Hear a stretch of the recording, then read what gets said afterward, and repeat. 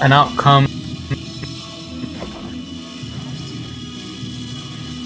for the scene game and the first knockout for Ortega Twins left.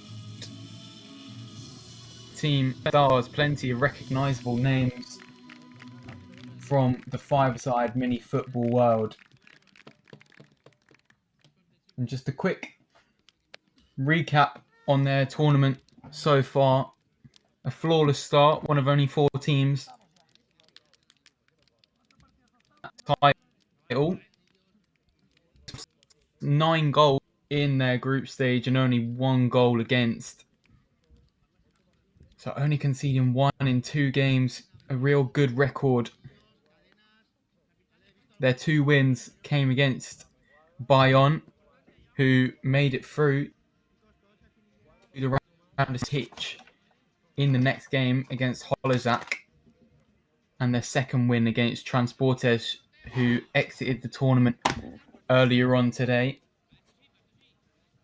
And here are the recognisable names. The top goal scorers for a player who shined at last year's edition of the Champions League. I believe he was...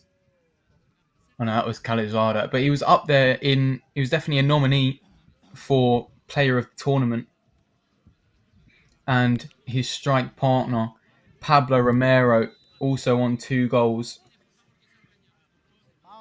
A big target man, great physicality, the number 9.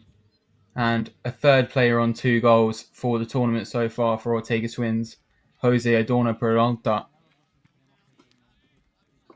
In that team as well, you've got Robert Ivan Nunez, who is the captain on most occasions when these set of players are together. As for their opponents, Ovatus, playing in the pink kit, they finished second in Group B, 14 goals for them so far in the tournament, whilst conceding 17.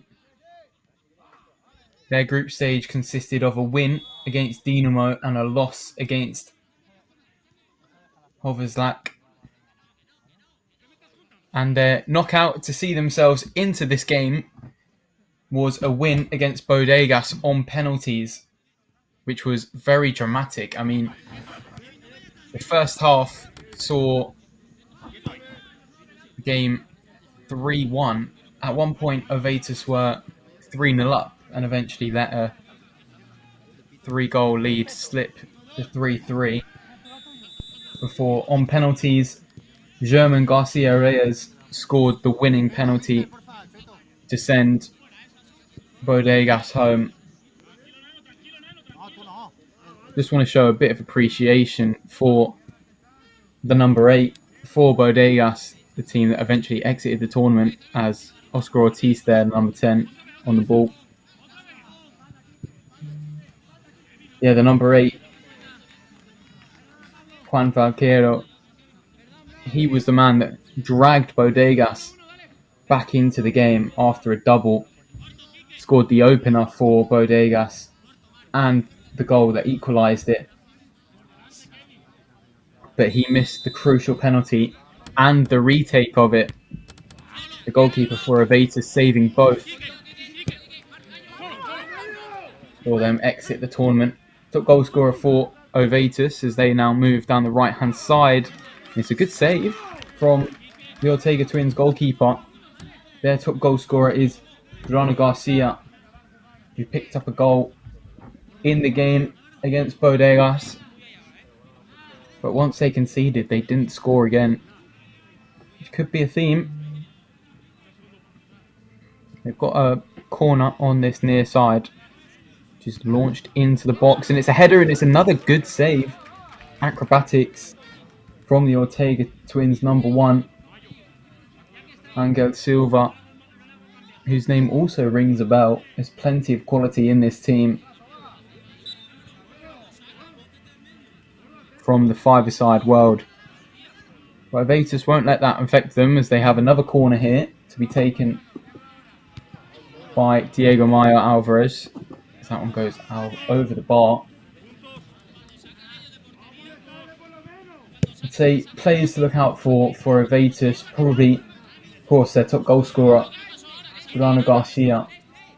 But also Pablo Diaz picked up the ball on a couple of occasions and charged at the defence of the opposition. It was very effective when doing so. As now Ortega Twins look to capitalise early on. Pablo Romero can't get onto the loose ball, and a good opportunity there for Ortega Twins.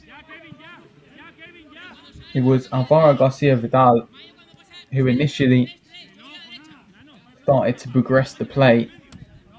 Found a man central, the number 10. As he picks up the ball once again. He couldn't convert. Garcia Vidal moves out to the left-hand side, now back out to this right.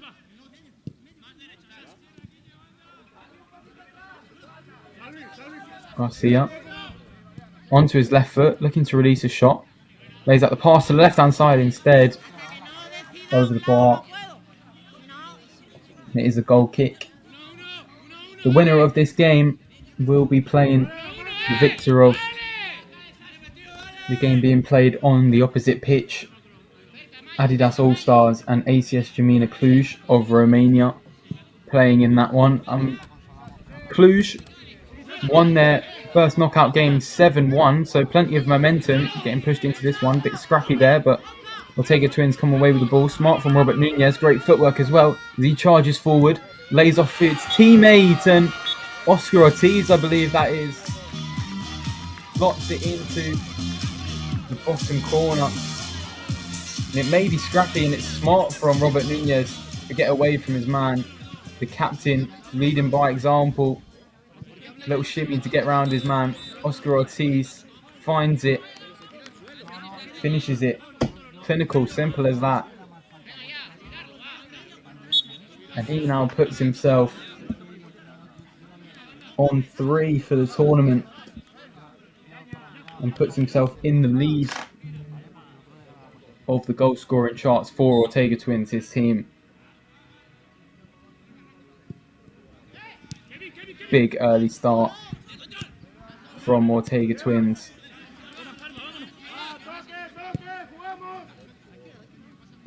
And Avetus find themselves with an early setback, which is not what they've become used to so far in these knockout rounds. As I say, they were 3-0 up and about 18 minutes into their first one. So they're used to the early lead, and it'll be interesting to see how they reply to find themselves 1 goal down. Oscar Ortiz, a real star when he's on the ball and a clinical finisher as well. Always difficult to deal with as he whips in the cross to Pablo Romero. He's punched away by the goalkeeper. They've won it back. Ortega Twins. Now Vidal moves it out to the right-hand side. Romero with the Travella cross.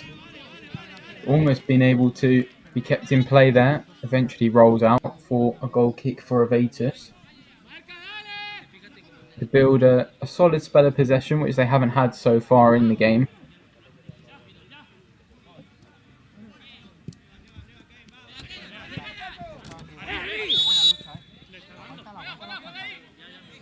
Free kick for Ortega Twins. And just a quick detail on Avetus' group. Group B.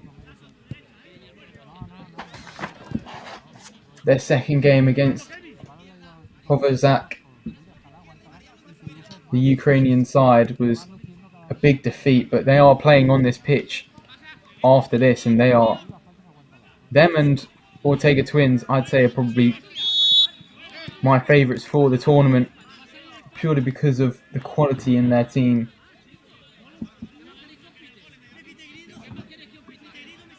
All it takes is a first glance, and Verlazak, David Cerny especially, as well as Zazuka, are 2 real quality players.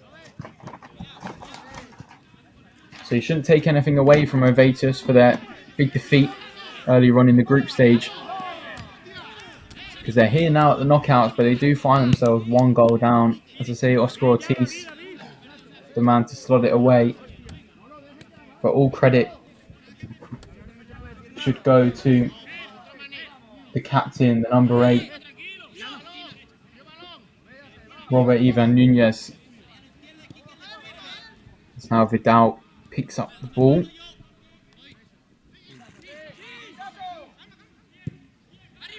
We've almost lost out at the back there due to Ovatus' high press. Eventually able to deal with it, but Ovatus hold on to the ball.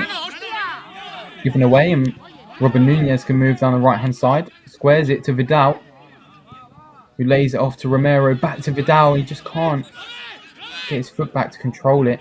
Nunez picks it up, the captain, sister of the first, looking to get another one, wins a corner for his team. He's very positive from Ortega Twins, always looking for an option beyond them. There's always an option in the box, especially when you've got that number 9, Pablo Romero, who provides flexibility for the team. I think Robert Nunez is very happy about that, how close the corner flag is and where the referee is asking him to take the corner.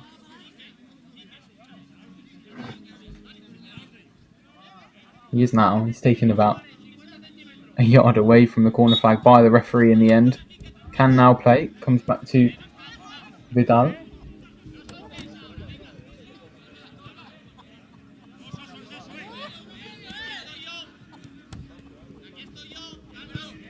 Nice dummy. Now he plays down the line. Nunez picks it up. Plenty of space for him. Looks for Romero. Loses out though. And Ovatus look for the direct option. Can't get hold of it down the right hand side though. Ortega Twins dominating possession, you'd think, as their patient play, but it can be clinical, as we've seen with the goal. All it took was a bit of individual brilliance, but it's given away there by Garcia. And now they move down the left hand side, cut out in the end.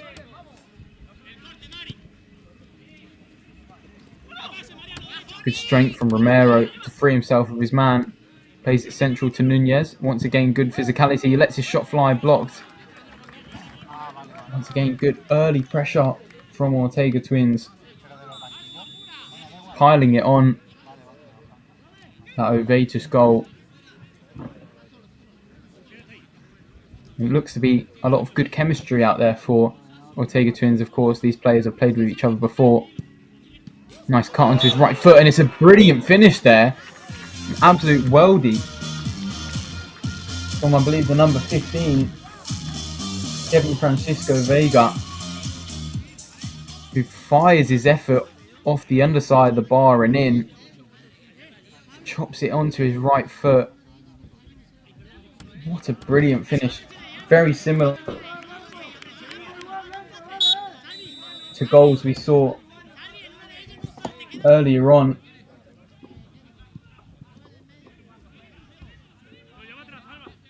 In another game before this one, I believe it was for Freo Hudson Hanario. It was.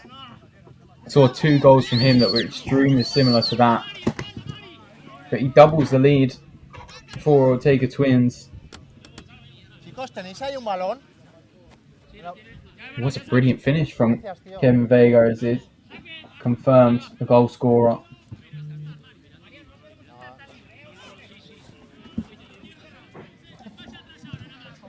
As now he moves down the right hand side, and Pablo Romero, nice little flick, and it's another one. It's another beauty.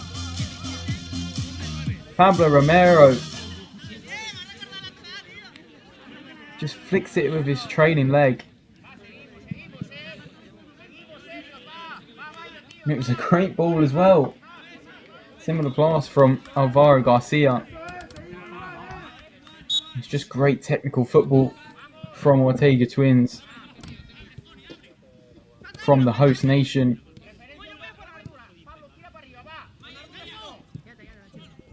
And the Spanish side find themselves 3 goals up, unresponded by Ovatus. And I don't mean to put an omen on Ortega Twins, but we've seen Ovatus in this same position, 3 goals up, and eventually maybe slipping up a little bit and allowing their opposition to go to 3-3. Is it their turn to level the game to 3-3? Of course, it's a massive mountain to climb, especially against the quality of Ortega Twins as they go long looking for Pablo Romero, I'm sure. And he is there in the centre, but the ball doesn't come in the end. I think that's Oscar Ortiz on the far side. Reduces the ball roll, can't get past his player. And Ovatus pick it up once again.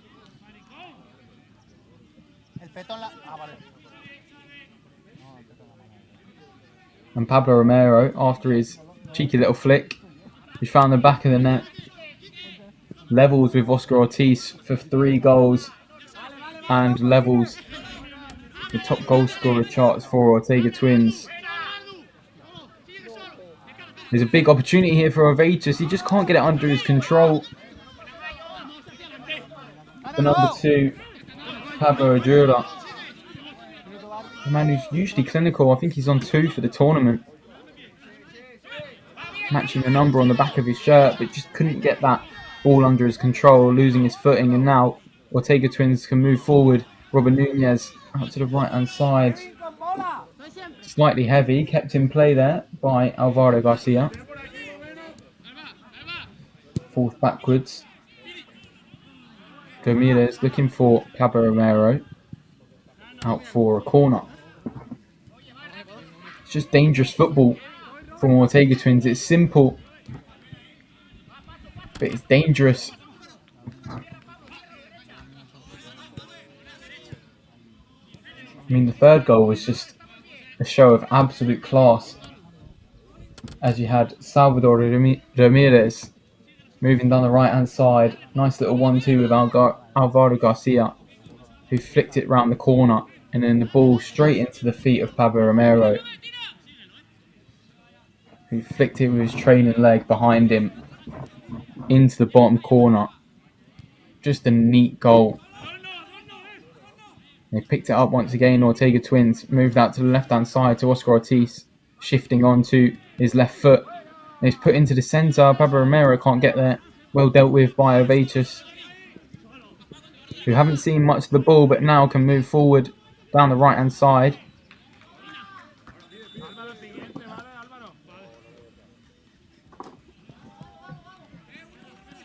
It'll be a throw-in for them. 5 or so yards into the opposition half. Goes direct, finds the feet of its intended target, but the shot flies over the bar. And if we just look back to the start of the game, Ovatus had 2 good opportunities, which forced some real saves out of the number 1, Angel Mercado. And Ovatus haven't really troubled the goal of Ortega Twins since. And he's lost it there, has he? Oh, a bit of miscommunication, and the number 1 for Ortega Twins find himself well out of his goal and almost gave up a clear opportunity there for Ovatus. Eventually, Ortega Twins win the free kick in their own half. Maybe got away with one there. Slight lapse of concentration as Romero lays it off to his teammate. They've won it back once again. Good defending by Ovatus, but Ortega Twins are in the box. Romero, plenty of space to let one fly, and he does.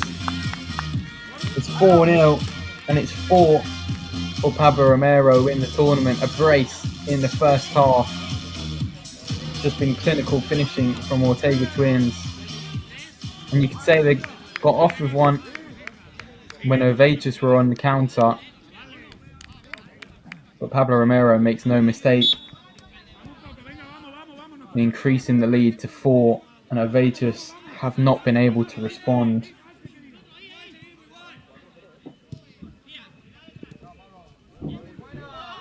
Nice little flick there from the number 2. Or Pablo Diaz, sorry. But now Ortega Twins move forward once more. It's another shot from distance, and it's well matched by the goalkeeper.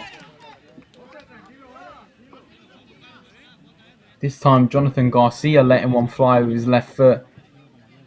Nice little finesse effort, but the goalkeeper gets his right hand in the way. Corner's taken. Thinking about the shot, goes for it. Tipped over by the keeper once again. Just hesitating the whole way. Jose Peralta. We came into the game level goal scorer, top goal scorer for Ortega Twins. Now finds himself one behind the leaders, Oscar Ortiz and Pablo Romero. Or two behind Pablo Romero, sorry, who has now defined himself on 4 goals in the tournament. He's just looking to play around the press of Ortega Twins, driving down the right-hand side. Eventually goes out for a throw to the team in white.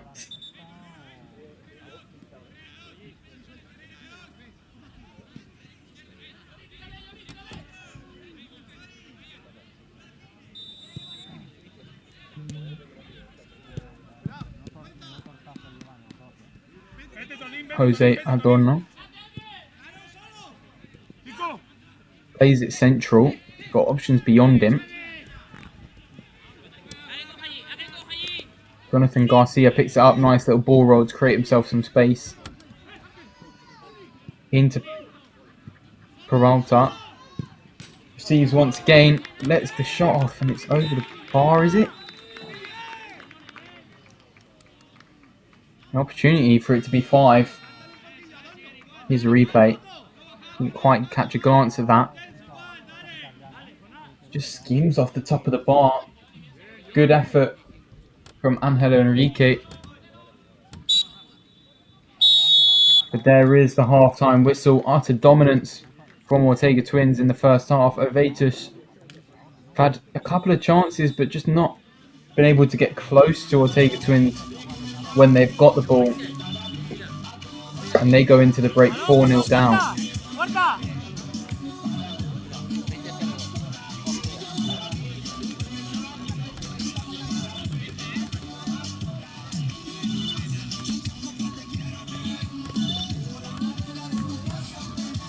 Solo, ¿viste? Intenté cogerle el balón y al final me la hice yo solo. Escúchame, esta noche no vas a pagar unos cuantos huevos, ¿no? Siempre de una sola salida. ¿Ayer saliste o no? ¿Ayer saliste o no? ¿Ayer? No, pero el padre... ¿A qué sacas ese balón, maricón? A calentar, yo. Tío, saca ese balón. Tiene la presión perfecta. Bien, claro. A ver si los ha metido todos aquí o está rayado. Está rayado.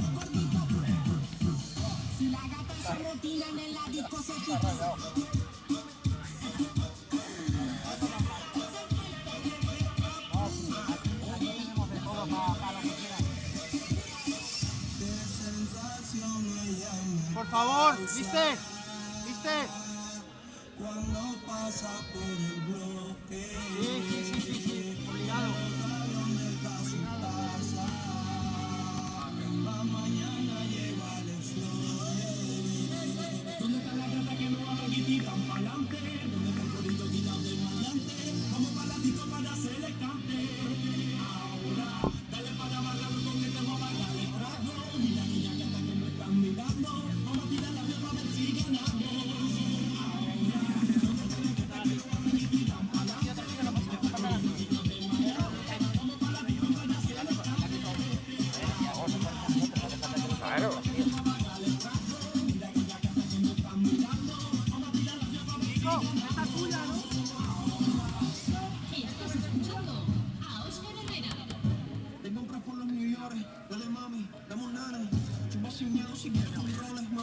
Si quieres un meme, se la pari pa' cuadrar con la con los chavos por la luna de miel. Si las ganas de darte me aguantan el año entero, te pido matrimonio, esto no está bien. Desde tu mensaje de texto cuando quiero darte y lamerte los pies. Me tienes loco cantando fetiches, no quiero más bichos, mano, what I'm saying. Pinky promise, prométeme que solo yo te lo meto.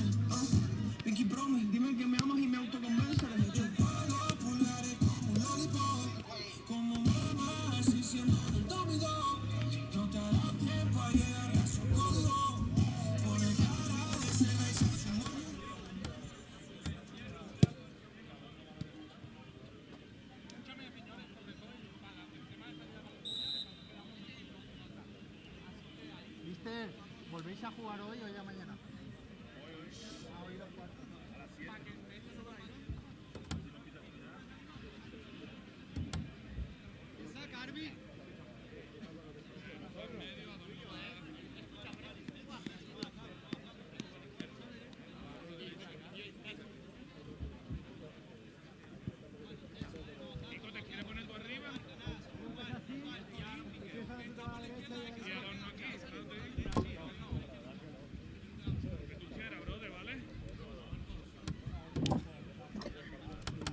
Both teams back out for the second half, and for Ovatus, they need a miracle.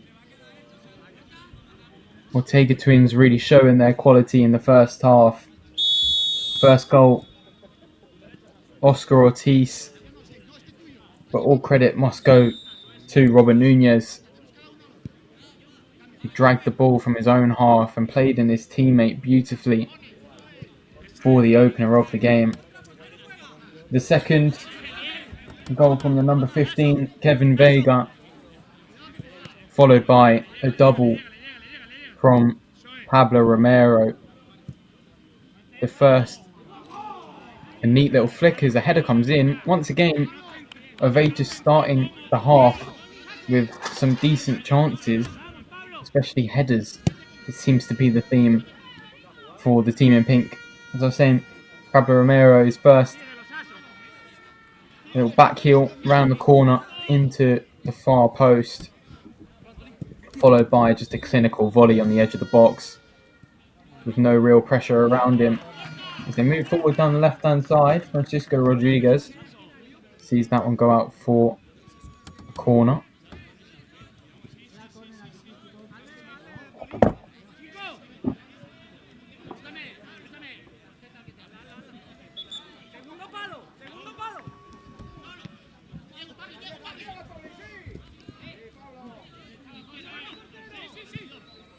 All the way at the back now, we've got Ortega Twins. They've lost out though. Ovatus have the ball in the centre of the park, looking to start the half with some real intensity.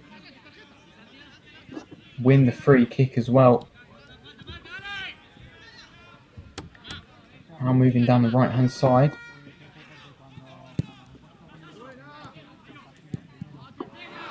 The shot comes in, it's over the bar.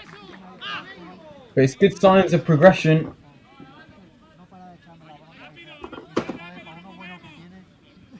For the team in pink, Ovatus, after a poor first half, trying to grow back into the game. Ortega Twins looking to further increase their lead as that ball is not going to reach its intended target, goes out for a throw-in.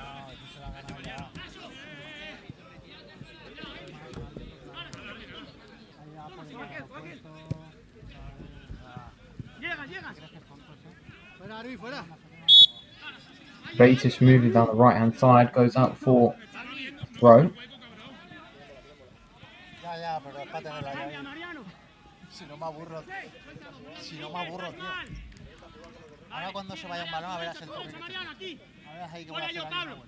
No, ball is at the back. There's options forward for Ortega Twins. Nice little roulette from Jose Adorno.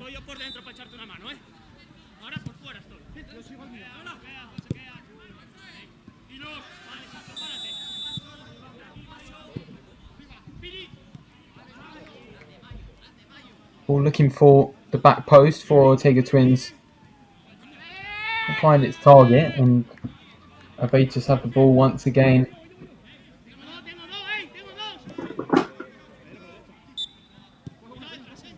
At the back now, moving through the centre. Frees himself with his man nicely. Does the Ovatus player. Now it's out to the left hand side.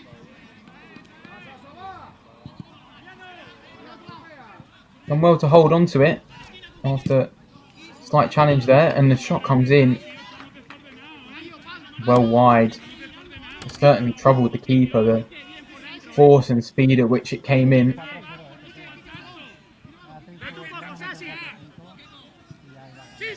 From Pablo Diaz, who I said before the game could be quite threatening for Avitus, as well as his teammate is number 28, Joana Garcia, who had 3 goals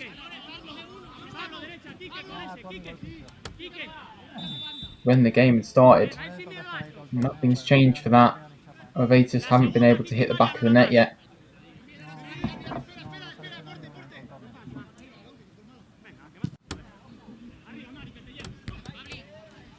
Long ball from Avitus. Good strength from Ortega Twins. Just tripped over the ball there.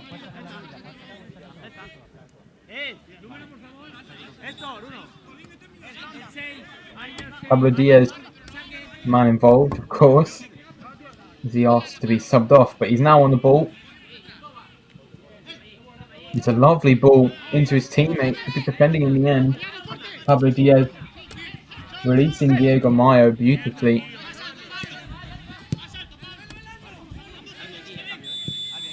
Diaz lifting it into the box. His teammate can't get onto the end of it.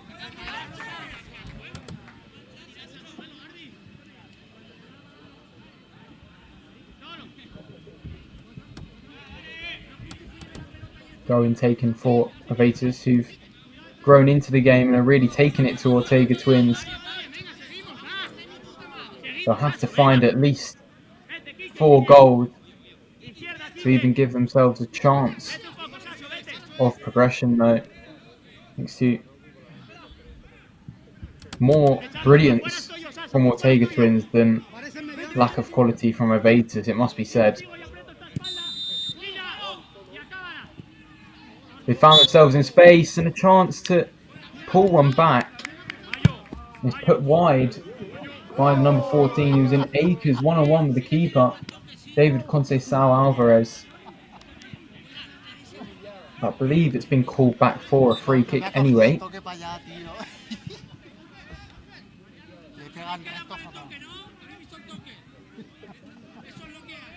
Which gone out for a corner, sorry. That was a big chance for David Conceição. Now the corner is drilled in, and there he is again. The number 11, Diego Mayo, been involved on a number of occasions, the number 11. Charging in, but it will be another corner as he makes himself an option. Coming short for it. Instead dinks it, looking for David Conceição. Can't get his head onto that. A couple of big chances there for Avitus. Get their foot in the door and reduce the deficit. Maybe build some momentum in this game.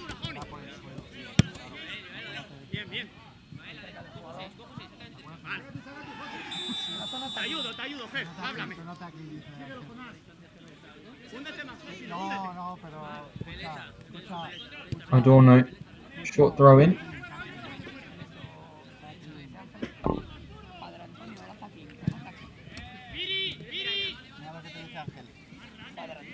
Long ball meets the hands of the opposite keeper as Avitus now looking to play out. There he goes, slightly direct. Finds its target though.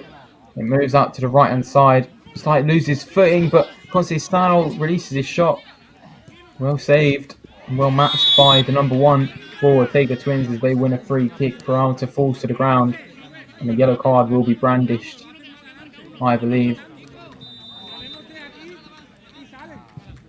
Quick on the counter, Ortega Twins.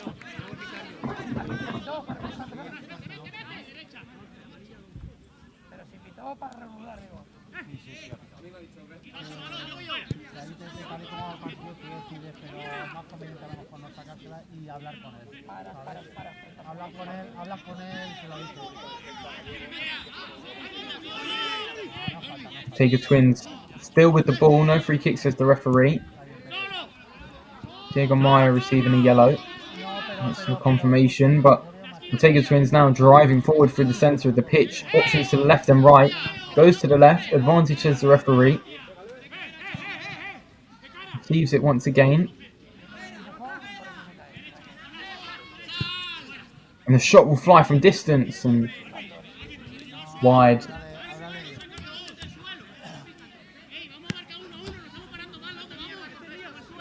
But Avitus, they have looked promising going forward. They just haven't been as clinical as their opponents.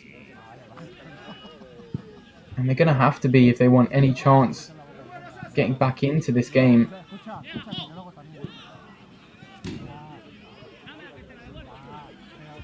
And a corner on the far side for them. Makes it a bit of physicality. And a good chance here. Conceição can't get his head onto that. But now Ortega Twins can counter. Francisco Vega can't go to the end of that one. And now Avitus moving forward down the right hand side. Looks for a ball central, cut out by Robert Nunez.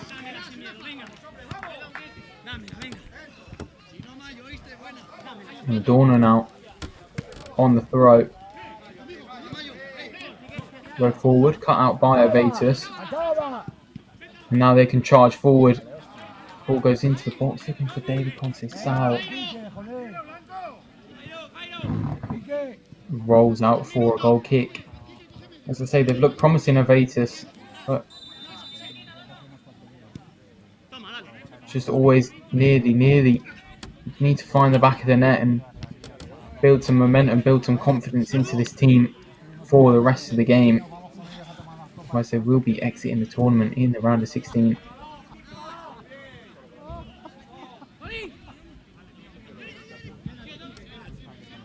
Ortega Twins will be happy to just be patient with their play and not force anything. Run down the clock and see the game out. As the big players haven't appeared so far in this game, or in this second half, sorry. I haven't seen Oscar Ortiz, Pablo Romero or Robert Nunez taken to the field of play thus far. Maybe taking their foot off the gas a little bit, the team in white. But as I say that, of course, Pablo Romero comes onto the pitch, joined by Robert Nunez.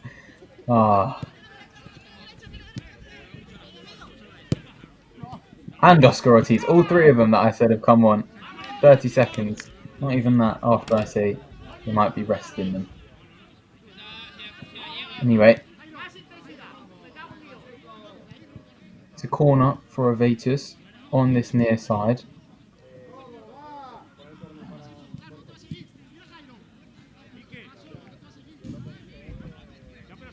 And nothing comes from it. It was dinked into the back post. No one there to meet it. No one there to clear it away. Just rolls behind for a goal kick.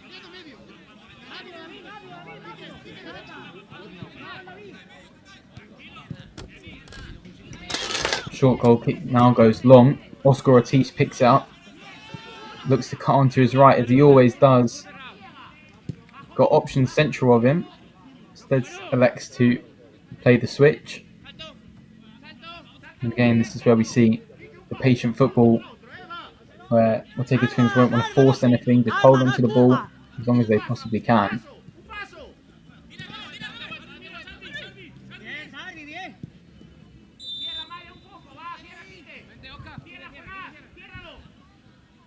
Now moving down the right hand side.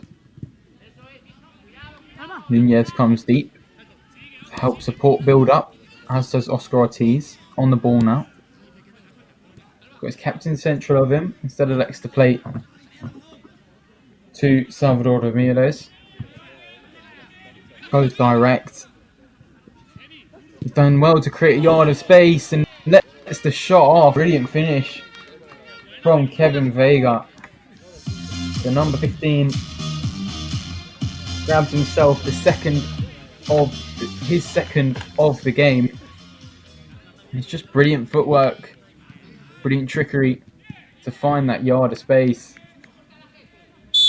And the finish wasn't bad either. 5-0 the score. And Avitus surely sinking without a trace. Robert Nunez now with a chance, lays it off to his teammate. It's a good save. Almost 6 there for Ortega Twins. And there's a quote I'm going to drag from FIFA. One team really on their game today, and the other very off colour.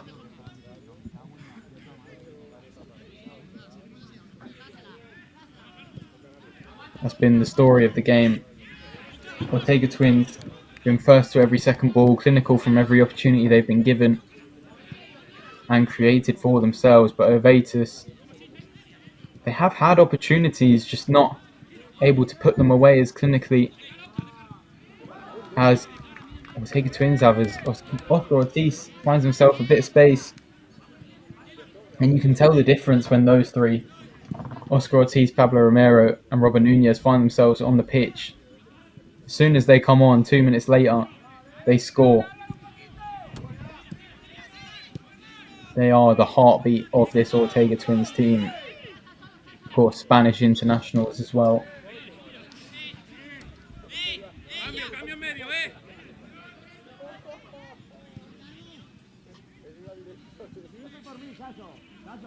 And he hasn't had a bad game either. The number 15, Kevin Vega, of course, picking himself up a brace as Ovatus fire over the bar. But he's been very involved all throughout the game. The number 15. So my flowers go to him. It's a very strong team, Ortega Twins. I'll tell you what, I'm looking forward to the game coming next. Overlazak, who in Group B finished top with plus 22 goal difference, with David Cerny grabbing 9 goals in 2 games. Looking forward to how they shape up against Bayonne next, but we'll focus on this game here where Ortega Twins are running riot against Ovatus. They look to find another one. Oscar Ortiz fires it over the bar. Very good opportunity for him to double his tally for the game, and you don't see him usually miss those.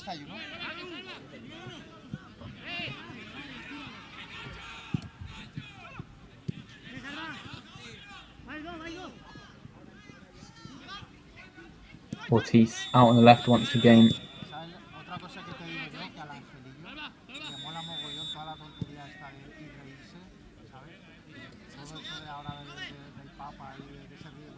Receives once more, Ortiz. He's got Nunez central of him. Does use him, the captain.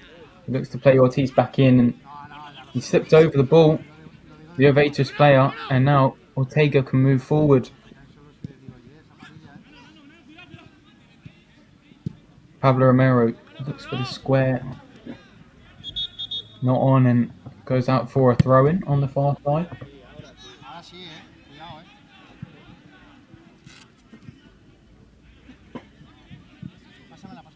Or a corner, sorry. Robert Nunez, sorry. The man over there to take it. Left-footed. Didn't get into the box, and Pablo Romero hits his head onto it. Wide though. Wide and over.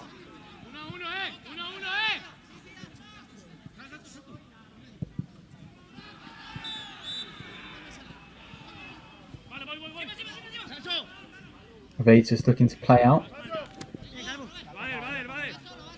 Dummy, can't see the ball down the line though. Robert Nunez charges over. Will be a throw for the team in pink. Ignacio Garcia takes. Conceição fires over the bar once again. He's had a couple of opportunities in this game to find the back of the net.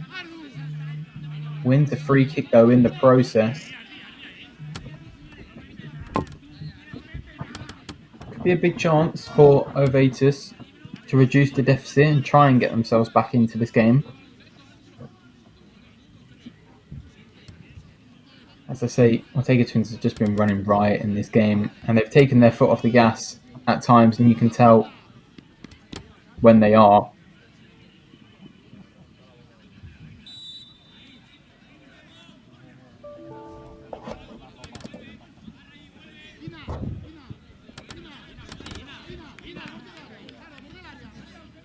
It is Grana Garcia, their top goal scorer, standing over it. Fires it. Good save from the number 1, Angel Mercado.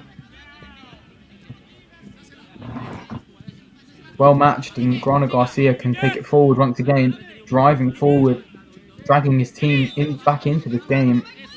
Well challenged though by Kevin Vega. Vega's direct ball into Grana Garcia. Once again, you're seeing a lot of the ball now. Lays it off. The referee does eventually call for a free kick. Jairo Lopez went down under contact.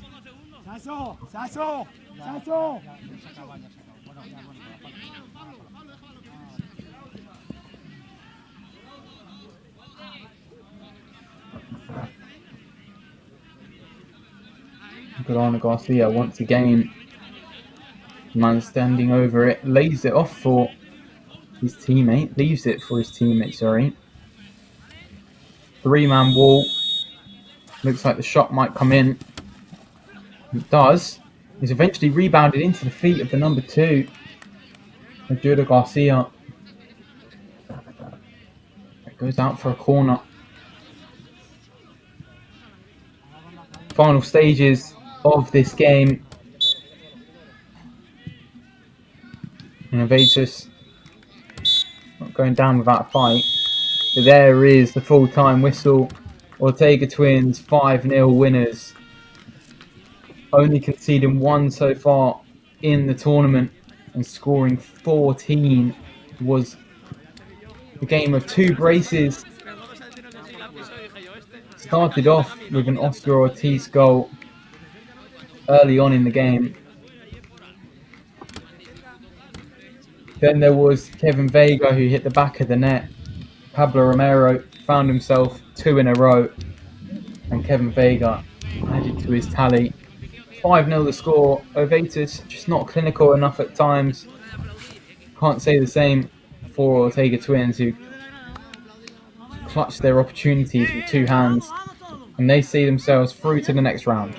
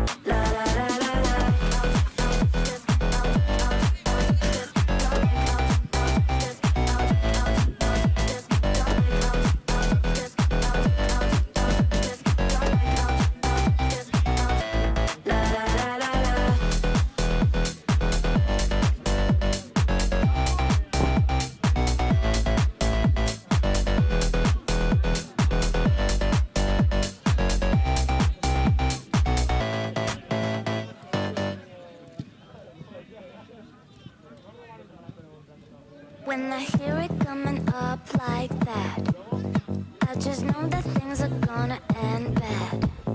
When my body only moves for the beat, you've been waiting for me. I'll just keep dropping it, like there's no stopping it. Then walk with it, la la la la la. I'll just keep dropping it, like there's no stopping it. Then walk with it, la la la.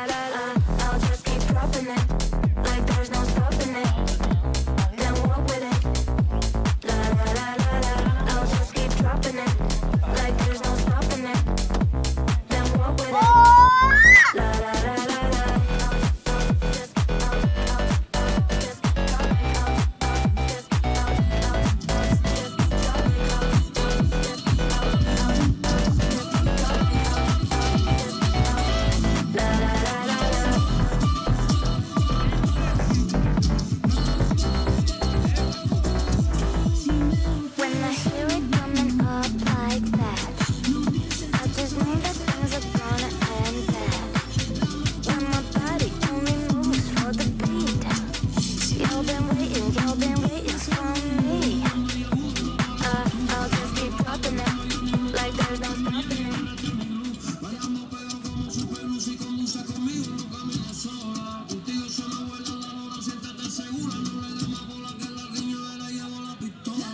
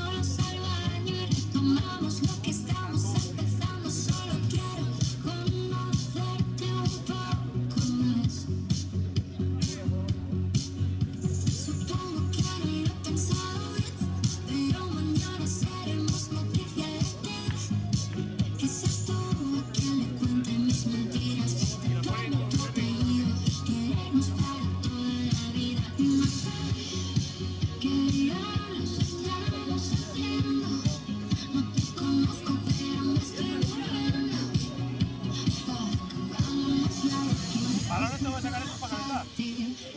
No, esos son para jugar. Y para calentar no me toca.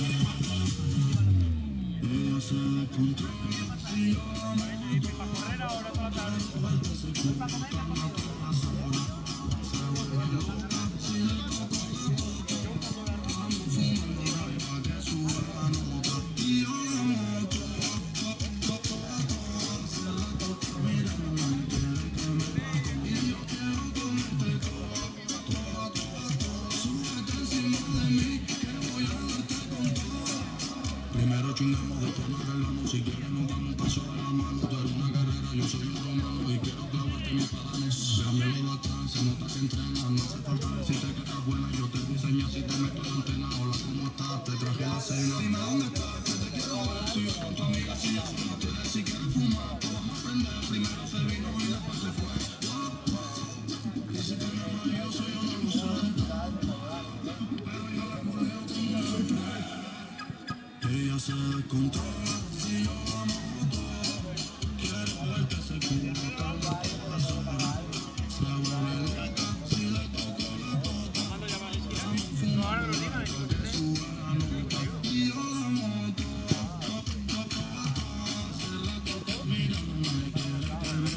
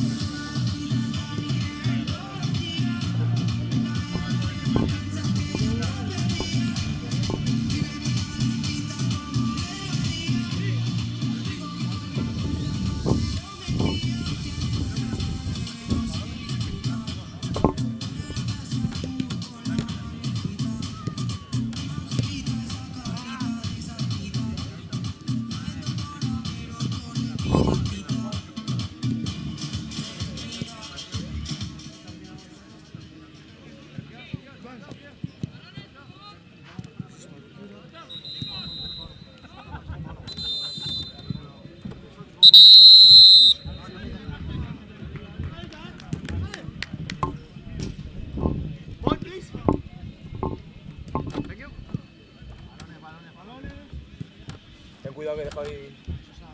Ahora la saca. Ponemos ahí en el centro del chico este. Nos falta uno.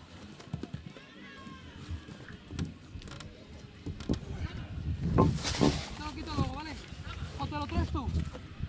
Me lo traigo yo. Ya de balón, para allí. Sí, pero de estos. Sí, sí. Por eso estoy guardando ya. Vale, una saca vacía, querías.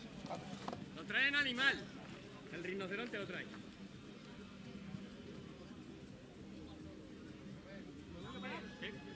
Vale, locales son los de los niños, ¿vale? Pasan los niños. Sí, moverla en local, te pido, y si sabes.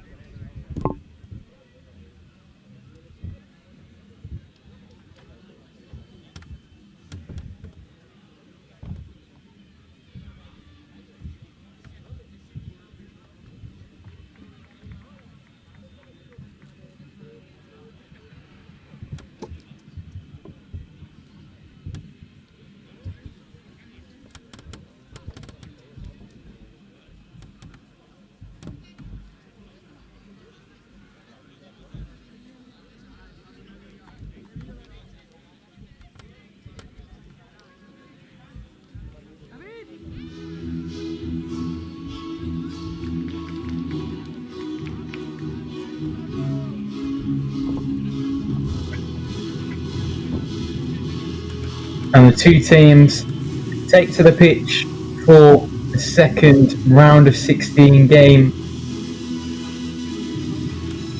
led out by the referees. The two competing in this one are Verzak of Ukraine versus the Spipio de Bayonne of France. Not easy to pronounce. Verzak of Ukraine, but also, as you can see in their badge, representing a number of players of the Czech Republic, most notably David Cerny, who is on 9 goals and 4 assists so far in 2 games for the tournament. Finds himself in the dream team alongside one of his teammates, but we'll just do a quick overview on Verzak's group stage. First and foremost, they finished first in Group B, 2 wins, flawless, scoring 24 goals and only conceding twice. So a goal difference of 22 in 2 games. Are a real force. Are Overlazak. Their first game, a win against Ovatus, who just lost 5-0 in a previous round of 16 game to Ortega Twins. And their second game versus Dinamo Ghetto.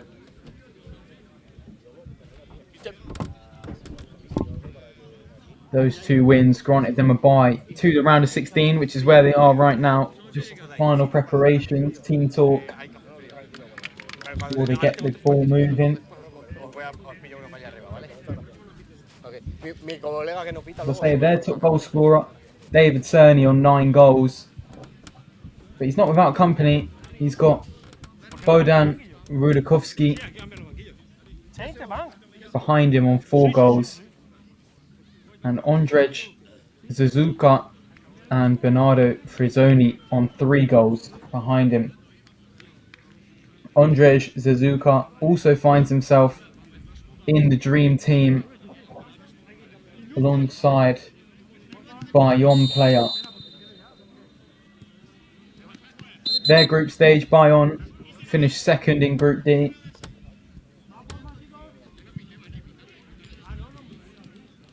Scored 5 goals and conceded 5. They went on to win their knockout game before this 4-0. Their first game was a win versus Transportes, who, let's say, exited the competition earlier on, followed by a loss to Ortega Twins. And then in their knockout game to decide whether they would be in this game or not, it was a 4-0 win against Gidlitz. Their top goal scorer, Thibaut Miseri, is the other man to join the dream team so far for this tournament. 2 goals for him, as I say. He's joined by 2 others, joint with him on 2 goals. Naufel Adju and Iban Larude. Early pressure from Hoverlazak. Gonna have to get used to saying that name. As they fire their shot high and wide. As I say, good early pressure is almost an opportunity there for David Vanacek to pressure the Bayonne goal. Bayonne playing in blue, Overlazak playing in yellow. Bayonne looking to move down the left-hand side. Good footwork there from Iban Larude. Shot comes in from distance, and there's a follow-up as well, which goes out for a throw-in. The winner of this game will play the victor of the game on the opposite pitch in the quarterfinals, either Submarino CF or Selección, who knocked out Transportes, I believe it was. Yep, in the first game of the day here,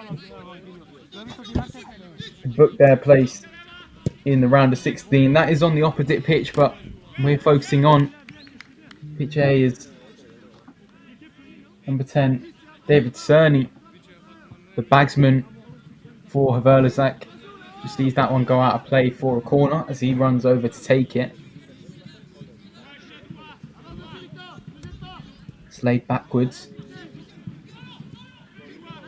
Cerny finds himself moving into the box, but Ondrej Suzuka moves forward, rebounds into the path of Cerny, but a no-nonsense clearance from Bayonne.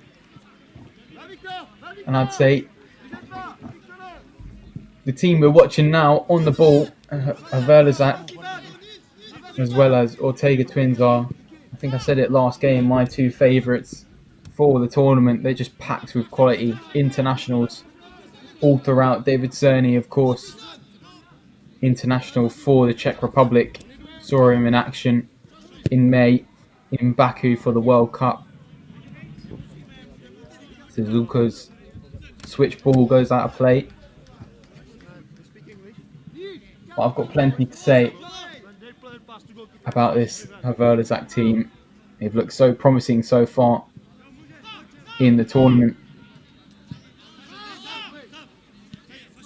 You don't finish your group stage first and with plus 22 goal difference just by luck, and there is a chance there and it's rebounded back and somehow it's kept out of the Bayonne goal.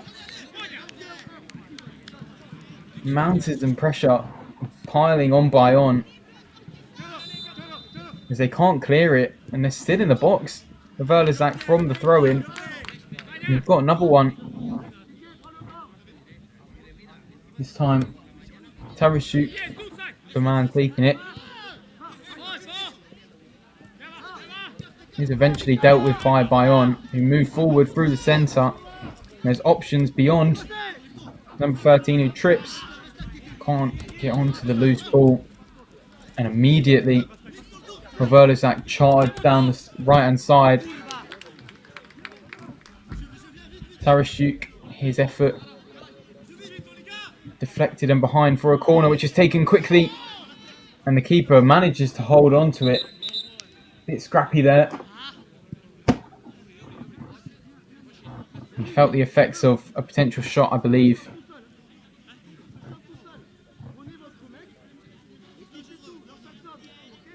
From David Vanacek. But he's on his feet, the number one. And he looks like he'll be able to carry on. Slight lapse of concentration there from the French team, Bayonne. As the quick corner found a man in space in the box. There was no lapse in concentration from the man in between the sticks. He grasped onto the loose ball and held it. Haverlazak now move it out to the left-hand side. Suzuka does well to keep it in, moving down the line. Bayonne win it back and there's options forward. Uses the one to his right. There's options for the cross. Comes all the way out to Leroux. He goes for the shot. And over. Ahí, vale. ¿Dónde está?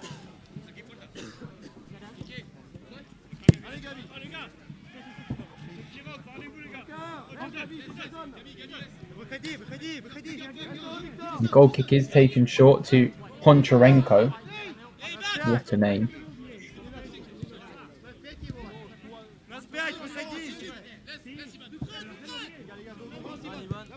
The ball is just slowly moving forward for Haverlazak.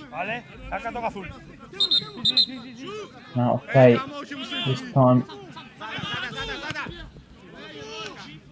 Throwing cut out by Bayonne. Now it's moved out to the right hand side. Shuttled out for a throw-in for the team in yellow. As I say, representing Ukraine, but it's a mix of plenty of Ukrainians and Czech internationals.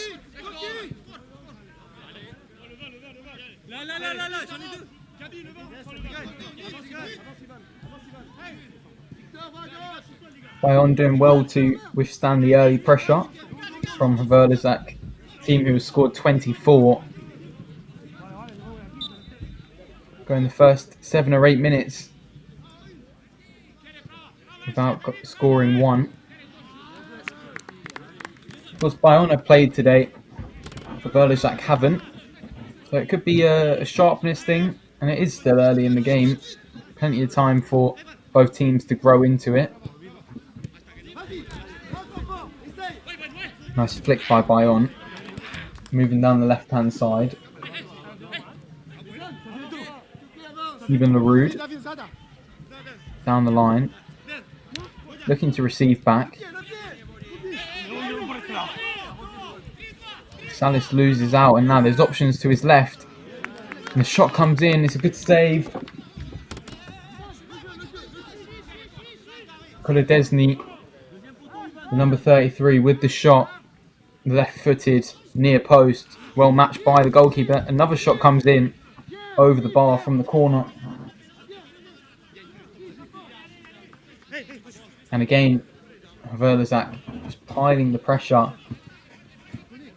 And the more shots you get in, the more pressure you put on.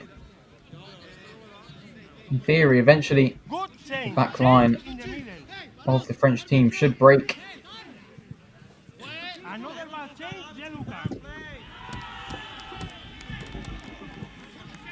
Zoni was organising the press, but it goes long. Out for a throw. To Verlazak, sorry, goal kick.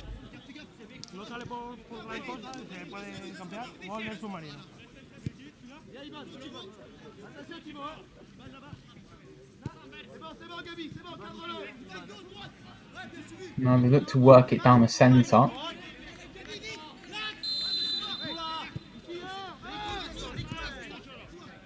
David Cerny drags it wide. Rebounds back to him though. Gazuka. And they're calling for handball. I think it's been given.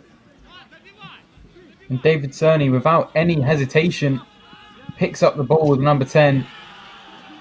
And this is his chance to make it 10 for the tournament.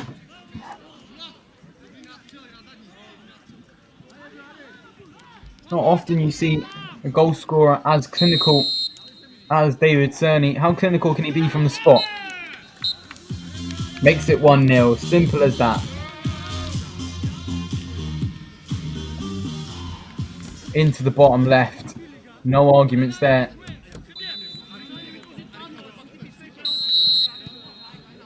David Cerny guiding his team into the lead. And Bayonne put 1-0 behind. And so far, I'm just checking. Apart from the first game of today, every single game has been won by the home team, as in the team on the left-hand side starting the game. So, a good omen for Verlazak. Not that they needed it, of course, plenty of quality.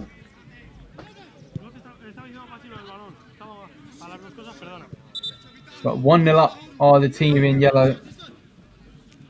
Makes it 25 goals in the tournament so far, only conceding twice.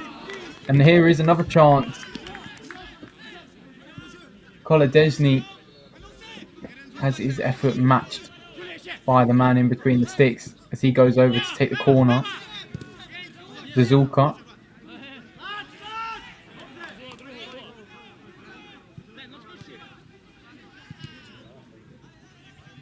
Zuzulka now the man to take the throw. With a short option, it's used. It's to drive to the byline and cut it back. And Cerny couldn't get there, and the clearance goes all the way back to the Verlazak goalkeeper. Clipped long. Kolodesny can't get a hold of that, and it will be a goal kick for Bayonne. It must be said, the French team have done well to limit the Ukrainian team to just one goal so far. Just over halfway into the first half. Of course, they will need a response. They want a chance in this tournament, and it's a big one here for Verlazak. It's missed. It's a good save once again by the Bayonne keeper, who's keeping them in the game, really. Kolodesny's press forces it out for a throw for Verlazak.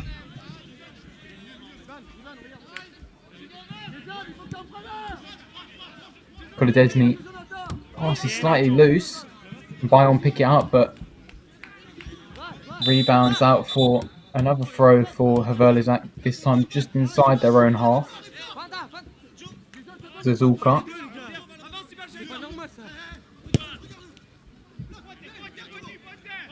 Uses the option forward. David Cerny thrown to the ground. Free kick, says the referee. Not David Cerny, sorry. David Vanacek.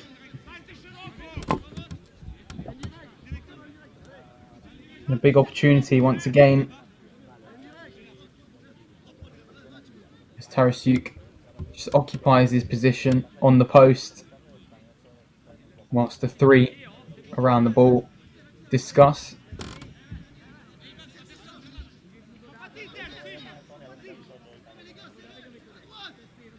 It's left to just two. And just one. As a shot now comes in, saved and cleared by Bayon.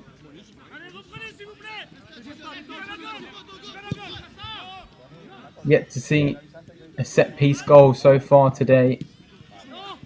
And it didn't come then. But Cerny's found himself some space. And that's 11.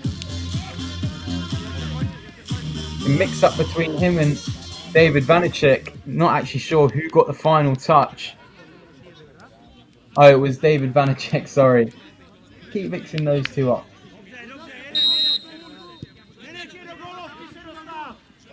But he doubles the lead anyway.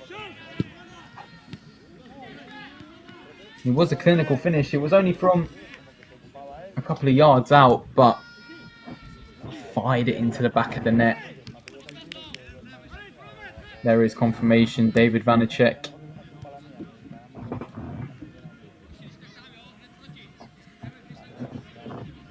Who was looked very threatening up top, alongside David Cerny.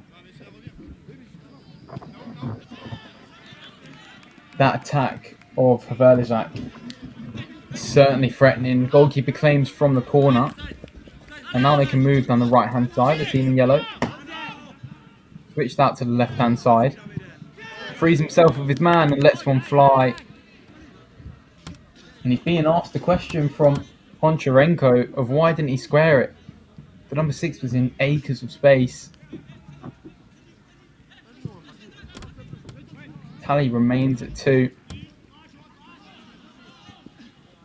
As Miseri hasn't really found his feet in this game. The man who's in the dream team for the tournament so far loses out.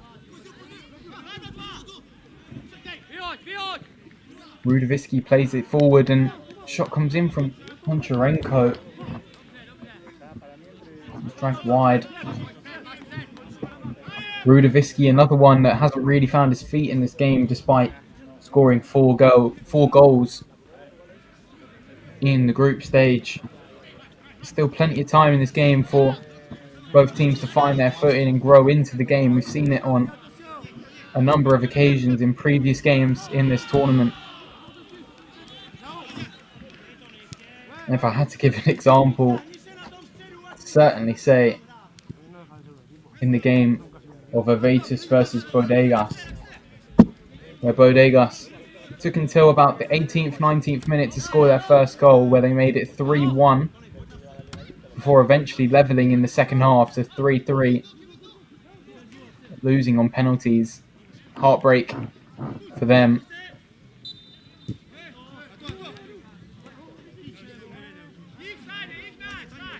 Verlatak in charge of this game so far. And Bayon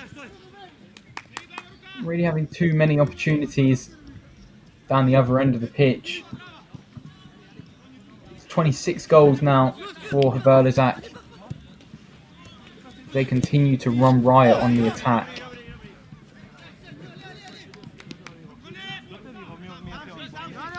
Real dominant force in this tournament.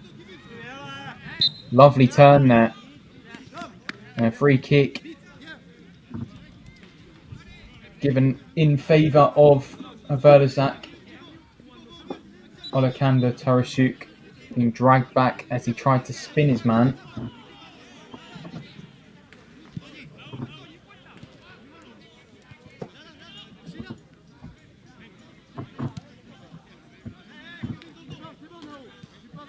And Bayonne have brought a much larger squad than Haverlizak. Say roughly 5 players bigger.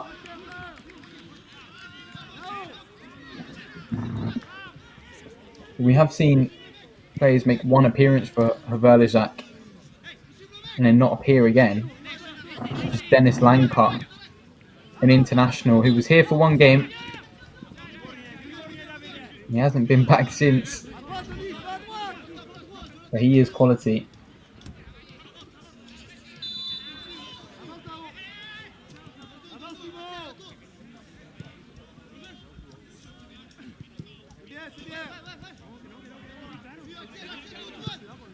Verlazak with the ball at the back, looking to launch one forward, well taken down.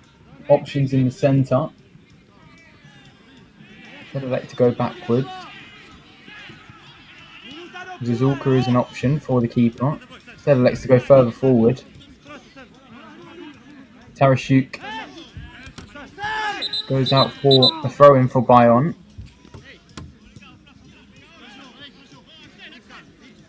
I think recalled, and it will be a throw-in in the opposite direction for Haverlizak, deep in the opposition half.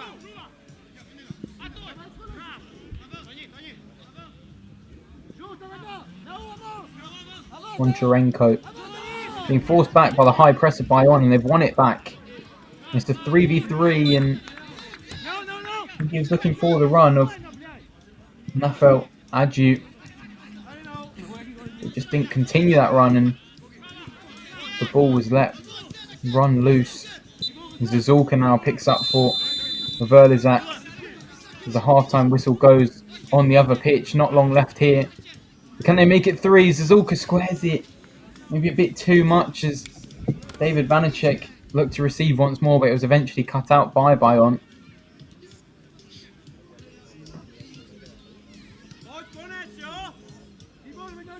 There's a throw-in on the far side. Will be launched into the box, I imagine. Into the feet of Vanacek. Nice turn. Frees himself of his marker. Rolls behind, and there is the half-time whistle of Verlazak. 2 goals up, unresponded from Bayonne. And they just continue scoring. 26 in the tournament so far. And David Cerny, the number 10, gets his 10th in just 3 games. Clinical from the team of Ukraine as they lead at the break.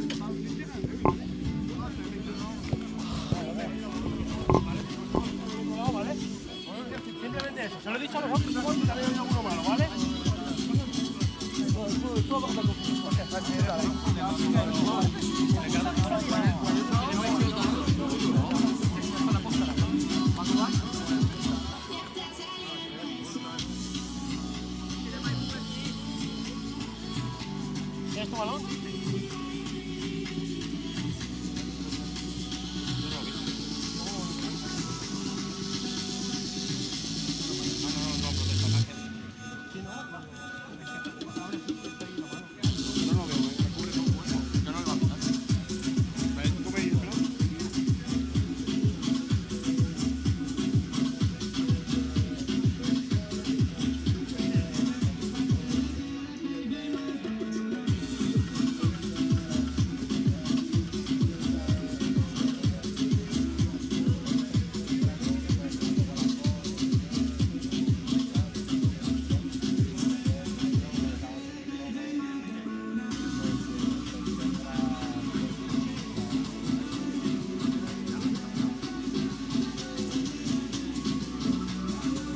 Ya queda menos para el café.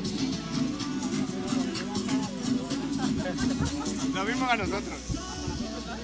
Pero seguramente. Si pitamos ahora, seguramente está. ¿Eh? Seguro. Sí, porque ya cenar tampoco en el hotel. Cenamos de base hoy.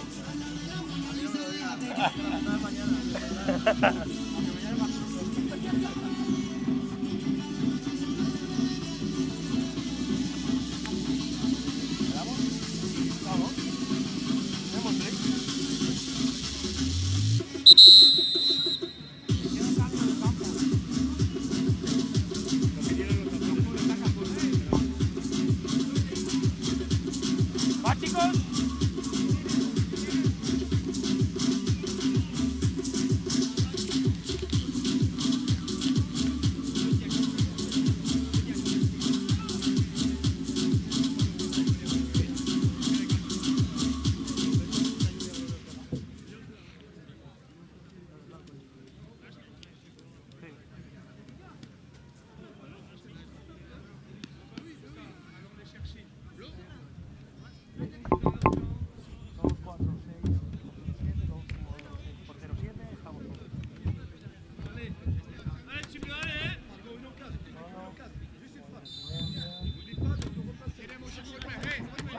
And the team's back on the pitch for the second half. Maybe not as resounding of a performance so far from Haverdizak as they've experienced in previous games, as they find themselves only 2 goals up. But Bayonne will need to get themselves back into this game.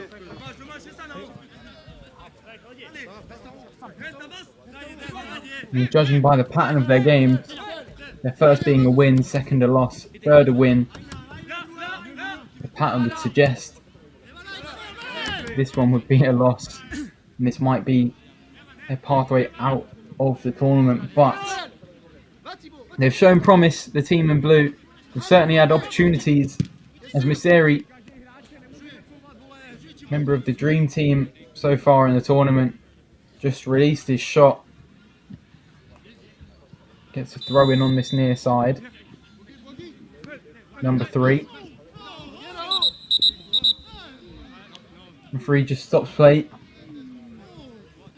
My fellow Duke just feeling one to his face. Not too happy about that one, I'm sure.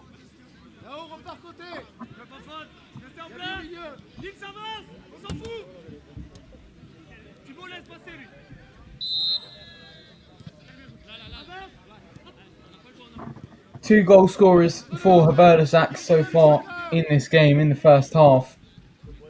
David Cerny ups his tally to 10, matching the number on the back of his shirt.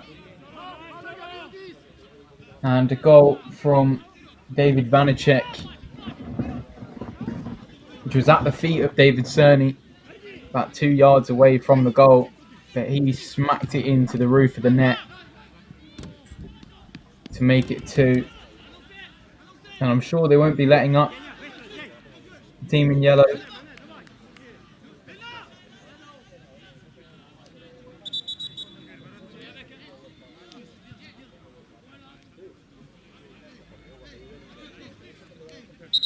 And the corner comes short. Referees weren't ready though. Won't have to be retaken.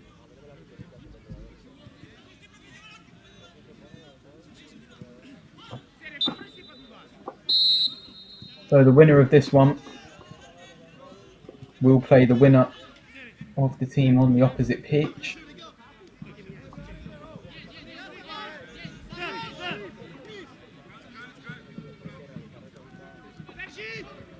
I'm trying to find the score for you now, as Bayonne's keeper has it in his own hands to launch an attack.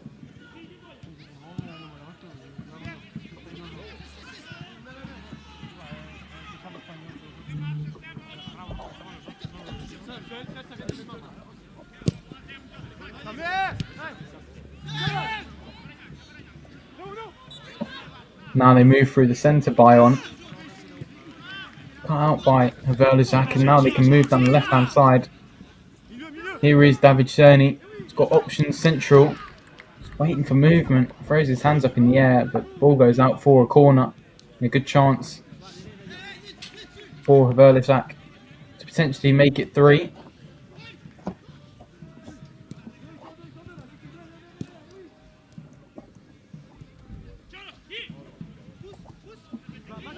And the score on the opposite pitch, finally found it, is 4-1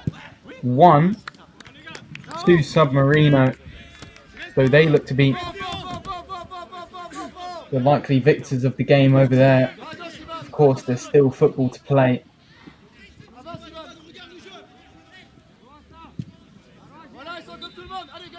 A no-nonsense clearance at the back there from Haverlizak. Winning a free kick in the process.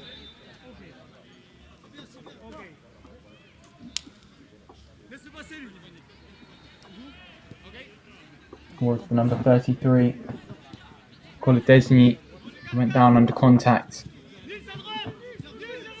The ball is moving once again. The options beyond the keeper. Zizulka comes short. Once again, making himself an option, the number 7.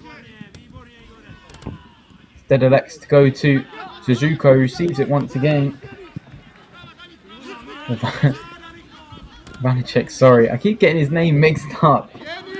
Suzuka is now tracking back, the number 7, and wins the goal kick for his team. I need to put some respect on the name of David Vanacek. He's got a goal in this game. He's been extremely good, very involved in the build-up all throughout. The number 77 has had a real impact on the game. I keep messing up his name. There is Vanacek, plays it out to the right-hand side. Receives once again. Looking to move it onto his right. Step overs. It's away though. Msuri looking to catch out the keeper.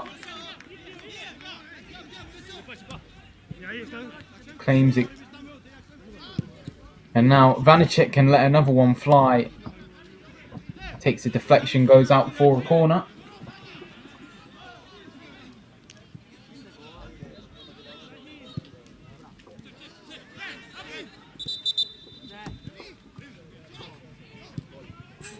And it's back into the centre. Vanacek once again finds himself in acres at times. Just can't direct that one goalwards. Goal kick for Bayonne. The score still 2-0, despite a number of opportunities all throughout the game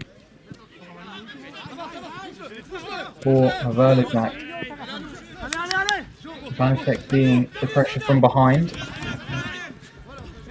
To go for a throw.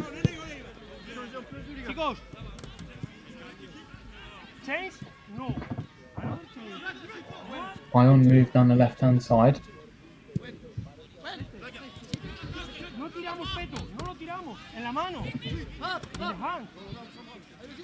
Salis. Nice ball into the box, and number 44 goes down under contact and wins the free kick.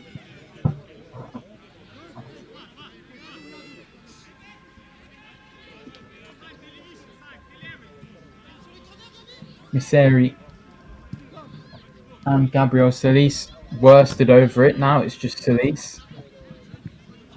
Two-man wall for Haverlizak.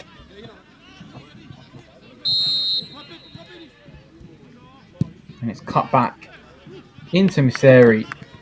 Fires one from distance and it's wide. Growing into the game though, the French team are looking much better than they did when they started the game. On the ball, off the ball.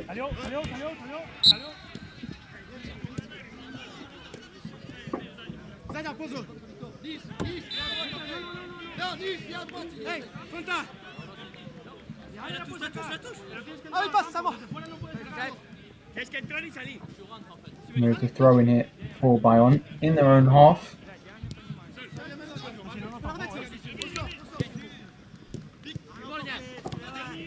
Moves forward. Receive it once again, and now it's moved down the right hand side. Clipped into the box, claimed by the keeper. An easy one for him. Vanacek can't keep that in play.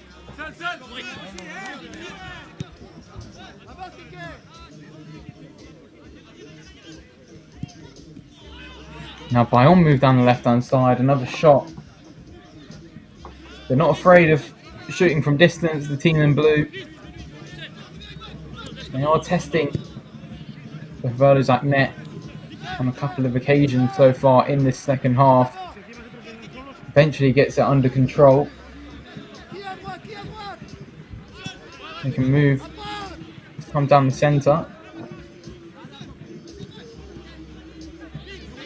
And another flip. Bayon cheaply give away the ball, and now Verzak can look to make it 3. Vanacek was in acres, instead connected to not move with it.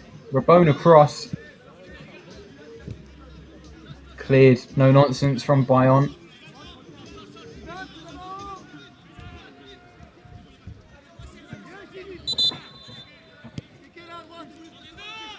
Dennis Sokar, nice fake, takes it down the line. And a no-look pass, they're just showing off. The team in yellow. They've won themselves a throw in here, deep in the opposition half. He's in acres, the number 23 squares it. There's no one there. Frizzoni was the man who made himself the option.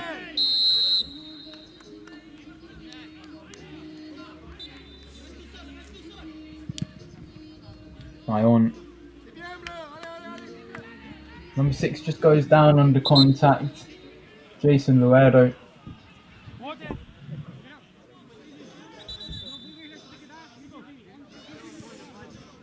I think the referee is asking for treatment, but not needed, and it will be a free kick for Verzak. We've got Andre Zazuka stood over it alongside one of his teammates.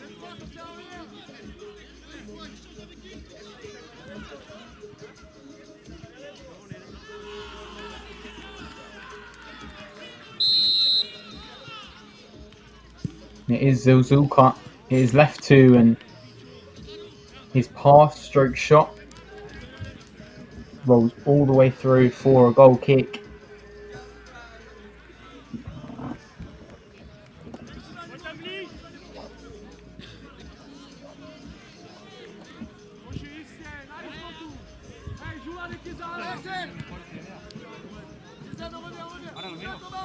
Clearance from Verzak, and now they can move down the right hand side.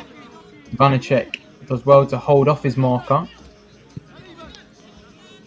and holds on to the ball nicely before it finds its way out to Zazuka. Drives down the left hand side. Good challenge. Still got it though, Zazuka, and lets it roll out for a corner.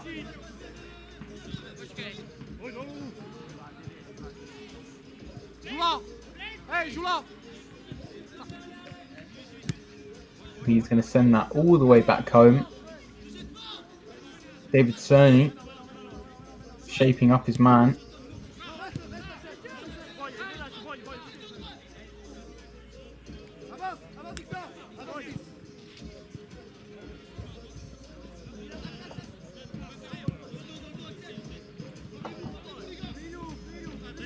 And has Verzak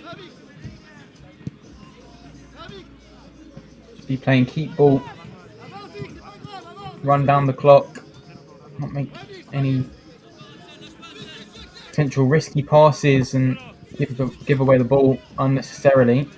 Cerny comes away with it, knocks it into space, creates himself a yard. He's done ever so well. It's a great challenge in the end though by the last man back for Bayon. Then you can see the quality of the number 10 and the reason he finds himself on so many goals for the tournament. And he's definitely the leading scorer in the tournament, I'm sure. I don't think anyone's matching 10 goals in a maximum of 3 or 4 games. This is his 3rd game. He scored 9 in 2. Ooh, a bit dodgy there from Honcharenko. Almost sold out his keeper, but he dealt with it well. Verzak. Now they move down the right hand side.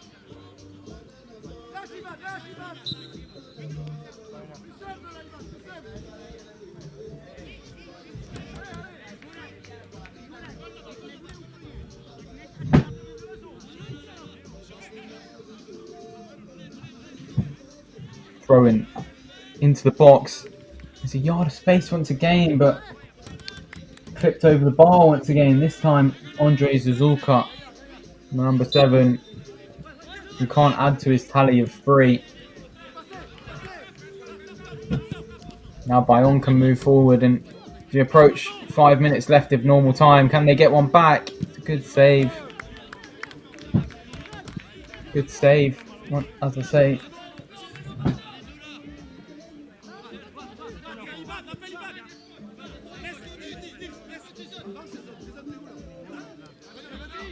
As Verlizak won't want to urgently move the ball forward. Now we are into the last 5 minutes of normal time.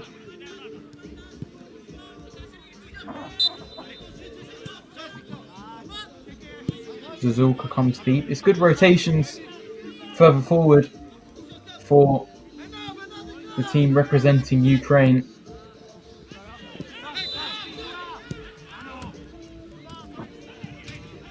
He now moves out to the right hand side, and slight miscommunication means Zuzulka can pick it up. There's acres of space there if he had turned, but Cerny smashes it into the top right corner. The second of the game for him. Verlizak's 3rd and his 11th for the tournament. The captain strikes once again. That's an average of just under 4 goals per game. A machine is the number 10, outscoring the number on his back. And Bayonne sinking without a trace. They'll need a lot to get back into this game. There is confirmation, David Cerny.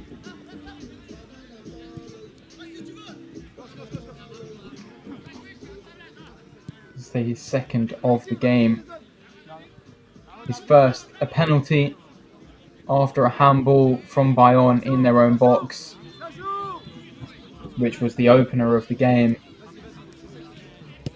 followed by an effort from Zanicek, fired into the roof of the net.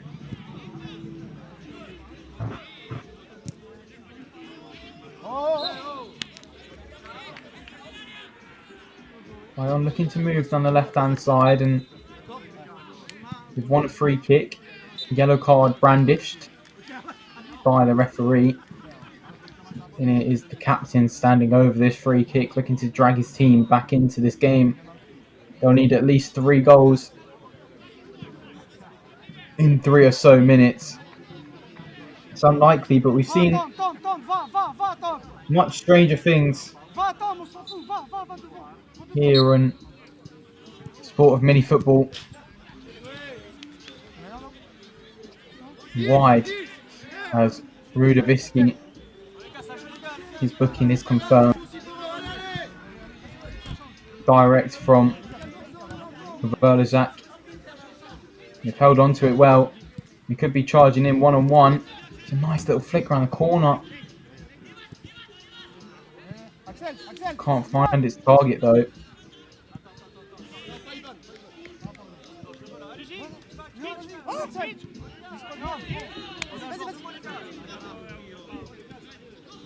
Koncharenko squares it, but it's intercepted by Bayonne. Now they can move through the centre. Misseri cuts onto his left. Lets the shot fly. Good save from the keeper. Preserving that goal difference. Of only conceding twice in the tournament while scoring 27 times. It's certainly a feat. I'm not sure anyone else in this competition could have matched. There is one team who's conceded less than Verlizak. They played on the pitch, this pitch. Before this game, Ortega Twins only conceding 1. They've scored nowhere near as many as Verlizak, only the 14 for them so far in the tournament.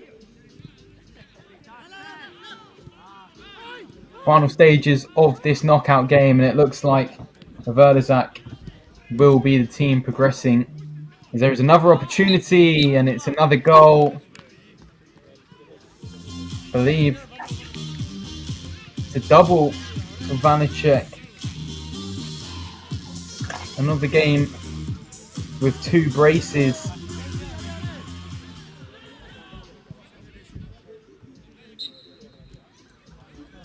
And he's been absolutely clinical so far this game. He's done very well in front of goal, the number 77. And there is the full-time whistle. Verlazak progress. And on pitch 2, it is Submarino CF who are the victors 5-3. So they will be playing each other in the next stage of the knockouts. But it was a dominant performance from Verlazak. 4-0 the final result. The opener from David Cerny from the penalty spot, followed by a clinical finish from Vanacek, which saw them end the first half, 2-0 ahead. And just like the first, they scored 2 in the second as well. And it was the same 2 goal scorers in the same order.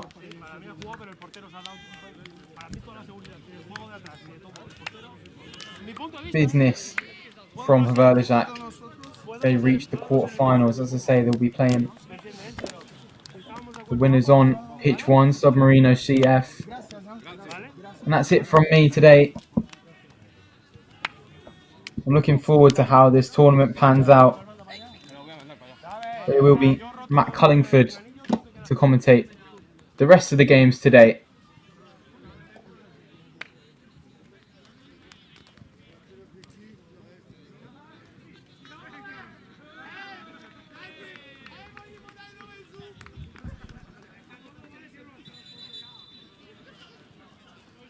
Like that. I just know that things are gonna end bad. When my body only moves for the beat. You've been waiting for me. I'll just keep dropping it, like there's no stopping it. Then walk with it, la la la la la. I'll just keep dropping it, like there's no stopping it. Then walk with it, la la la la la.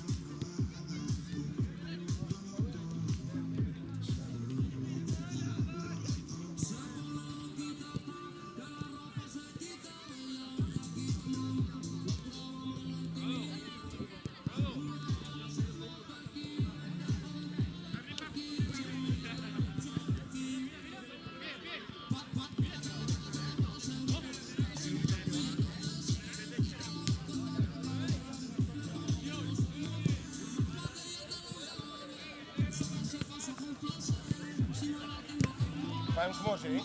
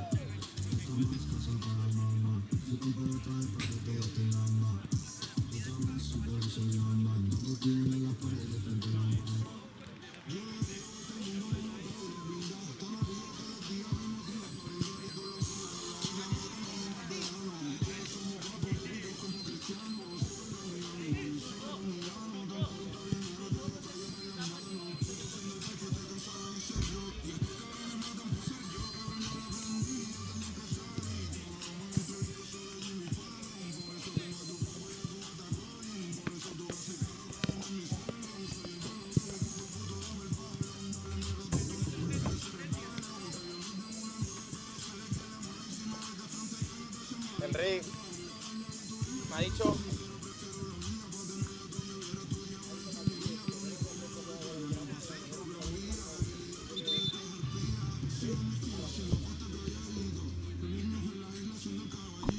Testing, test.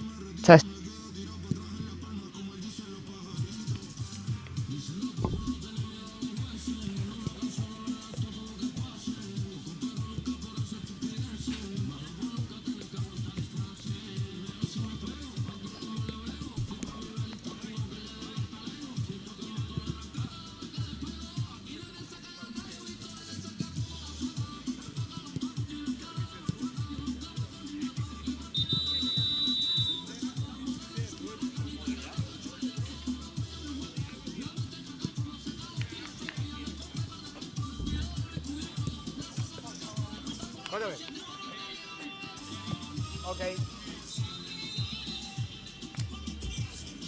¿Está en ese balón? ¿Dónde se ha ido este?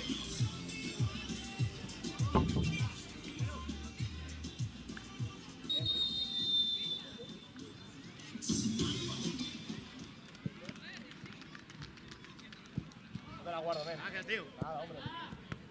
por algo mi compi? ¿Eh? Sí, sí, tranquilo, gracias.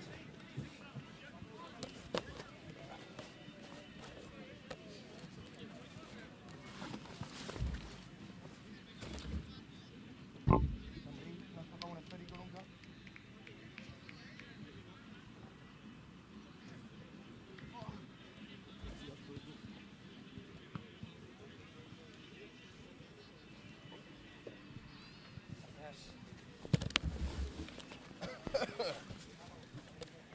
Nos falta un balón. ¿Eh? ¿Son 5? Sí. Pues... 4 son. Ah, vale, vale. Están ahí. Sí, ahí está. Sí, sí. Pero lo estuvimos sacando hasta ahora eso. Vale, ¿por qué se juegan con unos y se tienen que calentar con otros, tío? Porque solo nos mandaron 10 balones para todo el torneo de la Europea. Entonces si se pierden calentando, que es donde se pierden los balones, porque si ahora mismo saca uno, lanza... Ah, que estos son de... Claro, si estás en partido lo ves, pero si no... Estos son partidos, solo partidos porque es lo que mandaron. Vale, Claro, mandaron solo 10 para todo el torneo. Bueno, pero hay dos campos. O sea, que tenemos perdidos en una tarde en campeonatos internacionales. Es verdad que tenemos 8 partidos, normalmente simultáneos. Claro, es más complicado. Pero tenemos perdidos en una tarde de viernes 25 balones. Bueno, pero aquí está mejor organizado. Hombre, los 8 campos a la vez es otro cantar. Pues tenemos desde las 10 de la mañana hasta las 10 de la noche, así. ¿Eso son los nacionales? 8 campos, 16 parejas de árbitros, que yo soy responsable de árbitros. Que salga todo en hora. Que Te lo he dicho, Pachi, digo, a ver si en Valencia... Que no arbitre el de Valencia, porque los nacionales ya no se puede hacer. Pues eso, he dicho, a ver si hago un equipillo de apuntarse o hacer. ¡Vamos para arriba! Good afternoon and welcome to the EMF Eurocup ticket in Benidorm and Grupo Roxy taking on Bombay Central. Should be a cracker as we head into the evening in Spain.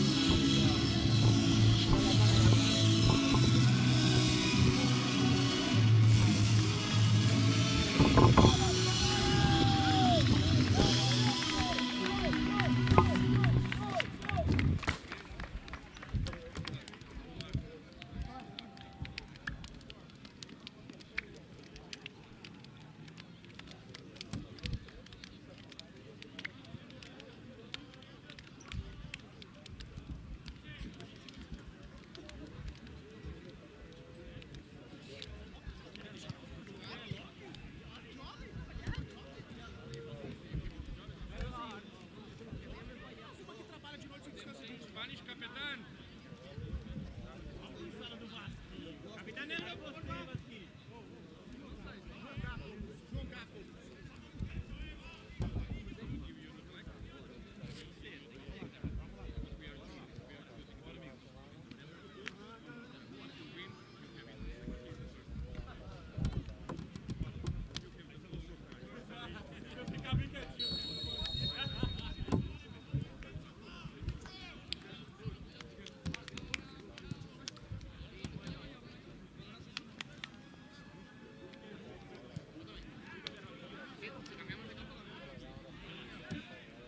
Espera ahí. Coger petos y cambiamos el banquillo. Luis, chicos, nos vamos para allá. Rocket Ball, 6 de banca. 6 de banca. ¿Quién cambió de campo? ¿Quién fue el que eligió cambiar de campo? Vale, él no dio opción. No. No dio opción. Dijo que si salía una cosa, era una cosa, y si salía otra, era otra. Miguel. O sea, solo adopción a saque, no adopción a más. Ya lo sé.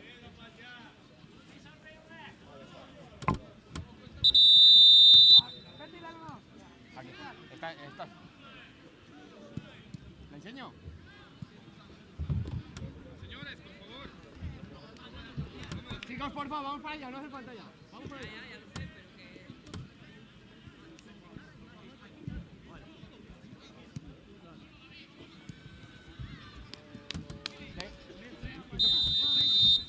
So we have got us underway here.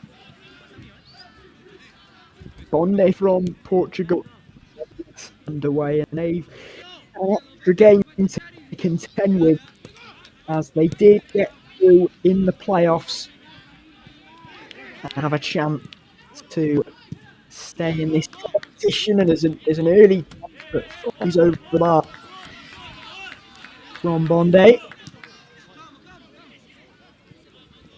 So Group O with the first opportunity on the ball here, and a more comfortable entry to the 16, going top in their group, winning Group H with a win at draw. So they'll have a good amount of confidence. But they will have played a game of extras. Perhaps that gives them a little bit more flow, as they'll have played that extra game to get comfortable in this tournament and build with their teammate. As on the ball, a heavy touch that and they come forward here, and he's beating his man brilliantly. It's a good recovery challenge. So a positive start from Bonde, getting forward whenever the opportunity arises.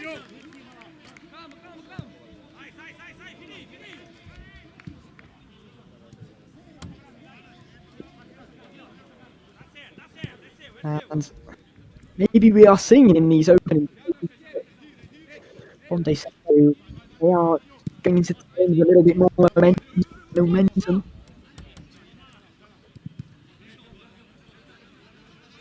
As they have some possession here.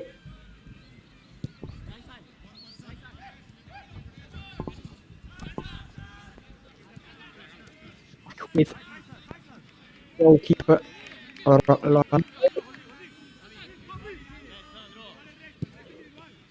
played in nice, and that's really good link up play, and they could be in here. And it's a good block in the end from Grupo Roxu.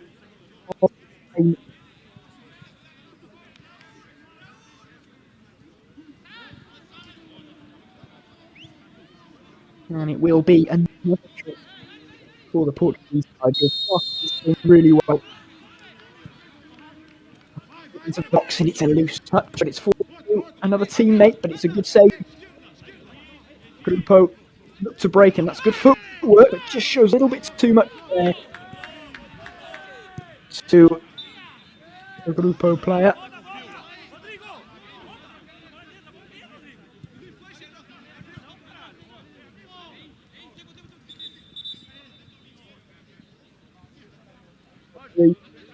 Stopping play here.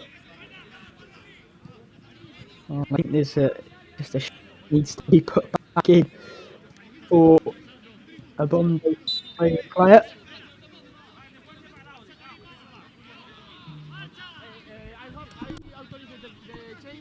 So played down the line, one back, only momentarily. Nope, that's going down from Bonde, and they look to break it. Good runs made up, but it's a good tackle from Gonzalez. It is one back again sharply, and it's a really big chance this, and it's a great save from the goalkeeper. But the danger not cleared.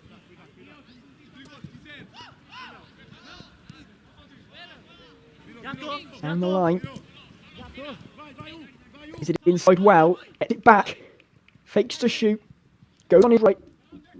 Getting closed down, but it's still with Bonde. Play it to the right and drilled across goal, and doesn't come to anything in the end. But promising signs from the Portuguese side, who, as I've said, did play an extra game in the playoffs, beating Maccabi 2-1. And they finished second in Group F, winning one and losing one. But that win in the playoffs should give them a lot of confidence. And that confidence is showing.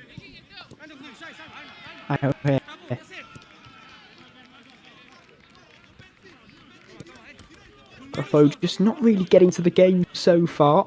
And it's been a really energetic start from Bondi, but that's good footwork from the number 12, and he pulled it back, and it's good defending again. Now the break could be on, but well picked up, and that could be a foul, and it is. Gonzalez taken down there.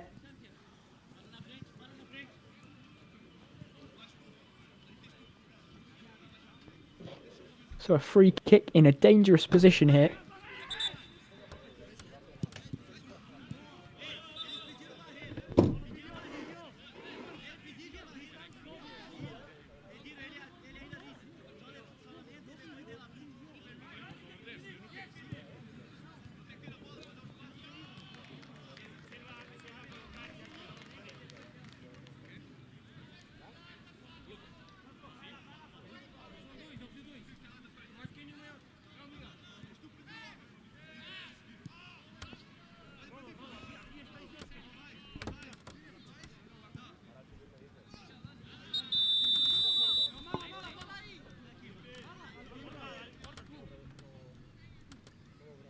And it will be taken on by the captain, who tries to play it out to the right, but just a little bit too far away from his teammate there.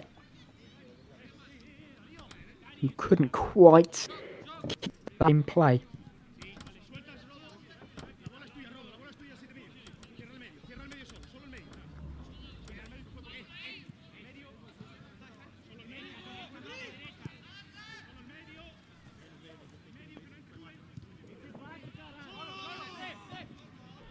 It's lost in midfield, and it's a strong challenge, but it's kept by Grippo. And that's going to be a foul.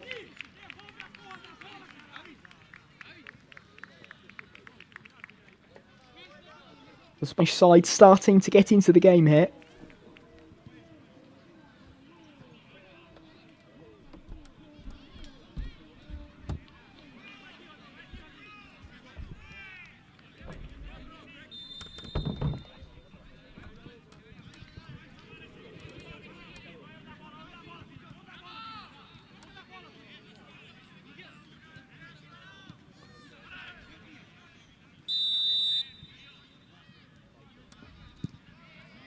It's going to be struck over the bar.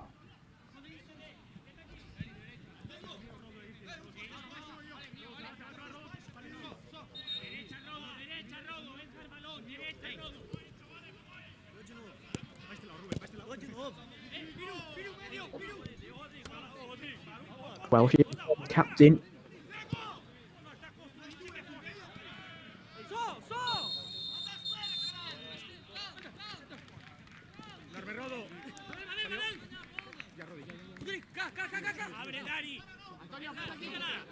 Back with Alves. Who's goal for leading them out in each game.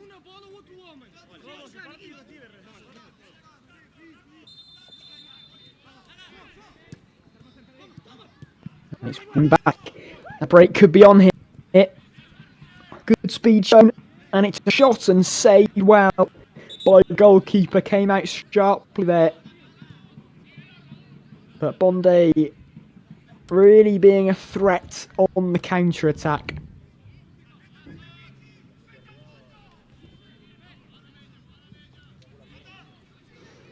And the player has stayed down here. Might be needing some treatment. As play comes to a halt.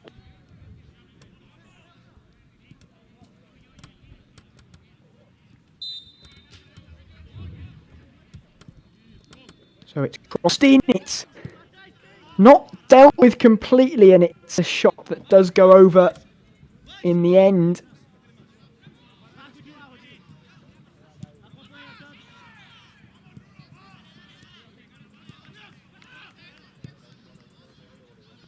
Alves tries to play a pass forward, but it's cut out. that will be a free kick.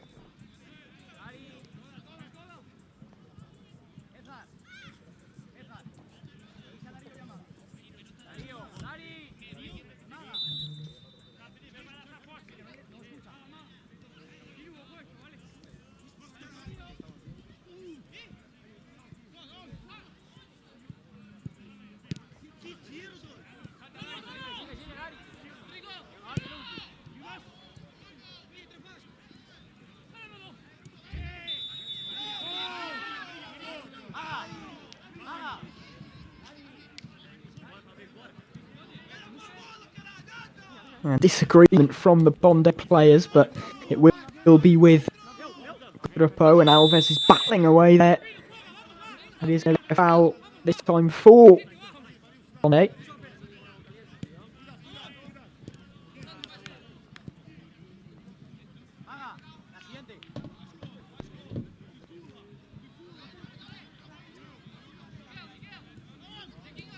Played inside and back. He does well to get inside there. Is he going to shoot? He does, and it's a good block. Still with Bondi though, as he's out to the left.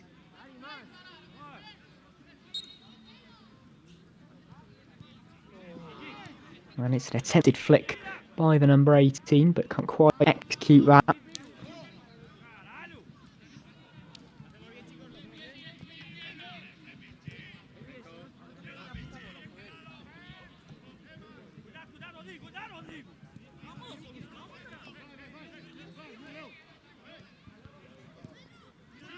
And a bit of fortune was the ball back to Bondi, but it is dealt with again by Grupo. And can they create a good chance for themselves? It's not quite inventive enough. But they do win it back here. Alves plays it out to the number 18, and it's a Superman-esque header from the Bondi defender. It's back again by the Spanish side. And it falls to the number 9, who plays a lovely through ball, and it's a one-on-one opportunity, and it's a good save from the goalkeeper. But another chance for Bondi.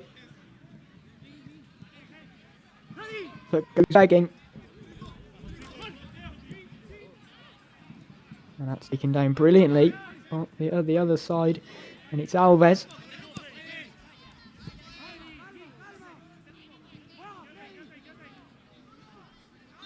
Out to the right now.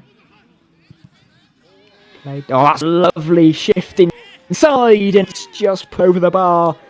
But brilliant initial play. He played from Fernandez. Sits the defender down, but scoots over the top of the bar. Unfortunate for him. But that's lovely footwork. And he's played it out to the number 9, who can shoot.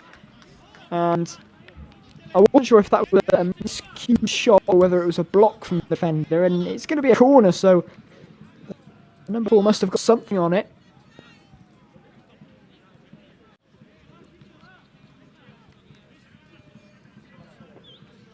So it will be a corner. Still 0-0 here, but there's been a good tempo to the game.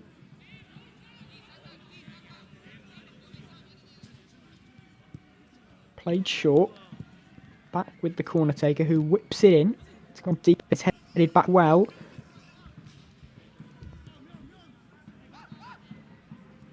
Still with Bondi.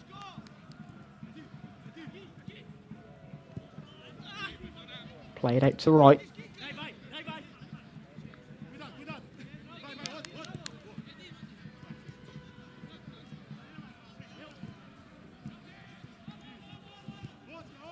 And they couldn't quite link up there, and it's dealt with.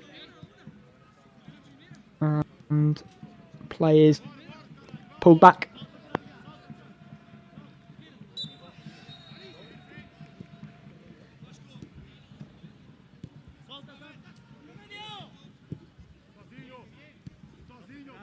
Played forward well. A bouncy touch. And is crowded out in the end. So it's one back.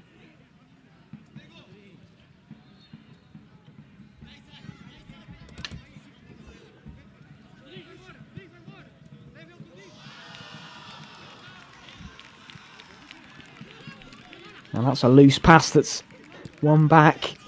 But then it's cut out really well. Good anticipation, but then it's a good challenge from the defender.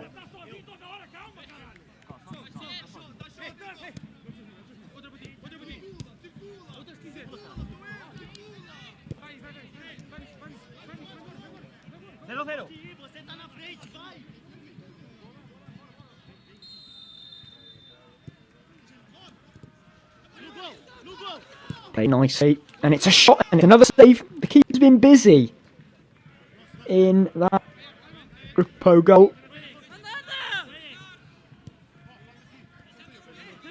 But not allowing anything to get past him at the moment.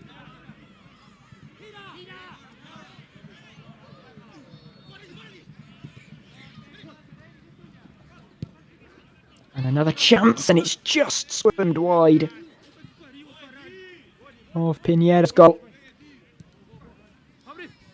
And another chance goes begging, and Bonde aren't we going to want half to end? They've been creating good chances, but just not finding the back of the net, and you do wonder if those chances will come back to bite them in the second half, with Grupo regrouping at half time.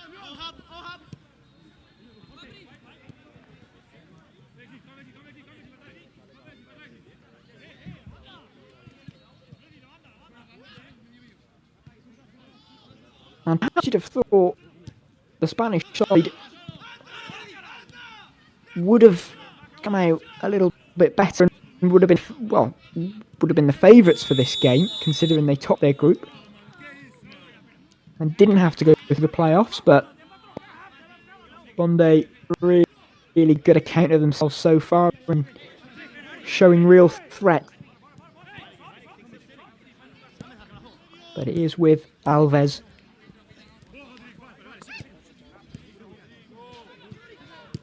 Intercepted, and a shot bobbles wide comfortably.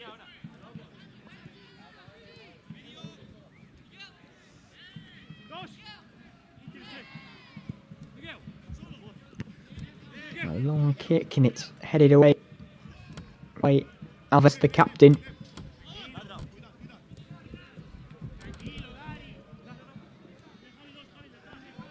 Back with the goalkeeper, who then shifts it back to his teammate.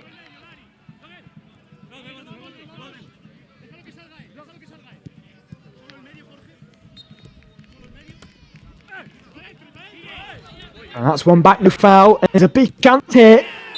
Brilliant recovery. It is going to be a foul though, and a yellow card. I thought he might have got the ball, but he did what he needed to do, because that was stopping a real chance of conceding there.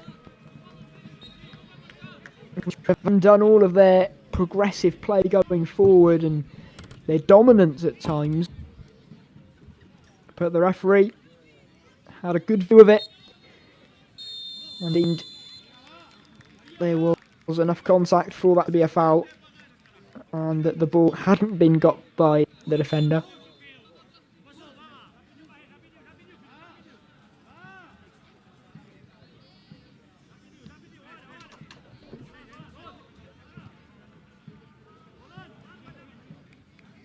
Eder Floor picking up the book in there. So a free kick here. Is he going to shoot? He does shoot! And it's a good save from the goalkeeper.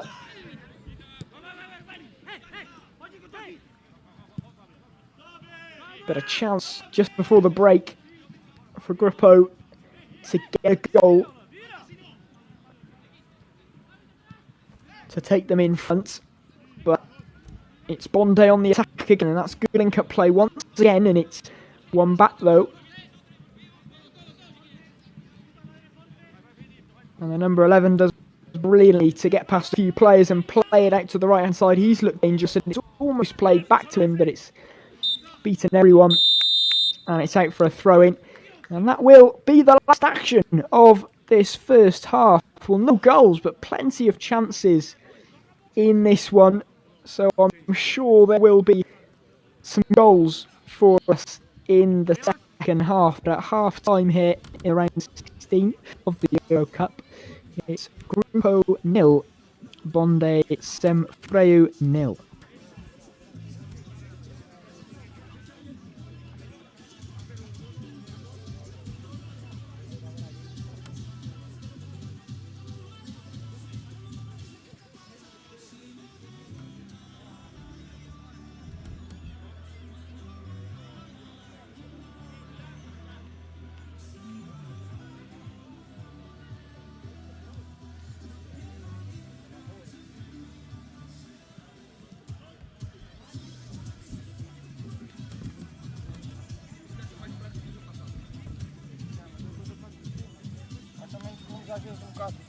Quanto mais fácil o jogo, mais é bola.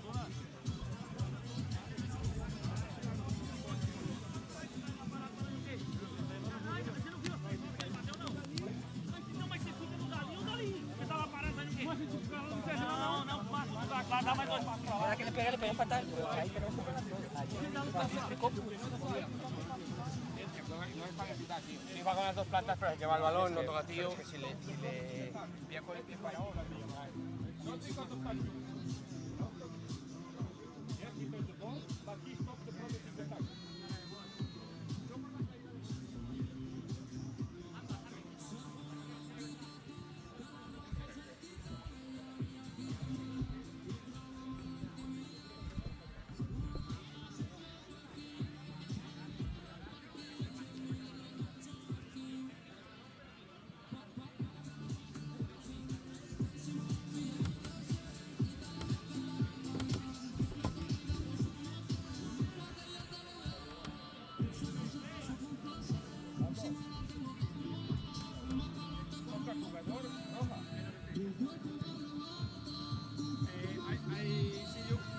I see hits, but if the yellow goes,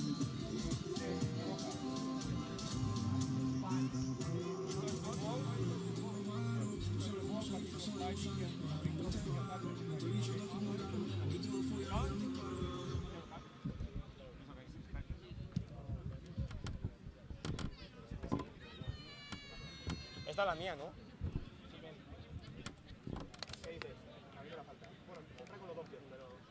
Para mí es, o sea, es que me ha dicho que aquí todo lo que sea segada es falta, pitan. Aquí. Sí. Para mí, para mí las segadas es la polla, o sea, nada de falta ni nada. Sí, es exacto. Si tú lo ves siempre hace este gesto, porque no es, porque es falta, no se permite.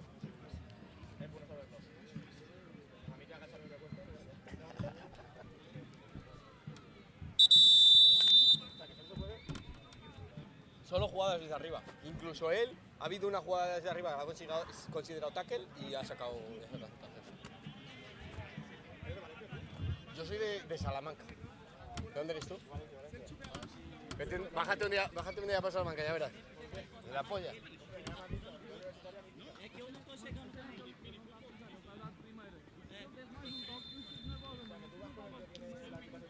Ese. Ya perdieron, macho. No, han perdido allí.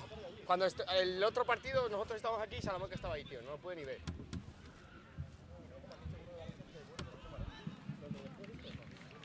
Sí, luego tenemos Elche, creo que es Elche. Sí.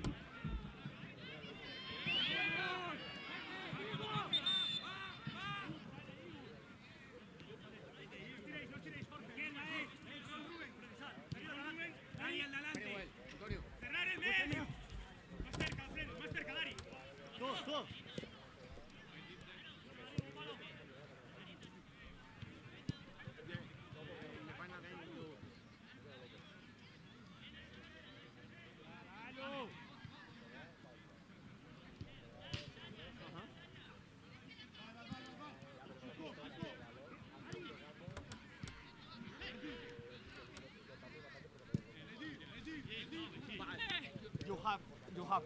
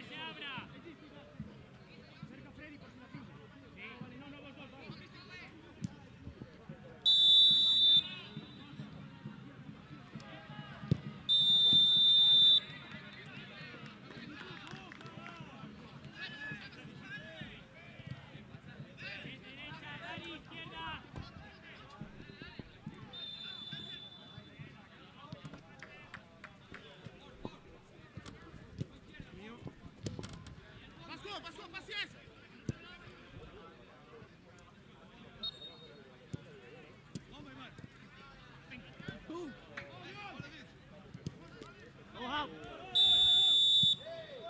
Ei, não era a primeira dele. No more.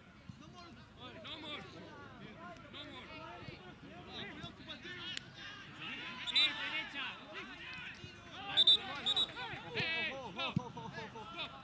Ei.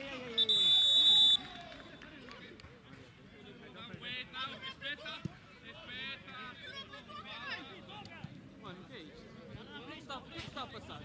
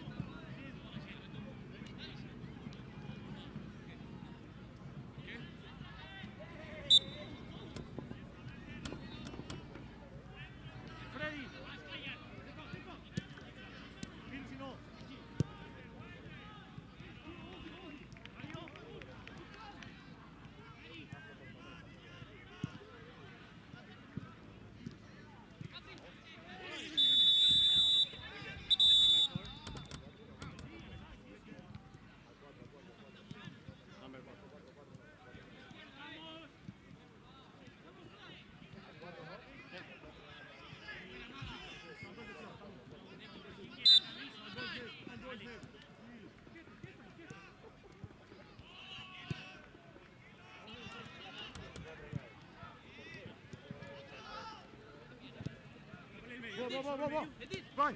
Anda! Vai! Ei! Joga!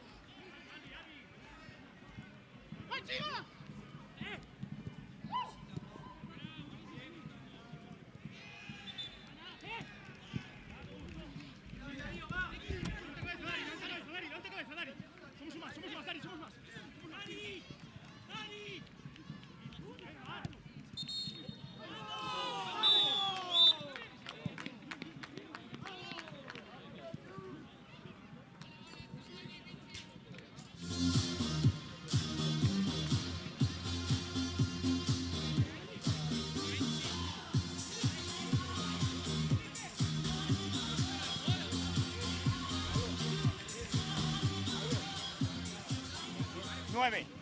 Sí, el 9. Darío Martínez.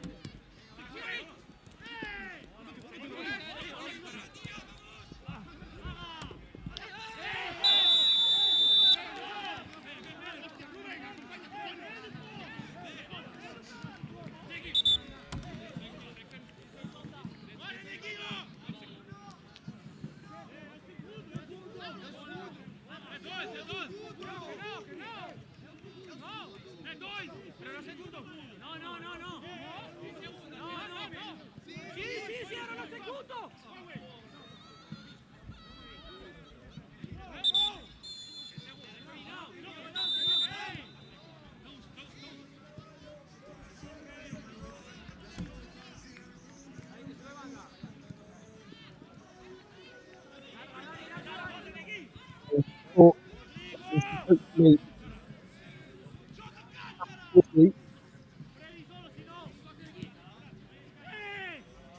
as unfortunately we missed a goal, and I'll have to look back at what actually happened. as I was trying to sort out technical difficulties, but it is Gruppo who've taken the lead, and with only around 8 minutes left to go, Bonde will be ruining the chance they had in that first half, because they had plenty to give them the lead. They come forward again, and there's a real chance here, but the players have got back really well for Gruppo, and that shot is comfortably over.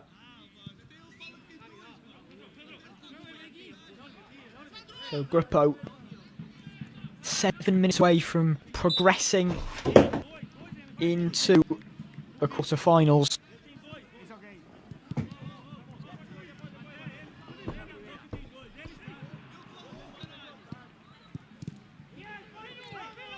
That's a sharp save from the goalkeeper, was needed there.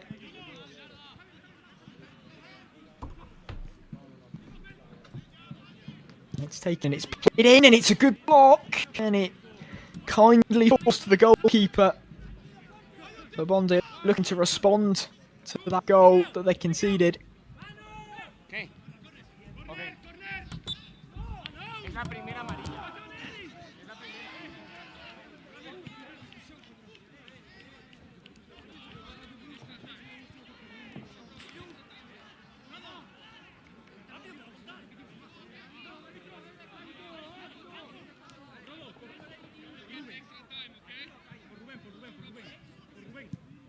Por Rubén que descanse, sí, y apretas tú arriba bien.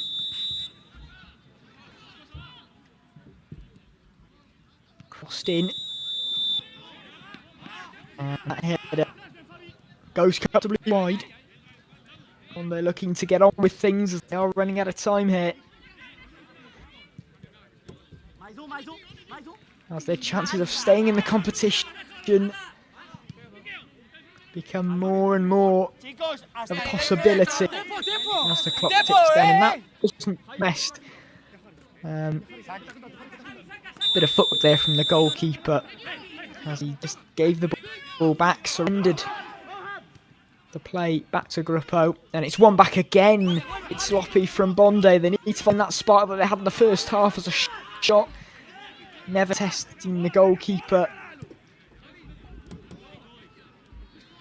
from Martinho.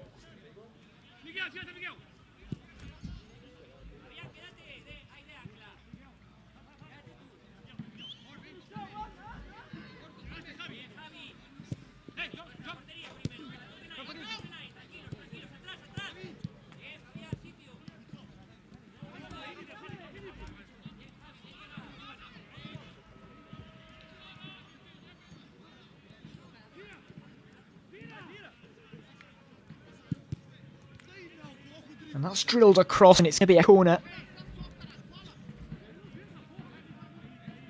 Can Minifootball get an equaliser here and take this game beyond the 40 minutes?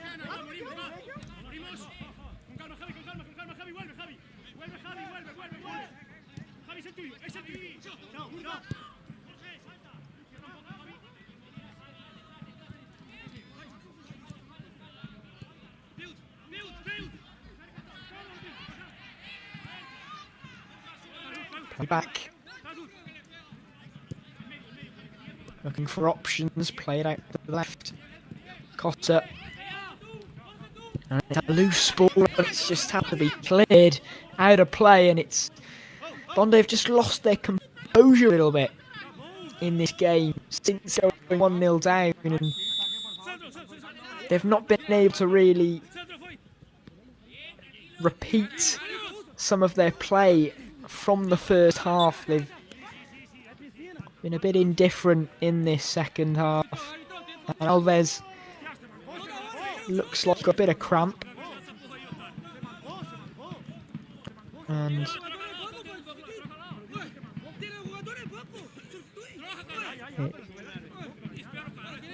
it should be alright as he gets seen to by one of the referees.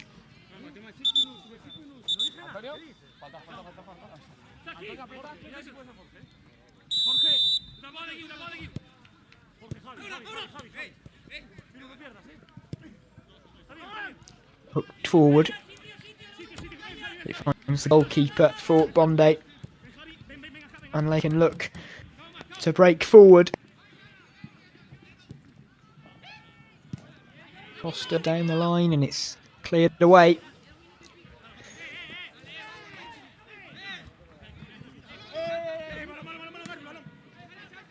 Very little time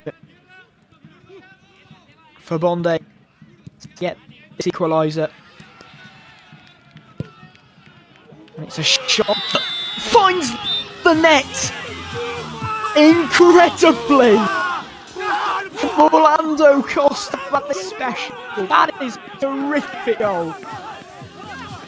Dipping, swerving into that top corner. That's a terrific strike. And just like that, they're back in this one. And tempers are boiling over here. I'm not sure why, but it's a terrific goal. Terrific from Costa.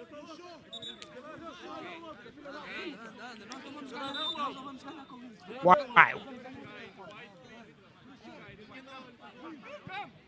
And this game still has more drama in it, I'm sure.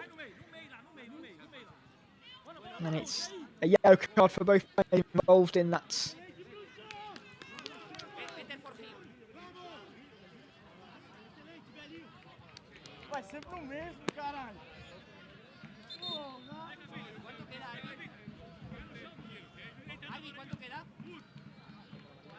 So there may be a little bit of added time on the 40 minutes because of the goal and what happened after it.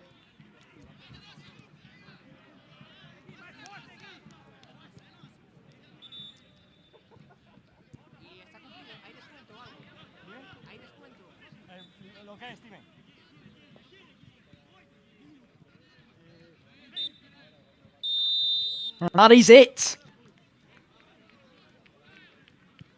So we will be going to penalties. And the game ended with absolutely sumptuous strike from Costa to get Bondi Semfreu back into this contest to level things up. So at full time, it's finished 1-1 between Grupo Roxo and Bondi Semfreu. And the fates will be decided via a penalty shootout.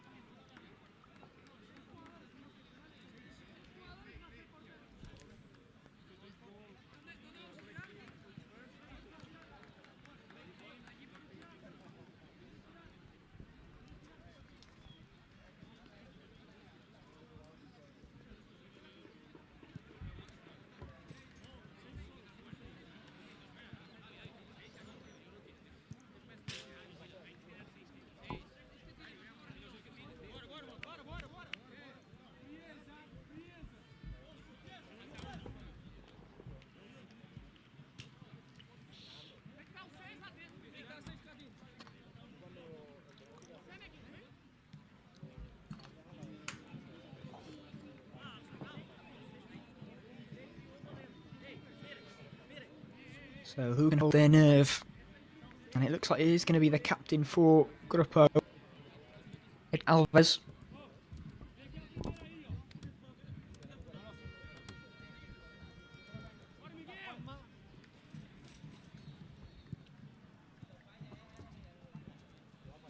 So he is up first.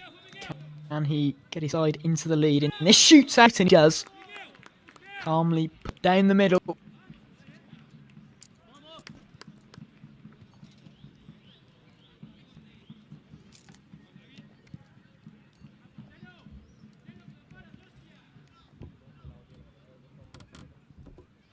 So Simoes for Bondi. Can he level things up here? The captain. And he put it wide. Big miss. And it could be costly.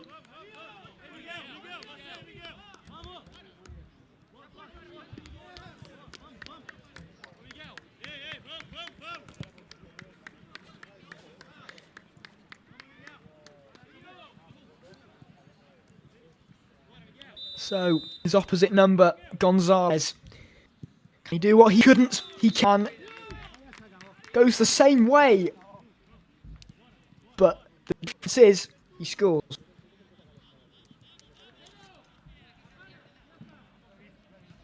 And it's a real big... It's a big pressure now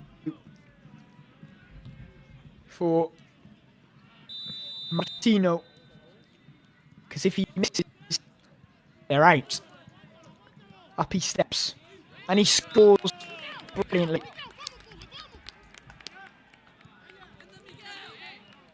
They're just out still in this. But the next spot kick for Grupo. If they score, they are through to the quarterfinals. It's Jorge Fernandez. Can he send his side through? It's a good set from the goalkeeper. And the drama goes on.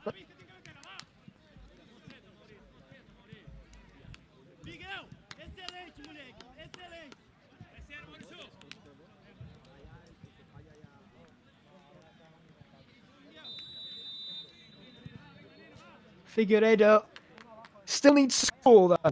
All they're out. And it's saved spectacularly.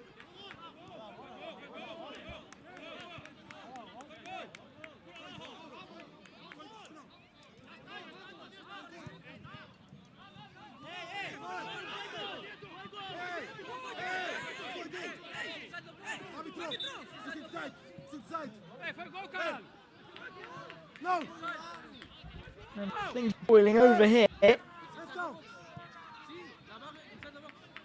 And which is best of 3 penalties, but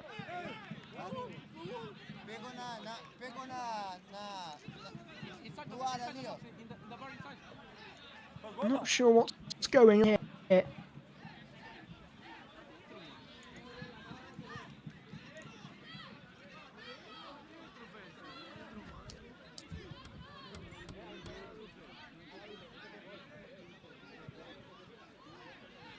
And is that the net being cut? I'm not sure what's going on here.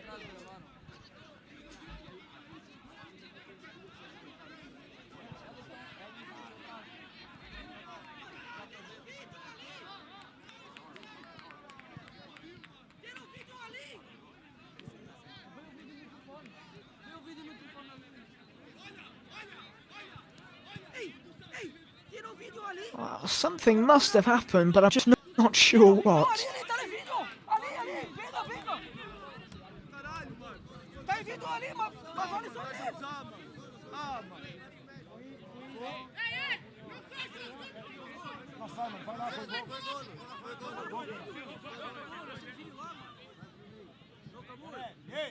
¡Hey, señores!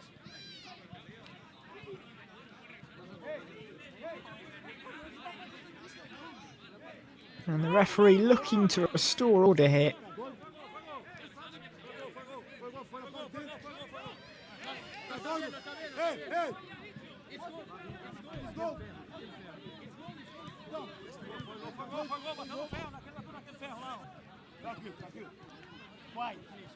Difícil, pero la bola bateu en otro, no en first, in the second. Okay.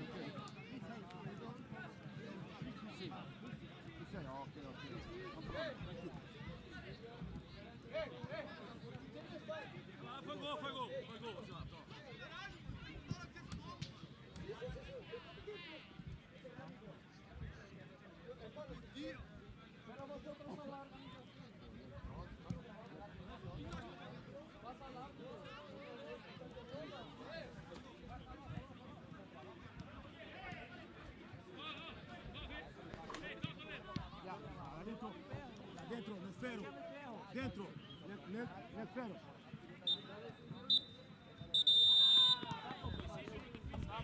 And that's the game. I'm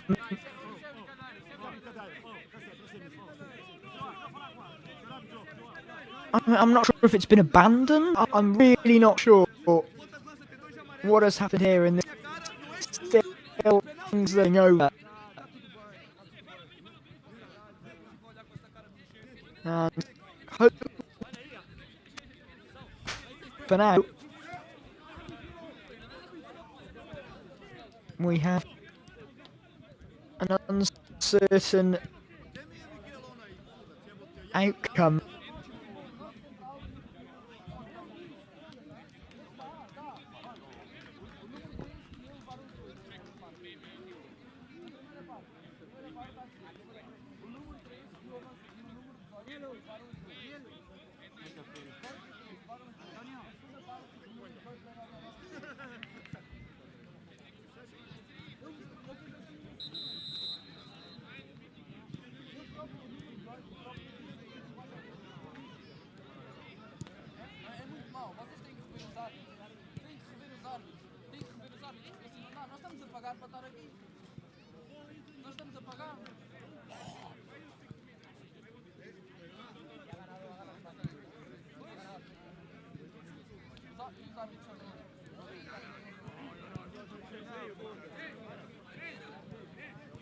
Árbitros são muito maus.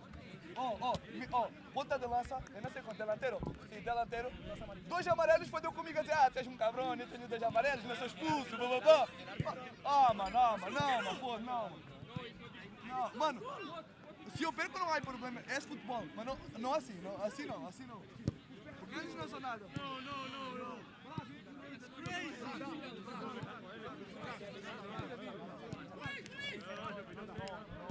No, pelo amor de Deus. Se não tiene. No. If don't have this, just la rede. Gol, perfeito. Pero bate dentro. No es el poste.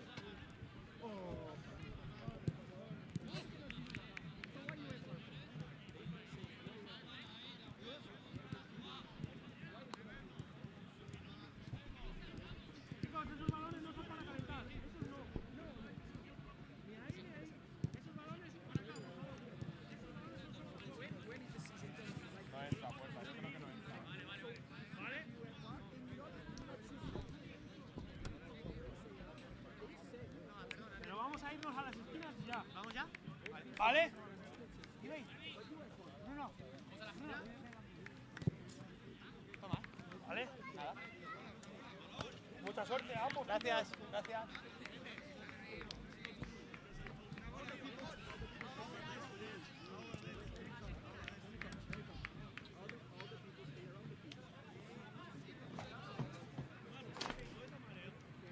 ¿Fue gol o no?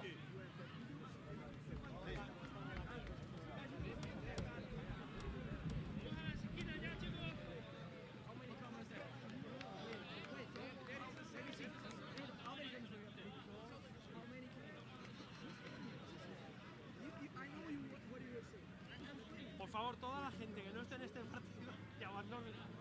Que ya has hecho bastante.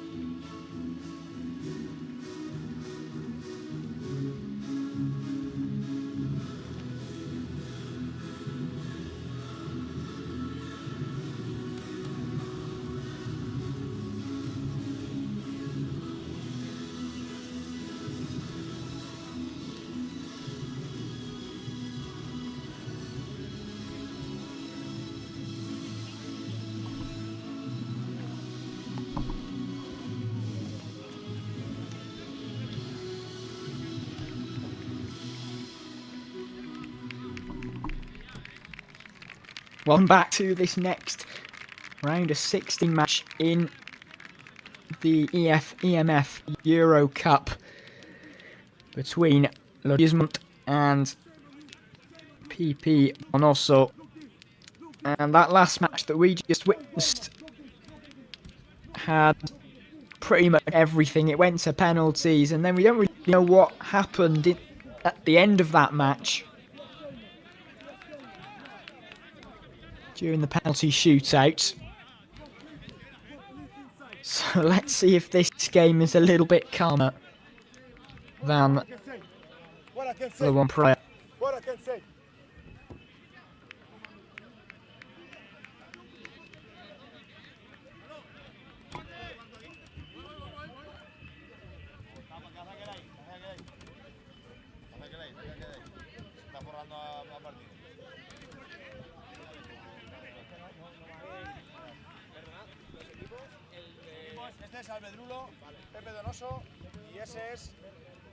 And referee just needing a bit of assistance there with his mic. Needing to make sure that's all on point.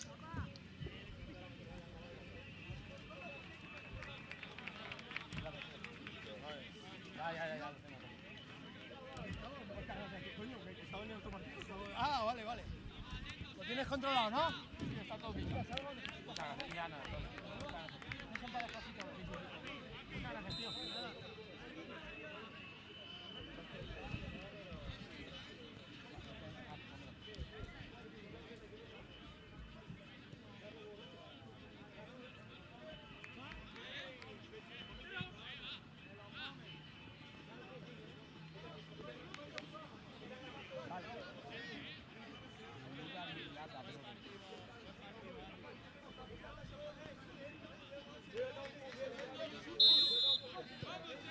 So Logismont will get us underway in this round of 16 clash. Logismont finished top of Group F. And Donoso going through the playoffs to get here and winning. And let's see if this one is just as entertaining as that previous game.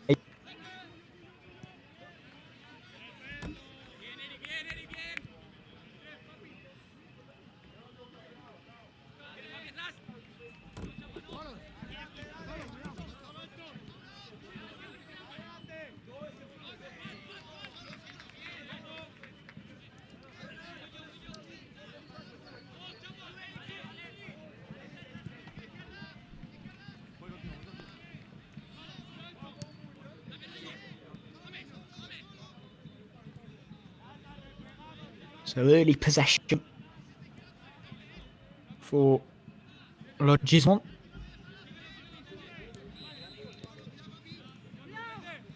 And pressure being applied, but it is cleared.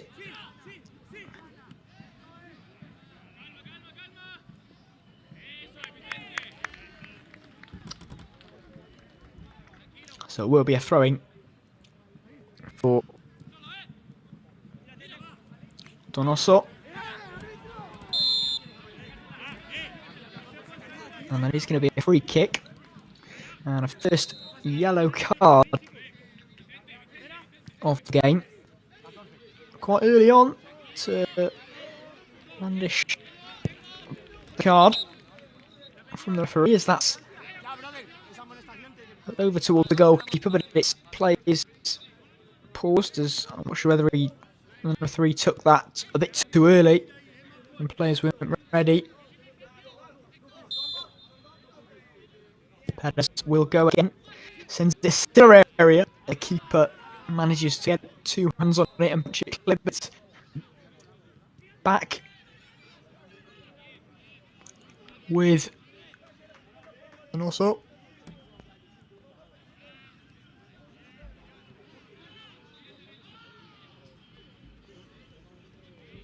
played down the line.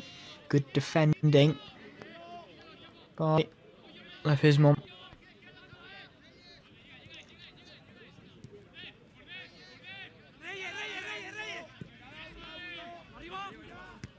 Hooked over, headed. Can be taken down. It's head forward. Bit of headness going on at the moment, but it's out with a Legismond player. Out to the number 11. Good footwork to get past his opponent, and then hooks it brilliantly over the top, but perhaps a difficult one to control there.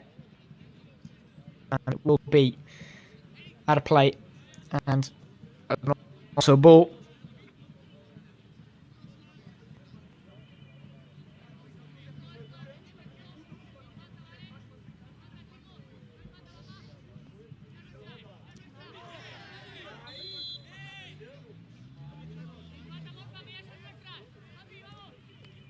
And a free kick there for Donoso.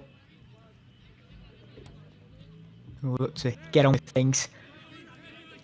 Play out to Thomas. And it's lost. The number 11 does well. Finds a shot. And it's a good save from the goalkeeper. A great long-range effort there. But the goalkeeper doing well. Staying sharp there to make the save. Down to his right. And the corner's hooked in, and it's a good header onwards that just goes over the bar. But did well there to out-jump his man and get a good header towards goal, but not quite able to find the target with the header, and that has flicked on, but hooked clear and taken down well for Legismond. And that's a loose pass, and it's advantage played by the referee, but it's a good tackle out to the right. Maro.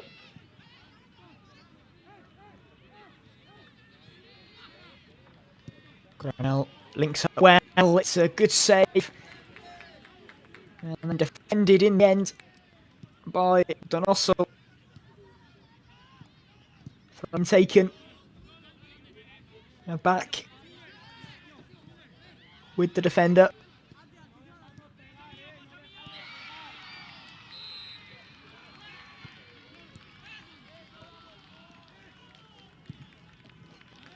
And played across goal, and that was a dangerous cross, that.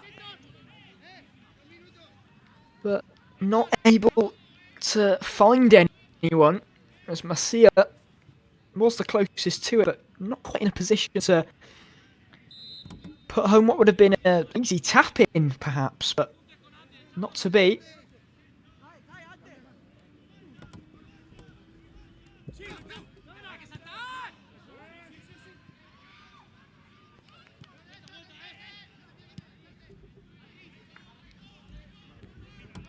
Long ball over. Headed back well. A good spell this for Legismond. That was a good effort, that. Just hitting the side netting. But Legismond coming into this game and showing good signs.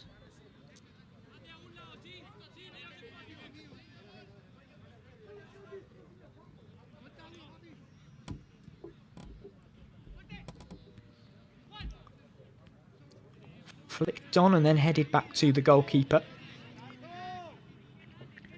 Legismond starting to control things in this game. Donoso not really able to get control of this game. It's been taken away from them. But not in the scoreline. It's still 0-0, so still everything to play for. And we saw that last game. It was 0-0 for quite a while. But they exploded into life in the second half. So, could we see the same in this one? It will be a free kick.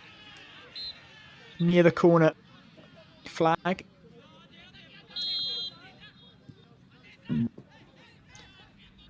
It's gone past everyone. Laid off and over the bar.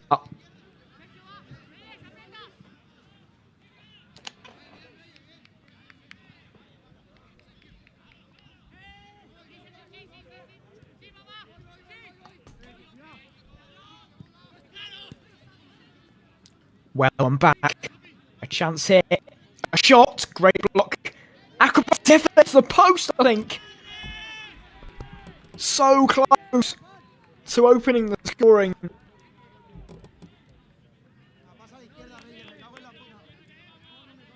Brilliant play.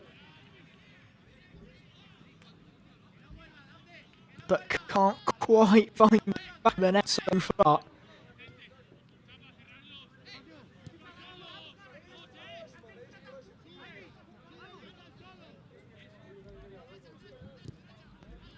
And that's intercepted though, but it's good anticipation. He's back with Nosso. Then one back. Good aggressive play, but it's the same can be said for Nosso in that instance. As that was one back, but the shot was blocked.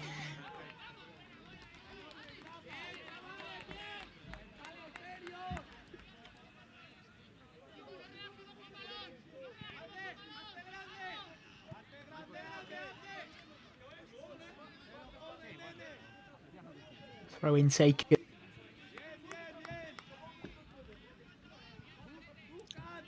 Did well.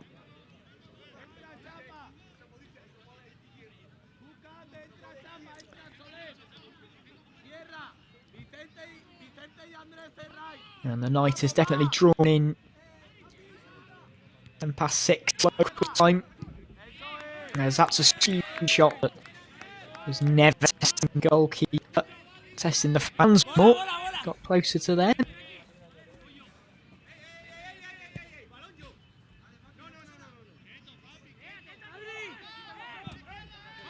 Long goal kick.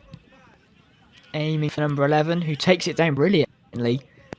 Get it back to his teammate, then drills across towards the box, but it just misses everyone.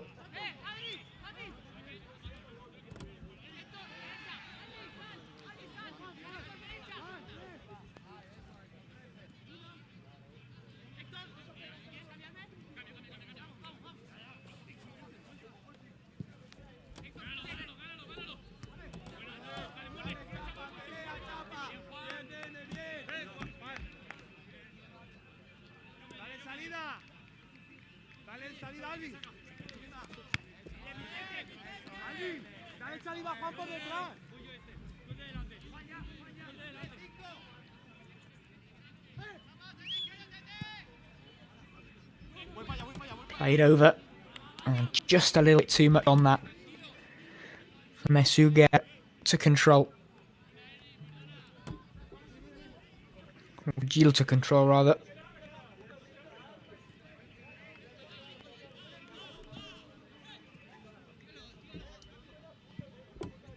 So still 0-0 here, halfway through the first half of the round 16 in the E.M.F Eurocup in Benidorm.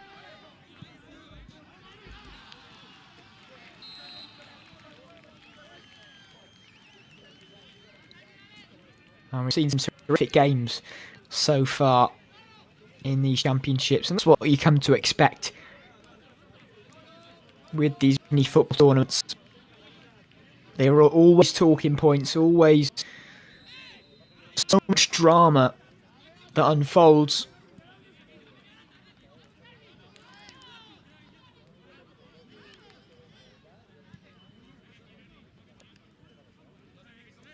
But which one of these teams can find their way into the quarterfinals and get closer to glory? Still a long way from that. Still plenty of games for these sides to win before they start really thinking about glory. But they've got to be dreaming. And that's a header towards goal, but it's comfortable for the goalkeeper as he just plucks that at the sky and then rolls it to his teammate, who then clips it long, but it's chested down out for a throw in there.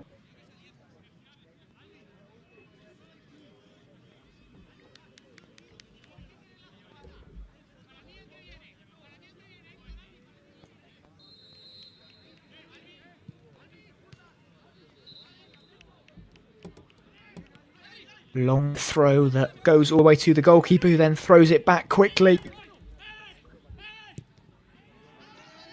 And it's crossed the goal and it's deflected kindly towards the goalkeeper. But Logismont looking to get that goal, as they've been the ones in the ascendancy but haven't been able to find the net so far.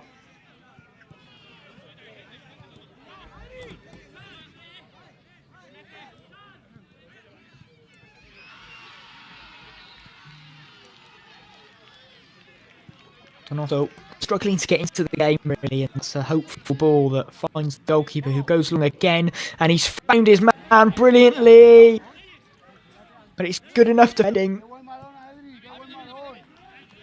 Played back, but a great pass from the goalkeeper, and they came close again to finding the net.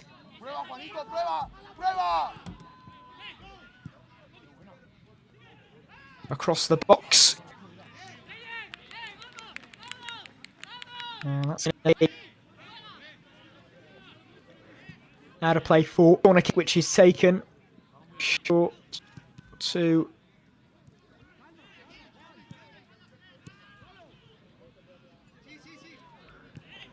lovely leave. It's a backfield effort that is cut out.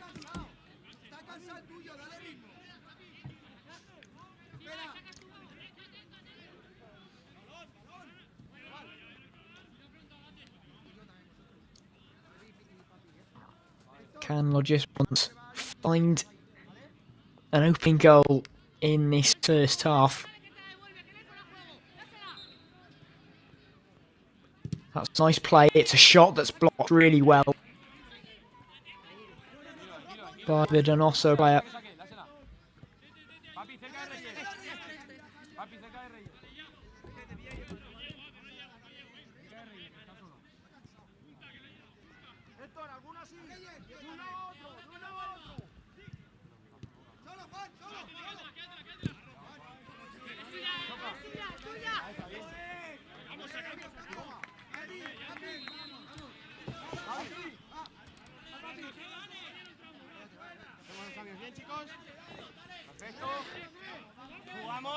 So some substitutions being made. Logismont looking to freshen things up.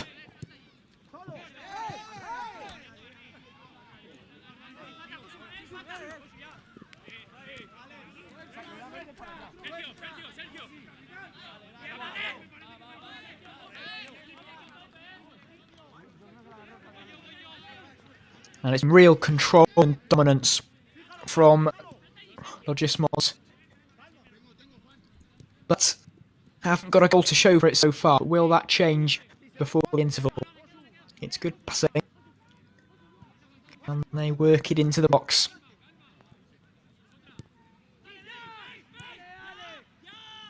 The goalkeeper.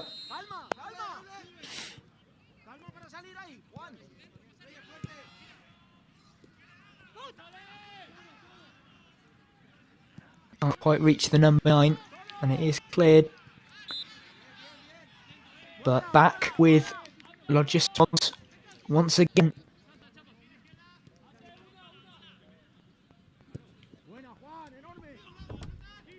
Played nicely. Play goes down, but nothing given. Now that will be a goal kick.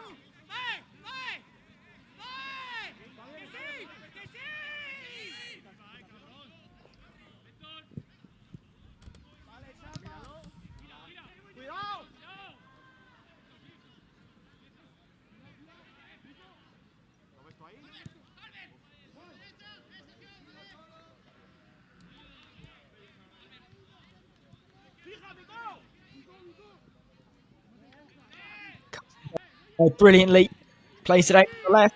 Nice to play it into the box, but it's good defending.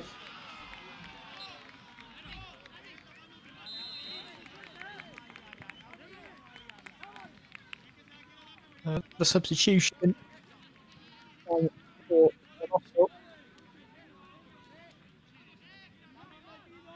They'll be hoping they can see this stuff out up 0-0 and root through the half time because they've just not been in the game. It's nice to play the overlap made and it's costly and it cleared.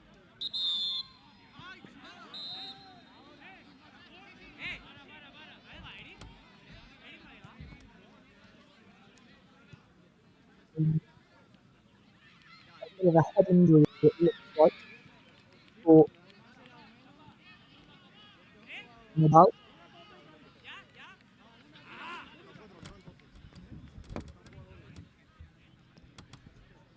Seems okay.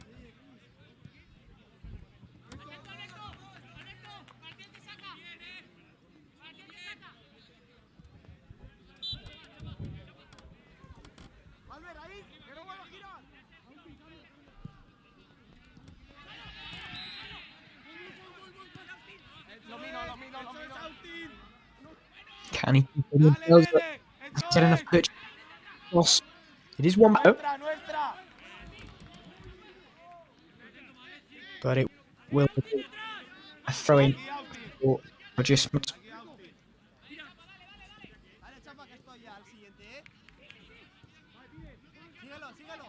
Or can they find a goal before the interval? No. Only got about 20 seconds. If that, get one.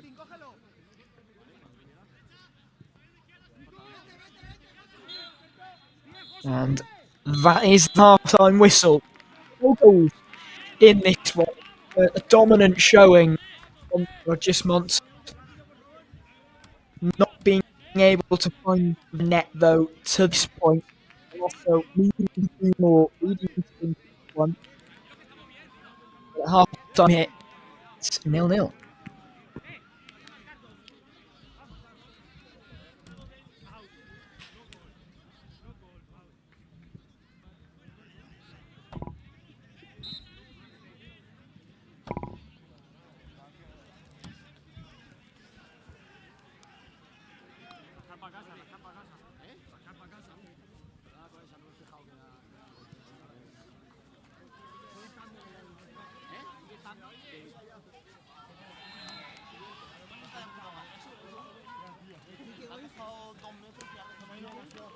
Es que calentando se la ha visto muy mal, chaval.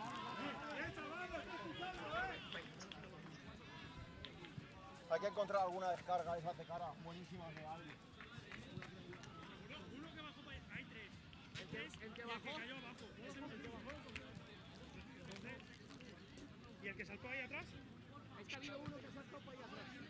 Ahí había uno. Ha saltado para allá atrás. Ahí cayó uno. Abajo. Sí, detrás de la banda. Pero dentro del donde la cadera.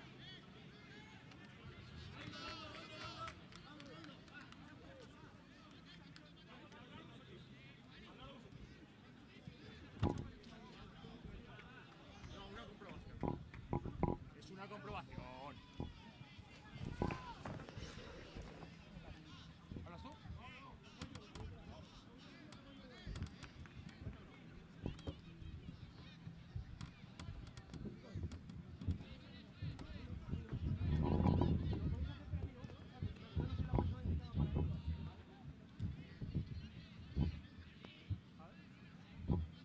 Yo no les quito lo... Pero yo no soy la persona indicada para eso.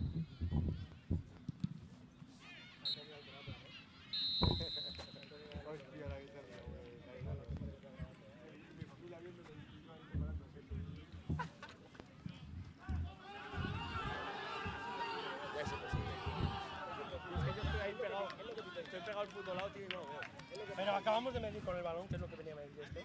El balón, si da donde estamos mirando, no pasa, no toca línea. No pasa entero. Hay cambio en el descanso, ¿vale? Hay que informar. Perfecto, no. Podéis salir en el descanso, no hace falta venir aquí. Pero tú has visto el vídeo de ellos. Sí, pero es que ellos lo paran según a ellos les interesa. El balón no está pegando, está de camino a. Y date cuenta que si da el palo y el balón sale hacia afuera. Claro, lo paran cuando vuelve. Cuando estaba haciendo así. No, que voy a darle, yo no. Pero vamos, general país. Aquí no paramos, ¿no? Que reclamen al final del partido. Yo. A ver si.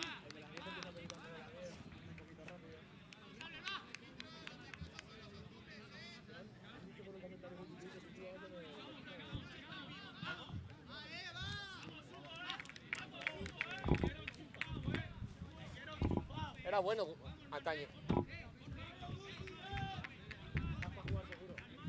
Algo mejor que alguno estoy.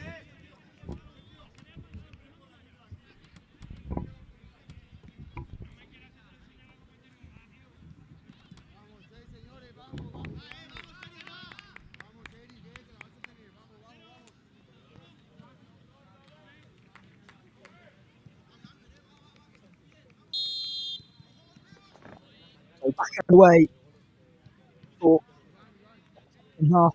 Hopefully, we'll have goals. This one were by far the better team in the first half. Can they replicate that in the second, or can Bosso find their spark?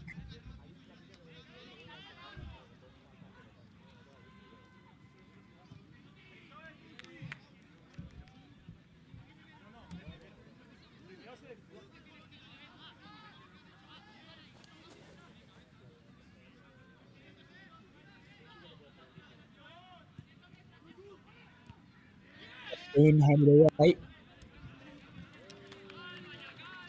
And Sheffield out for this one to continue from where they left in the first half. It's a goal to show for their efforts. Stop.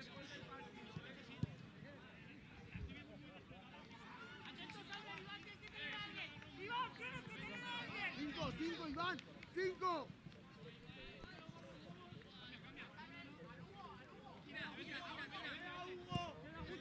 5.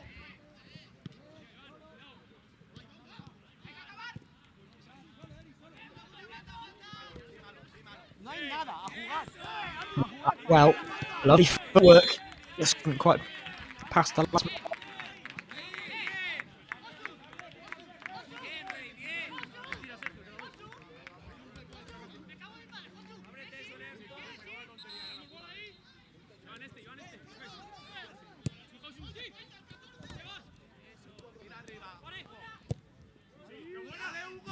Played into the box, inches.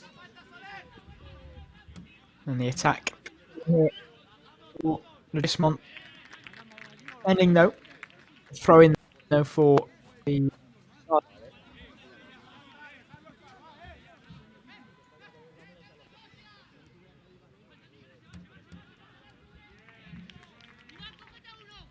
And that's let go for a goal kick.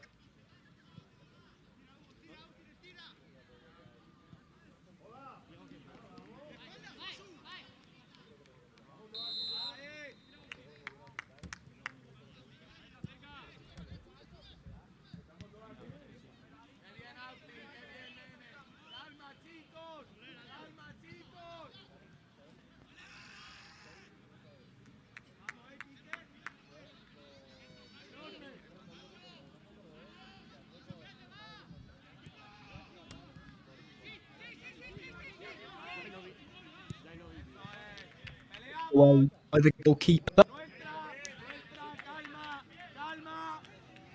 Calma, Auti.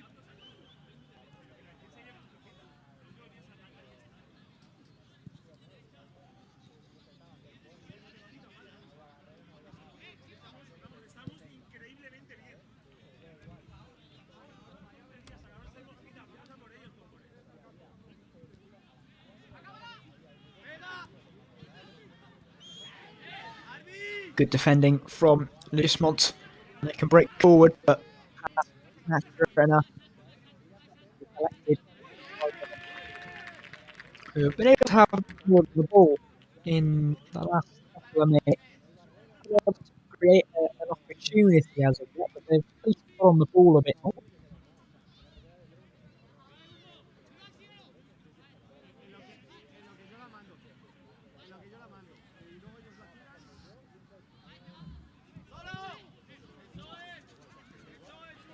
It is one that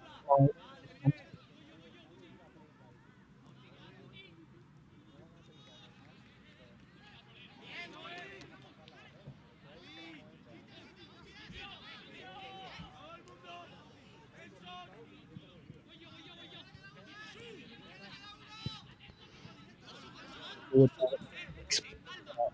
much on it for a goal kick.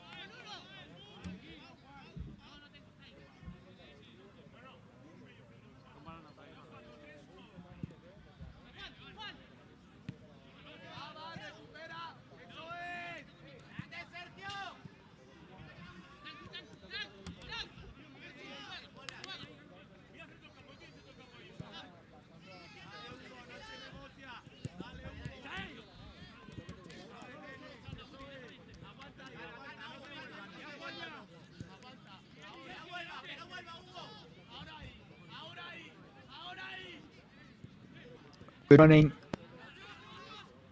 back by Donoso. All around a little bit better in this second half. Keep it there. Chance for a shot. Difficult technique. That goes over the bar from about.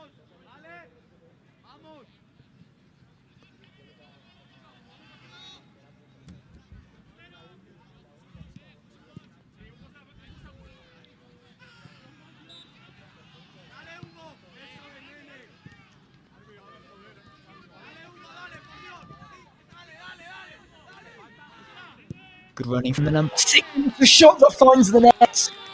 Brilliant from Josu Lombreras to drive infield and get a shot off a goal that was good enough to beat the goalkeeper, who may be a little bit disappointed he couldn't stop that. It was relatively close to him, but the power was just too much. And Lodge get their goal, and it is deserved. Whole 6 minutes play so far. Also having a bit more of the ball, but still not creating anything really. And you always thought who were going to be most likely to score.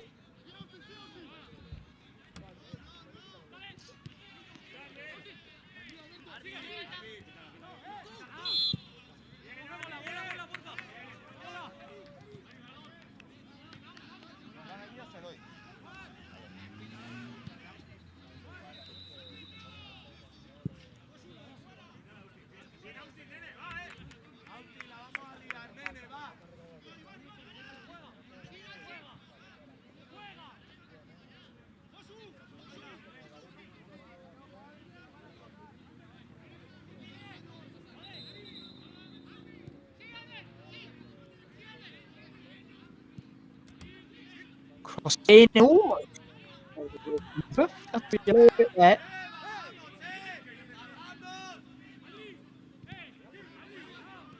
And that was cool. Confident from the goal. Nearly got a trouble there.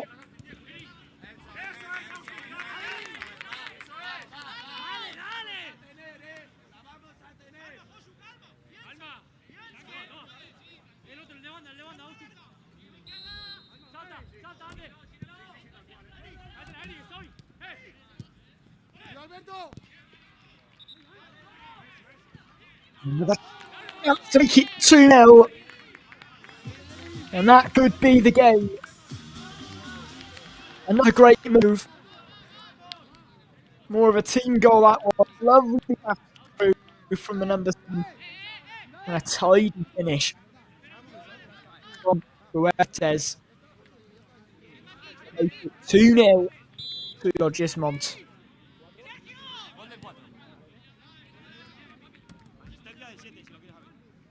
And they look like they're going to be heading to quarterfinals. Come on now, Fuerte. Taking his chance. Good enough from E.M.F, not creating chances, not posing enough threat to a Logismont goal.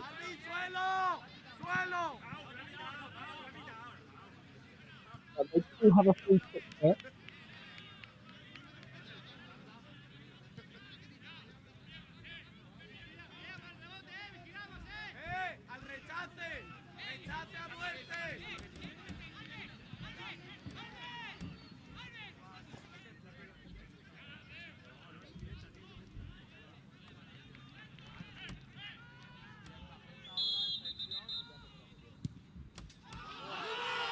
And that's found the net. There is a goal back.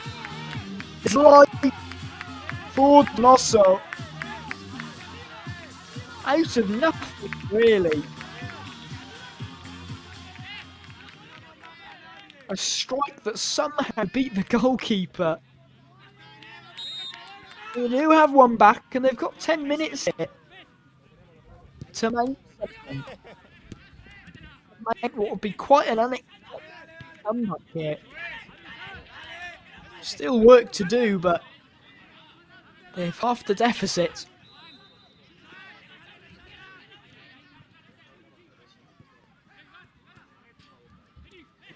Things really opened up here. Back! And great block. Really terrific block, and he's felt the effects of that on the two.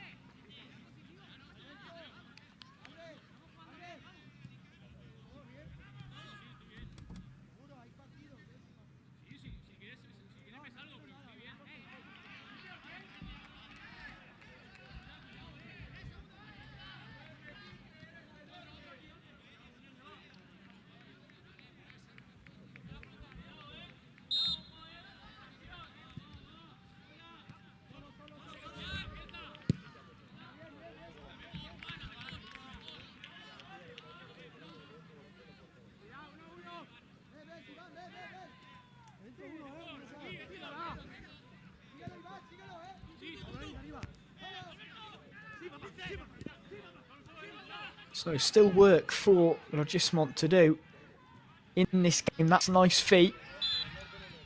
That's that way though. And I think there was an offside there against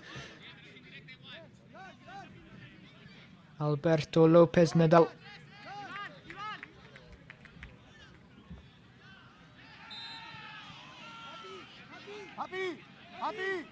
Happy, díselo. No, Happy, tú dentro.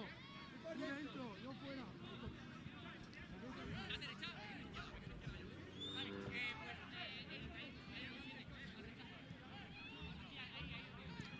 So a free kick here. Must not have been an offside. It must have been a free kick that the referee saw, or a foul that the referee saw.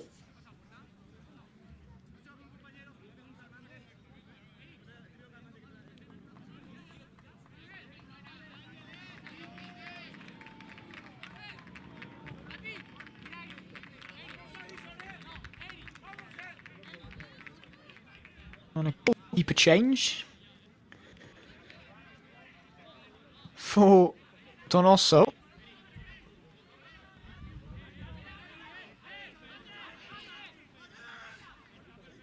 Must be an injury for their goalkeeper.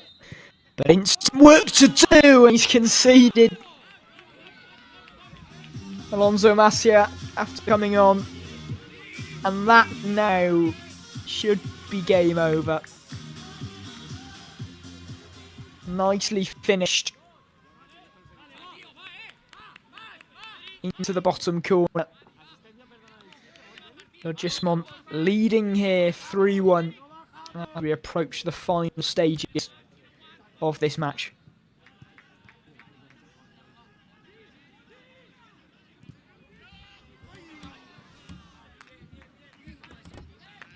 Alberto Lopez with the goal, laid off by his teammate and placed home comfortably into the bottom corner.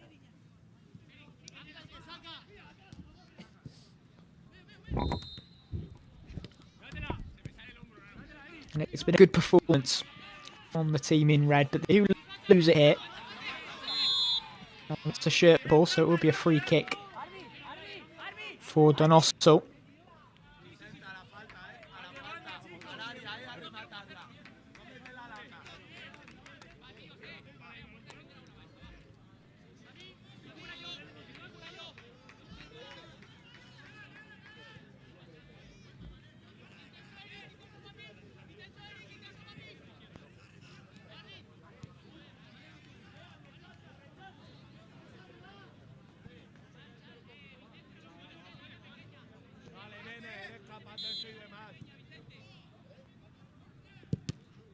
And it's going to be struck and blocked.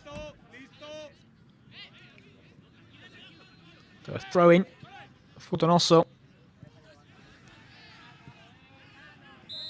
Crossed in, but all the way to the goalkeeper.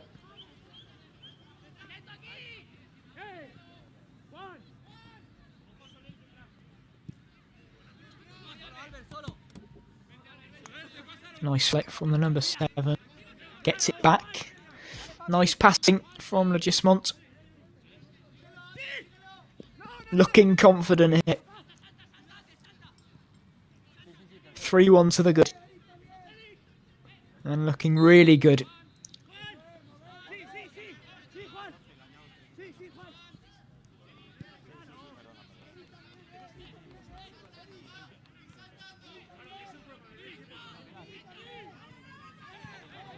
But that's nearly lost, but number 14's done brilliantly to keep the ball.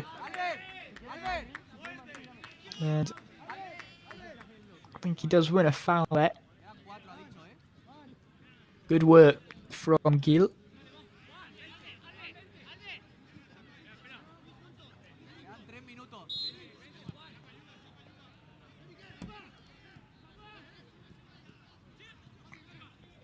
Nice headed back heeled. He's found a target. It's a good block though.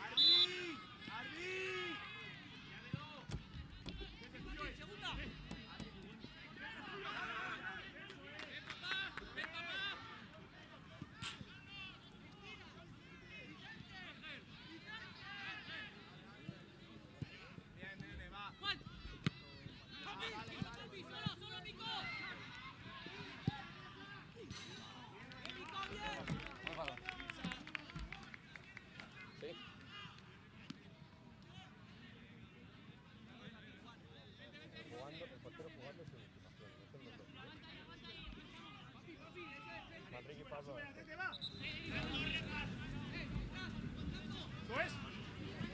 ¿Eso es? ¡Cámara!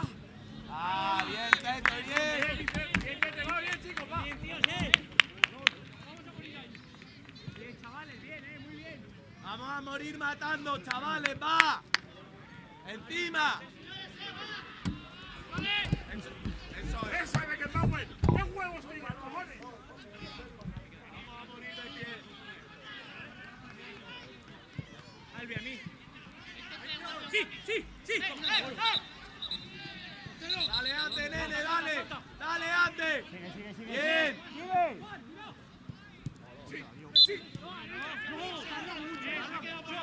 Árbitro, por Dios. Árbitro.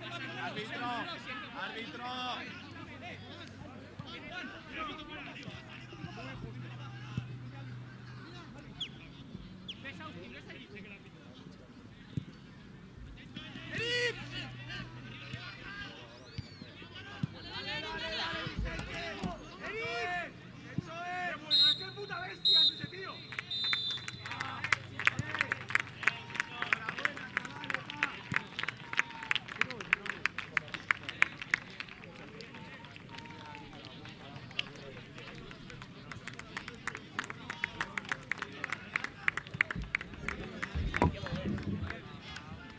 Chavales, ahora aplaudimos ahí arriba, Metemos a la familia, Agustín, ahora sí. Esa bestia, hermano.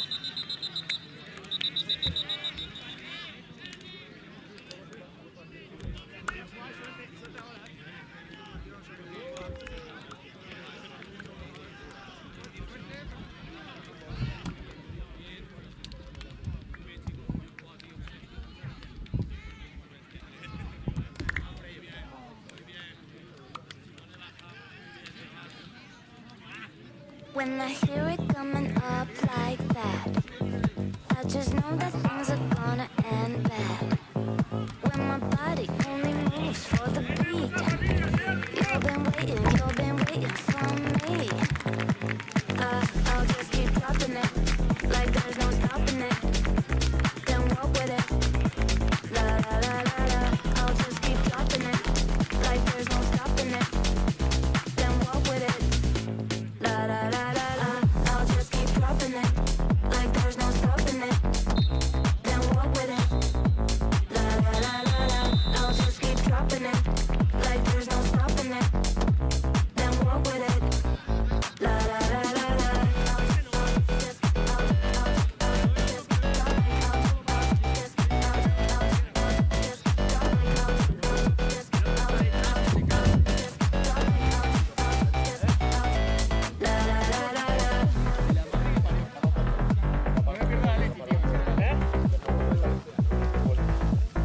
When I hear it coming up like that, I just know that things are gonna end bad.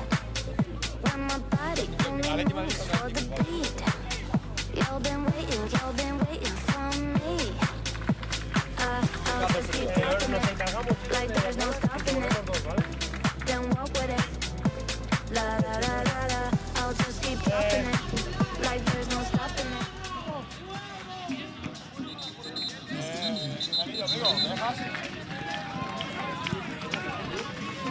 No, yo ya me voy a descansar un poco. Pito luego después otra vez. Ya está, pues. And the fourth finalist Eurocup will be shortly.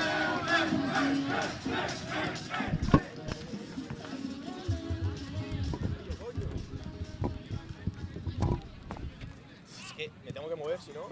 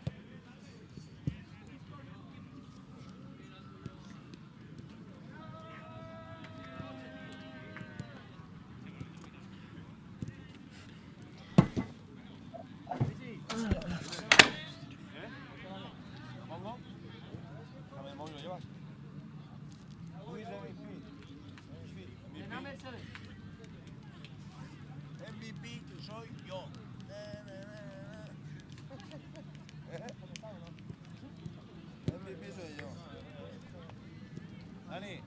Joder, sí que te digo. MVP soy yo.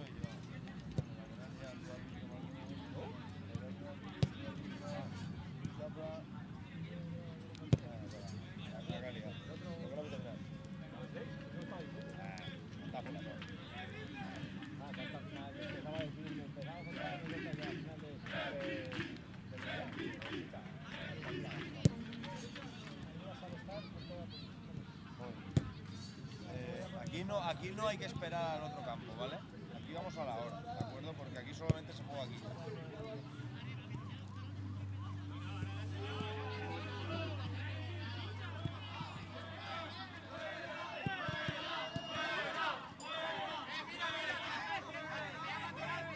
Manrique.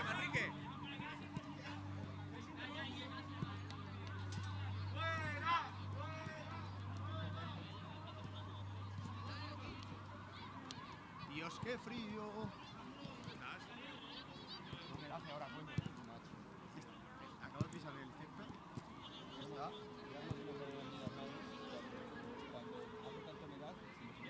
¿Qué dices? Hostia, eso pica que flipas. Pues aquí parece que hacer uno. Salamanca no otra. Cuando pequeño que soy normal, que la mano. ¡Hablo! Diga ya sí que me ponga todo en verde, ¿puede? Pero me da, ¿sí? Soy operación, pero que no es operación de esto. Ponerse votos más, ¿o qué? Se te quita, te dejan de sudar.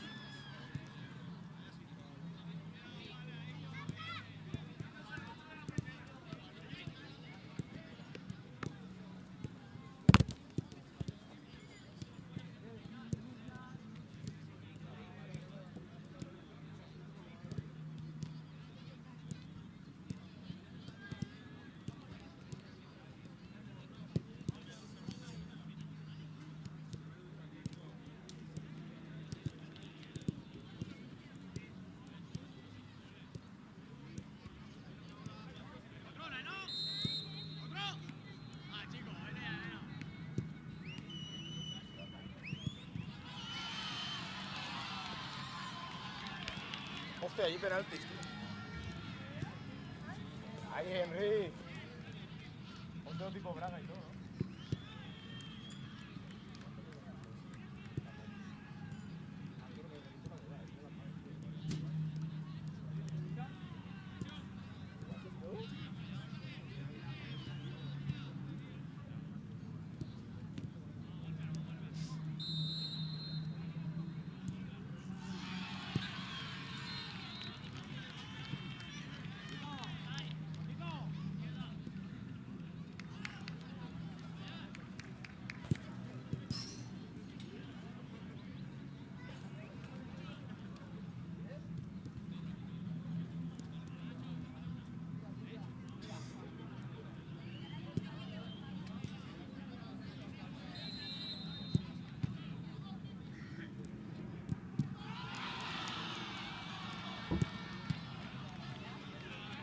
Necesito...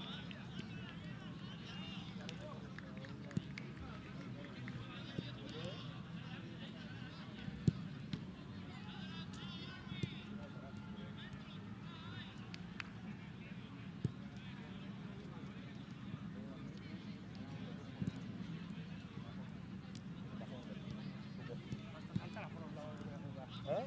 Hasta saltar la valla por los balones. Vaya, me han dicho que vais justo de balones. 10.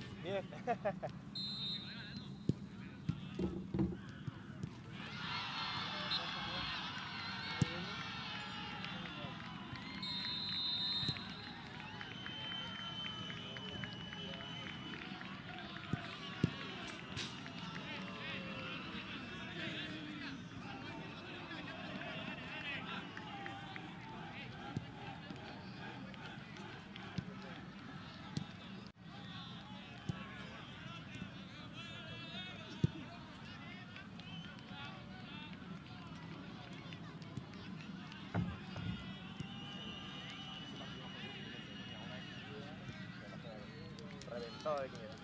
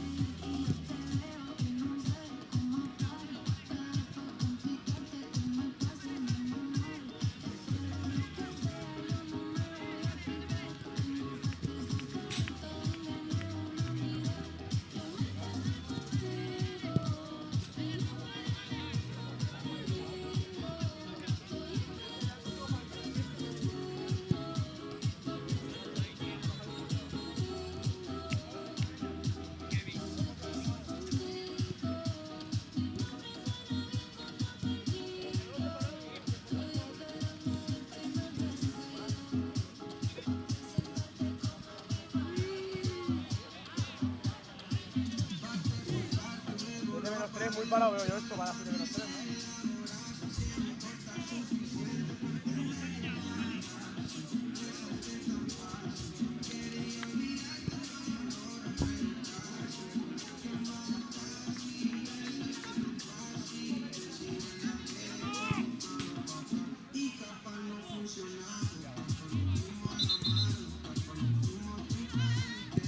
Aquí no pierden tiempo, El pivote. ¿Sí? ¿Dónde hay que ponerlo? ¿En medio? Eso dice, está poniéndolo ahora en medio. Ahora te llevo bola si quieres.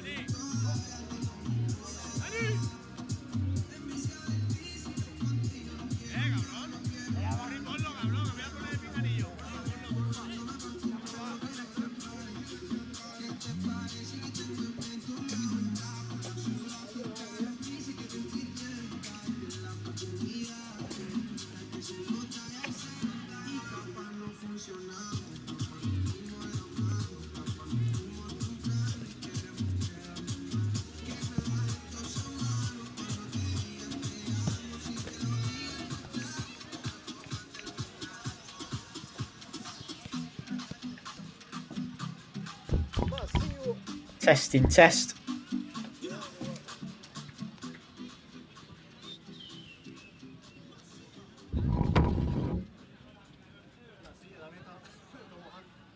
¿Está bien?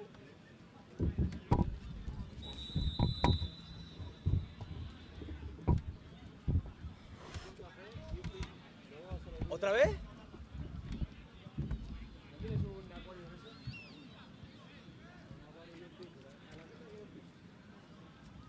Y ya te apañas tú.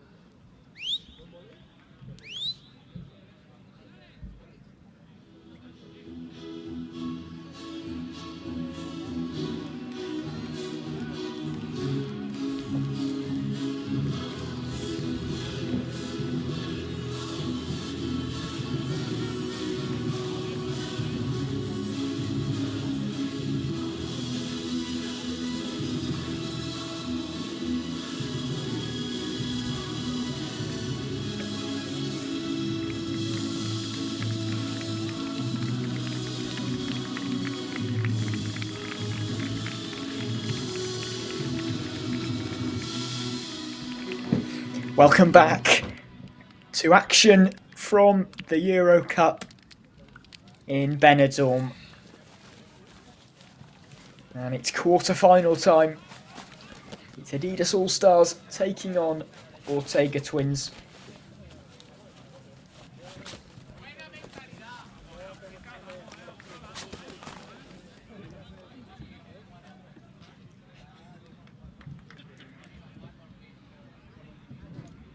Both teams flying high at the moment, but only one can progress to the semi-finals, where things start to get serious.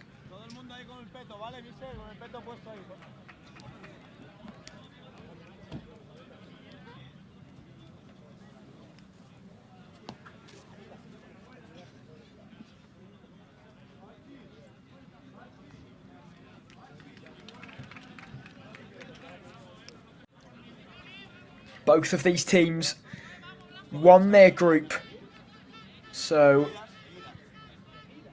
have shown real confidence in this tournament so far, but only one can get through, and it will be fascinating to see who that will be.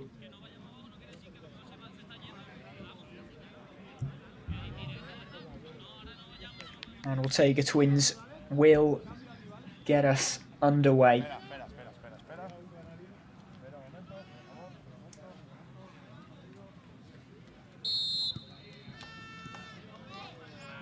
In this one.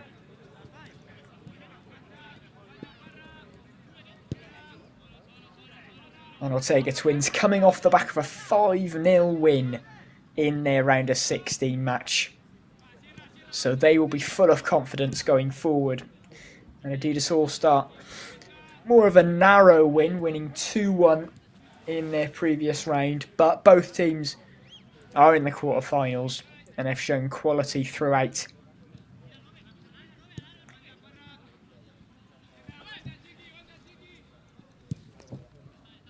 And it's an early shot from Ortega Twins, and ambitious, that's for sure. But going wide.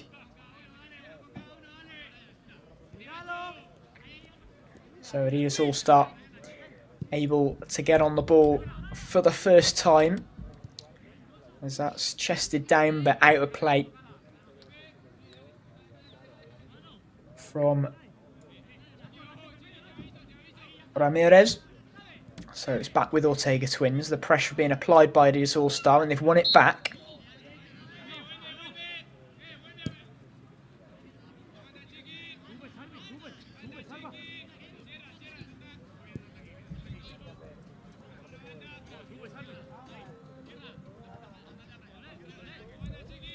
Ortega Twins with a confident start as they play that ball inside. Out to the right, crossed in, and it's almost maybe had a bit too much power on that cross. But it's good build-up play. And they're looking to continue from where they left off in the round of 16.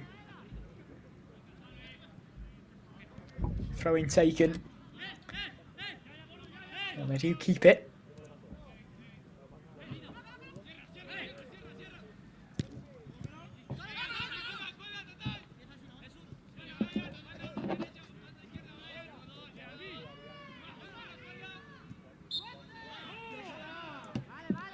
But play is pulled back.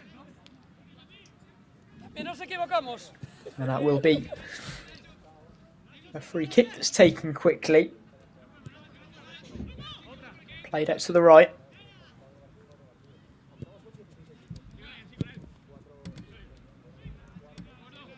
Back to the goalkeeper.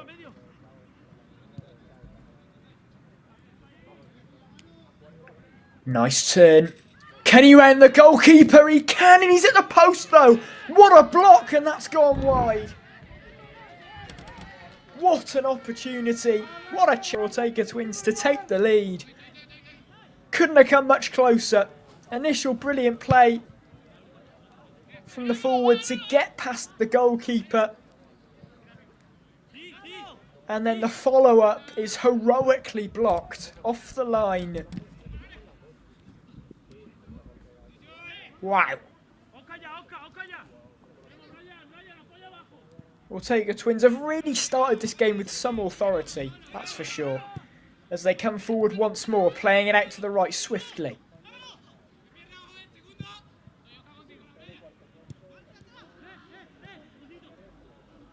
It can be cleared though. Good hold at play.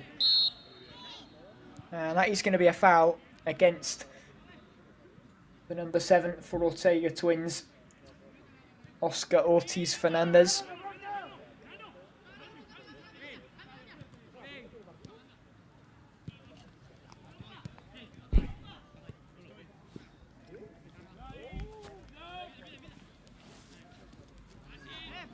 Now they need to be careful here, Adidas All-Star, as they do win the foul, but trying to play it from the back. They're almost getting caught out. As they do have it here, though.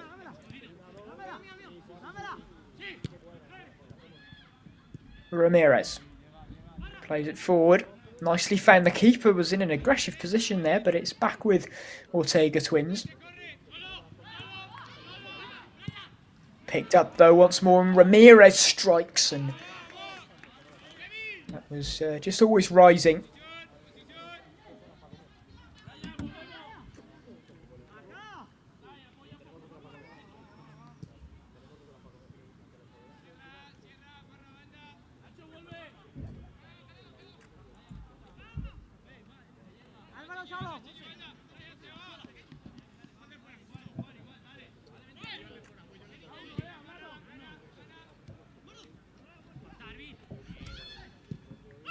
And that's brilliant forward play. And that is a brilliant goal from Ortega Twins. And it's been coming, it has to be said. Brilliant strength from the number 9. And it's a terrific finish. Clipped over the goalkeeper.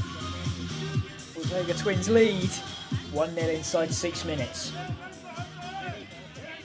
Pablo Cesar Romero Aguero. What a name, what a finish.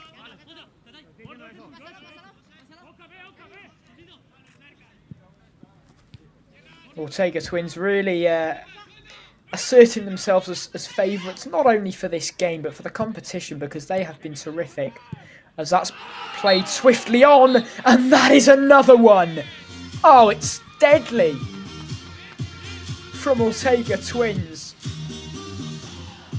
And they really could run riot, because Adidas All-Star have not had a chance to get into this game at all. They've not had a sniff. It's been all Ortega Twins. And they've got 2 goals to show for it in the opening 7 minutes. What a start to this game from Ortega Twins.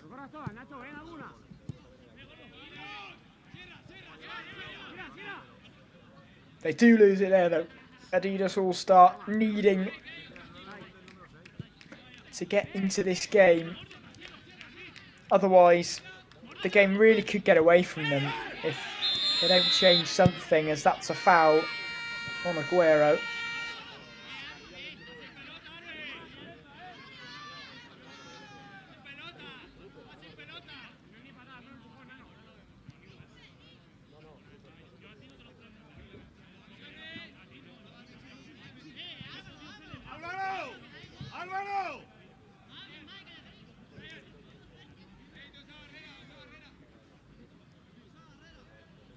So a free kick here.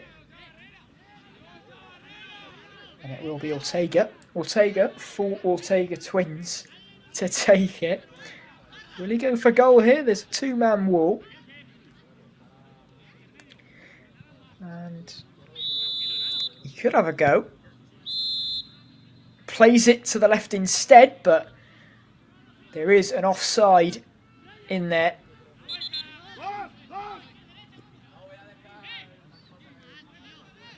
We'll be back with Adidas All-Star.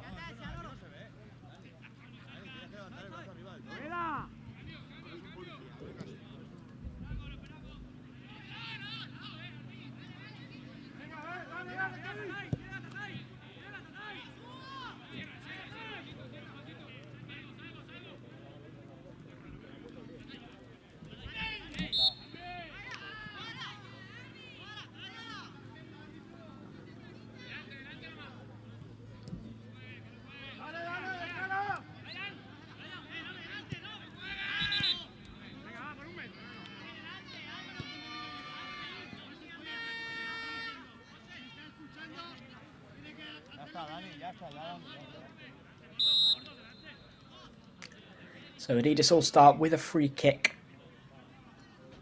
Just past the halfway mark.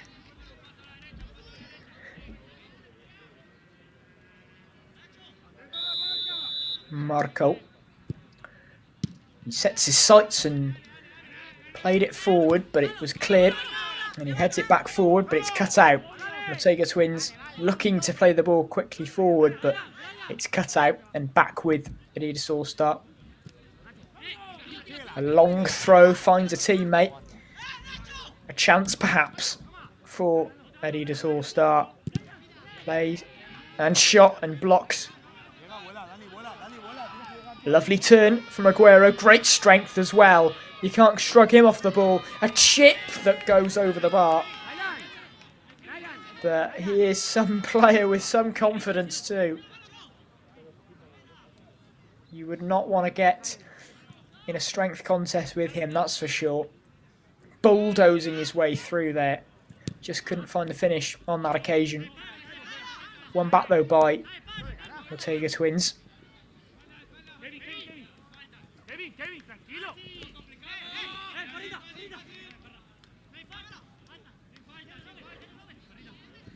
Number 27 doing well, playing it across to the left. Back with Ramirez.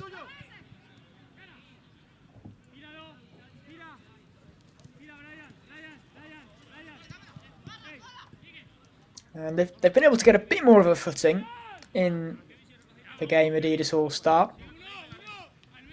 Haven't been able to create a shooting opportunity really as of yet, but they've stemmed the tide because it looked like it could have got beyond them.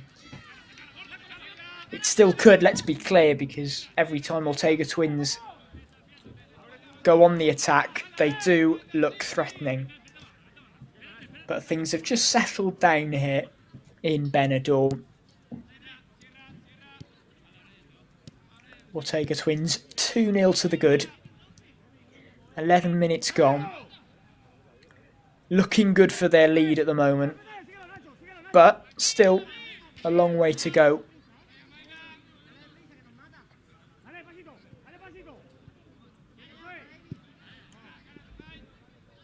A ball hooked over the top, but met.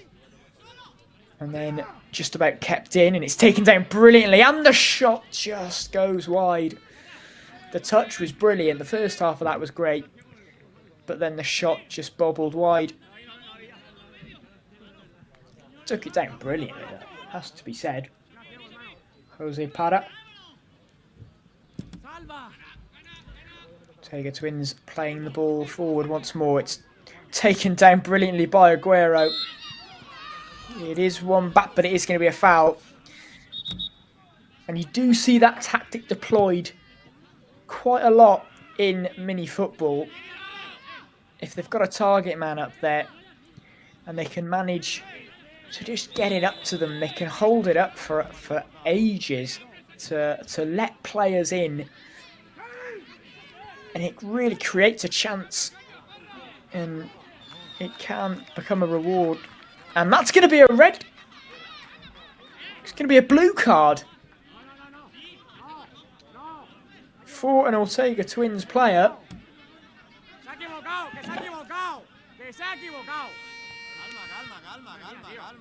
So a replacement has to be made.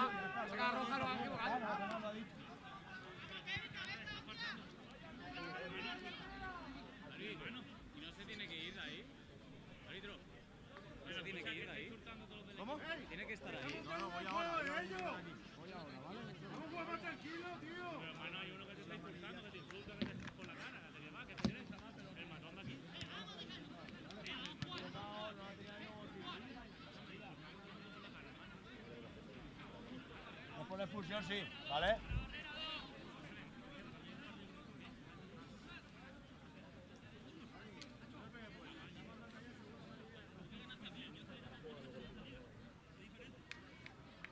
So a free kick for Adidas All-Star.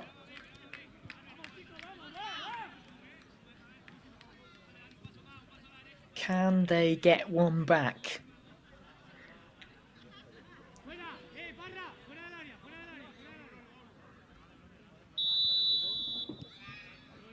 Not a shooting position really, as it is played short, then clipped forward. And that looks like it's just got a bit too much on it, and it can't quite be kept in by Torres.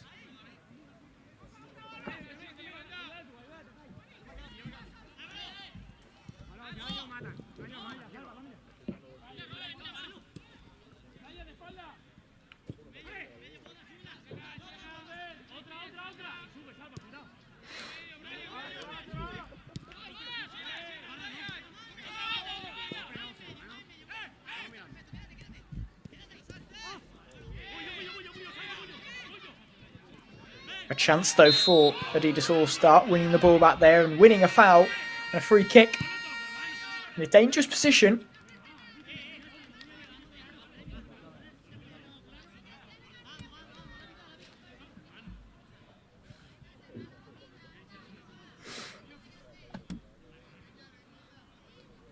A real chance here, you'd think, for Adidas All-Star.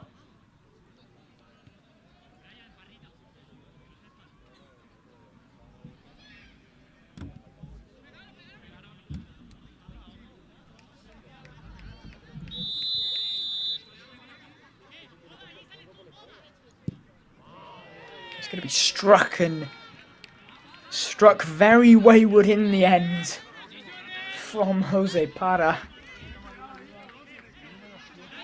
Not one he'll be wanting to see back, that's for sure.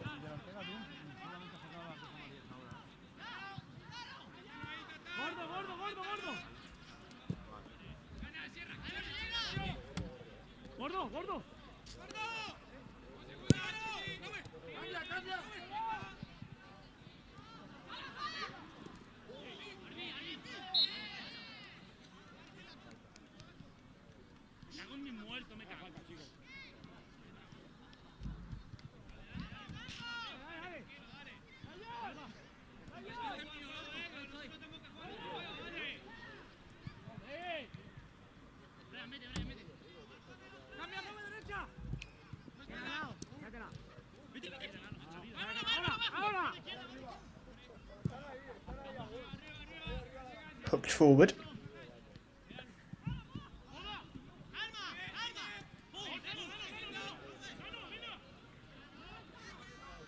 Chance here potentially. The number 8 gets a shot away and the keeper may have got a touch on it. No, it just goes wide. And the keeper looks to get on with things quickly. Does find his man, but it's a heavy touch and it's back with the goalkeeper for Ortega Twins.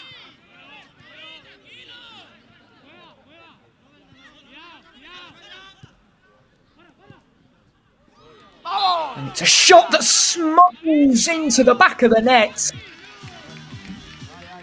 And it's one that the goalkeeper won't want to look back on. But Adidas All-Star have found a way back into this one. And the goalkeeper, yeah, really, he'll be really disappointed with that one. He shouldn't be letting that in, that's for sure. And he'll know it. But it is a goal back. And after such a strong start from Ortega Twins, Adidas All-Star, they've got a grip into this game and they've got a goal back. Ortega Twins were looking imperious, it has to be said, but have just dropped off it in the last 5 to 10 minutes.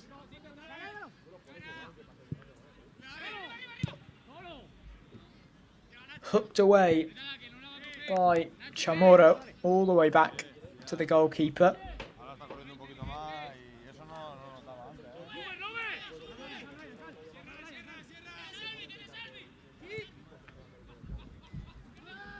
That's a nice ball though. A chance here and it's just gone wide.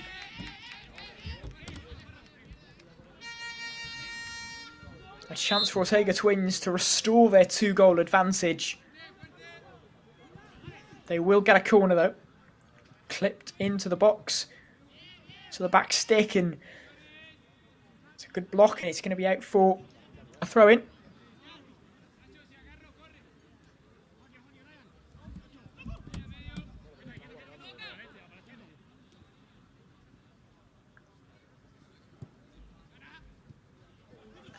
Nicely played. Oh, that's great play from Ortega Twins.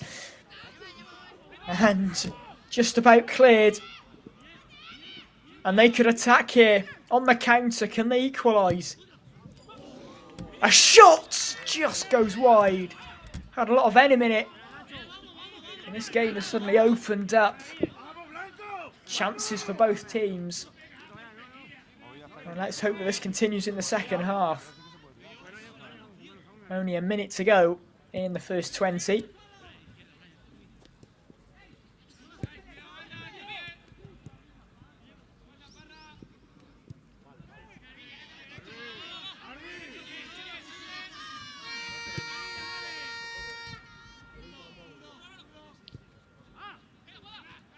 Played back.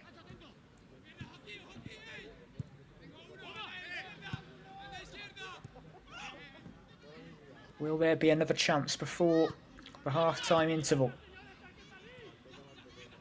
Played out to the left.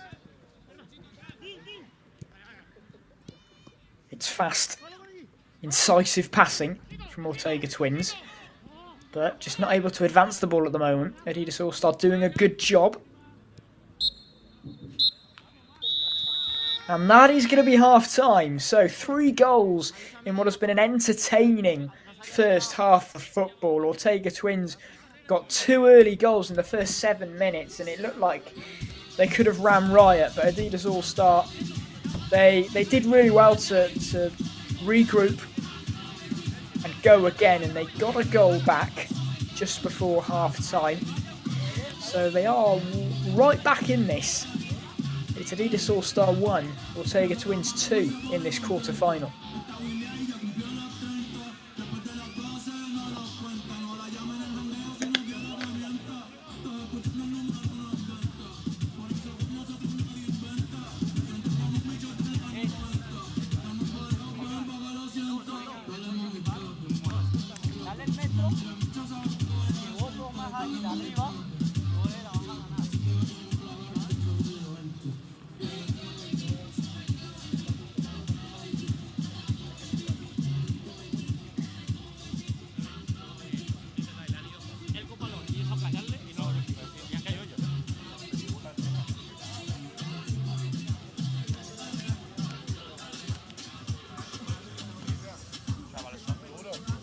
La está ganando todas.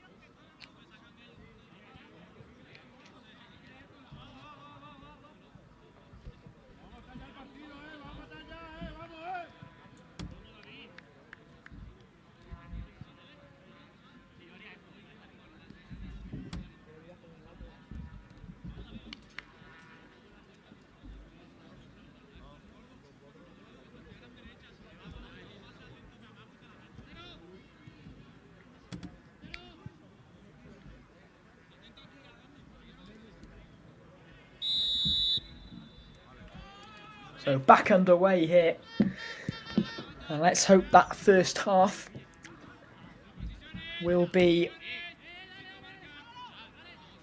as good as let's hope the second half will be as good as the first.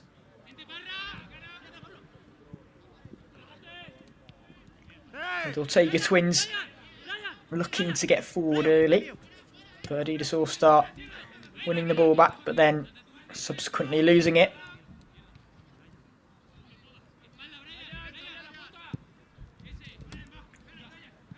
Played out to the left well.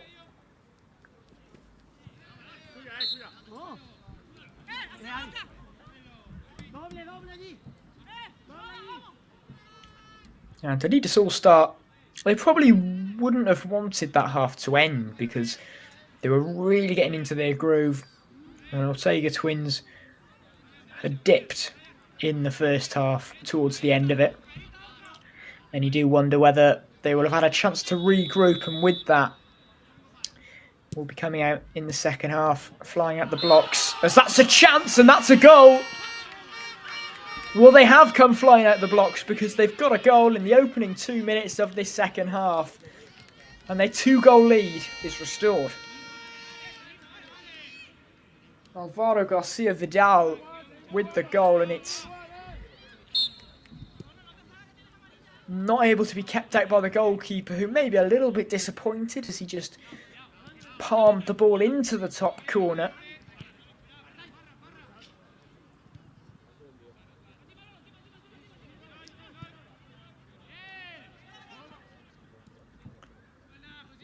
But it is Adidas All Star 1, Ortega Twins 3.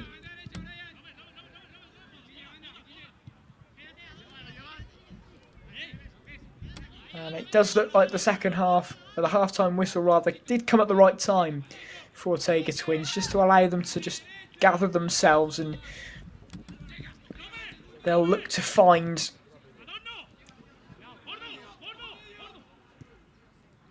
what they were able to find in the first 7 minutes. As there's another chance here, and that should have been 4.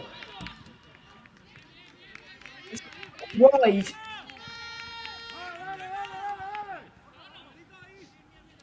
By Vidal.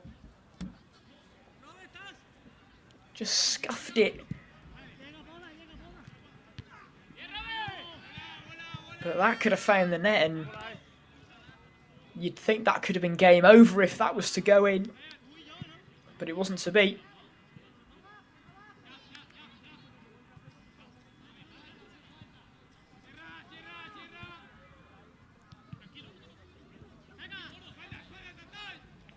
Aguero.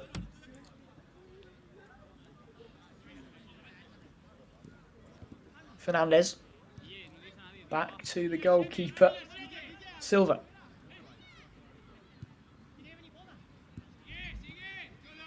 And it's a punt that is intercepted, and Adidas All Star can run away. And it's a pass through, but just too much on it, and it goes out for a goal kick.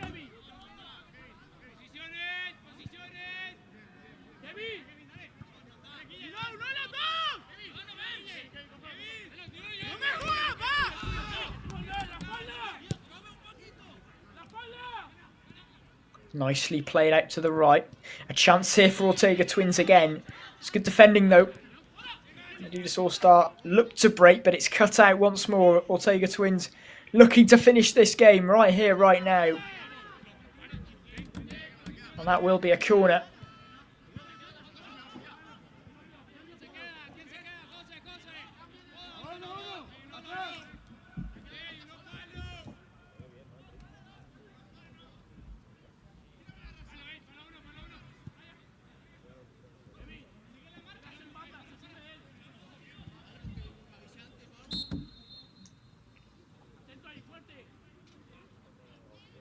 And it goes short.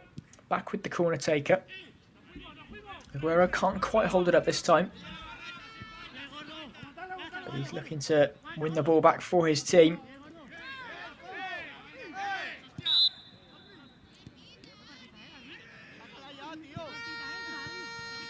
And the ref blows his whistle, and it's going to be a yellow card, is it? No. Just the talking to with Aguero.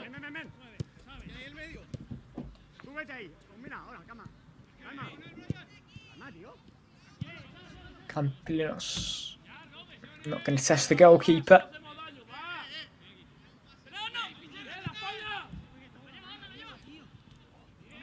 Ball long over the top. Beats everyone though. And the goalkeeper just about manages to keep it in, as it must have taken a flick off an Adidas All-Star player.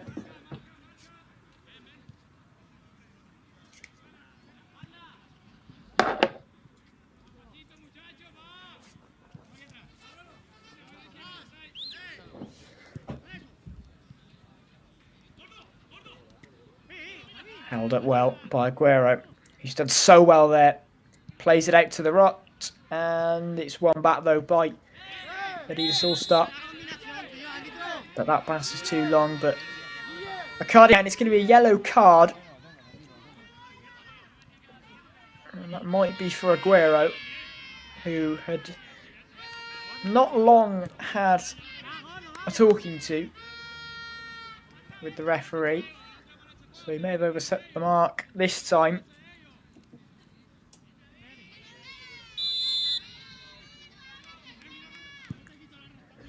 Alright, it's actually Torres for Ortega Twins.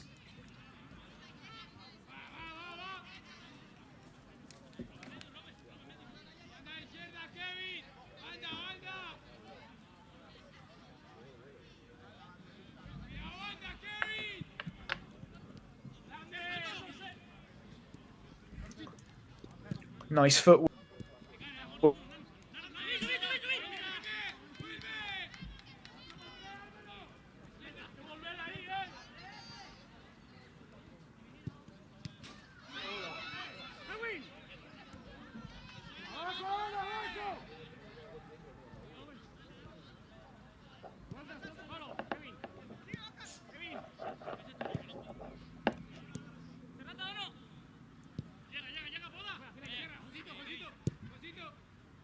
Para Campinos. Campinos plays it out to the left, and it's hit forward and goes wide.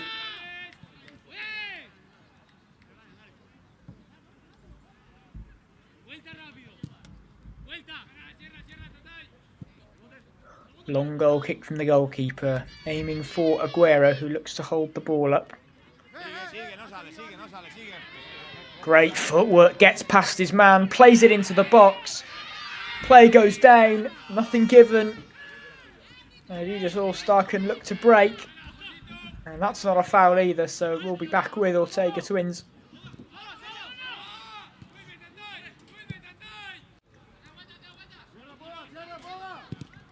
But a chance here, and it's deflected dangerously and hit the post, and that could have easily gone in the back of the net, but rolled across the goal line. Still 3-1, but Ortega Twins coming again forward. And it's going to be a yellow card.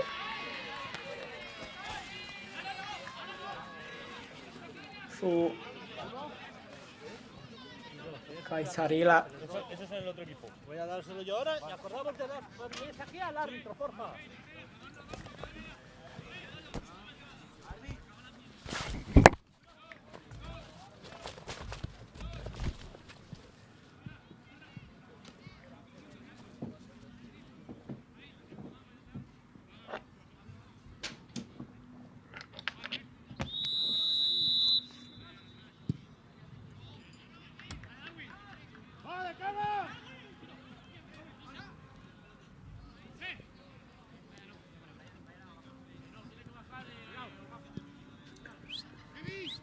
It's Oscar Ortiz actually who got that yellow card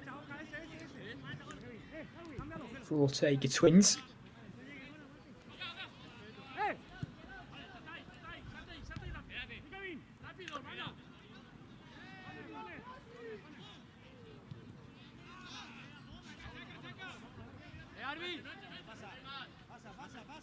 And Adidas All-Star haven't really been able to create any chances in this second half, and that's going to have to change, as that's great footwork, and nearly commentators curse there as it forces a strong save from the goalkeeper. There's Guy Tadila, And he'll take this corner now. But that finds no one apart from Aguero for Ortega Twins, who can play it back comfortably.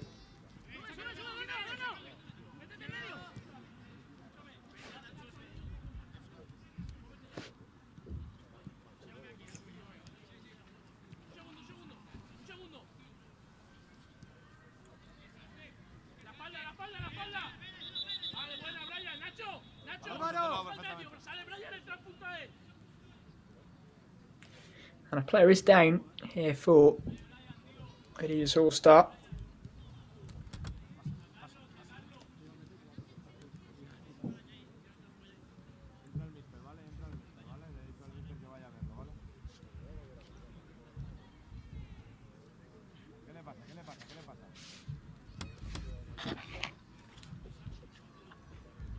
As he is helped back up to his feet.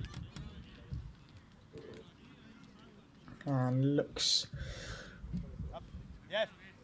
Well, we hope he'll be okay to continue. We'll have to see. And he's being helped off. And there is a substitution. And he is hobbling. So let's hope it doesn't keep him out for too long.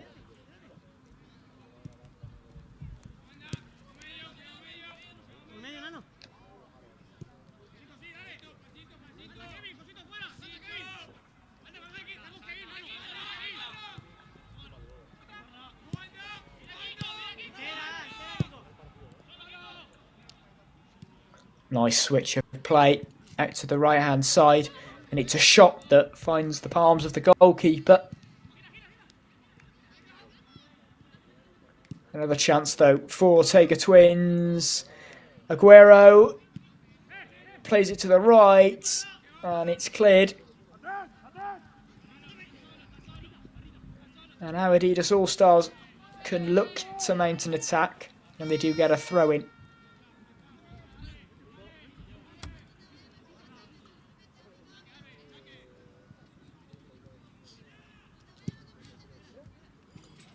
And an ambitious effort that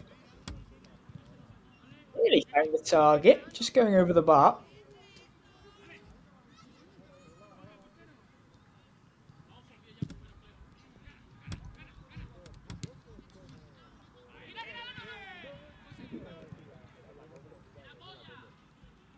So Ortega Twins closing in on victory, closing in on that quarterfinals. Closing in on that quarterfinal spot.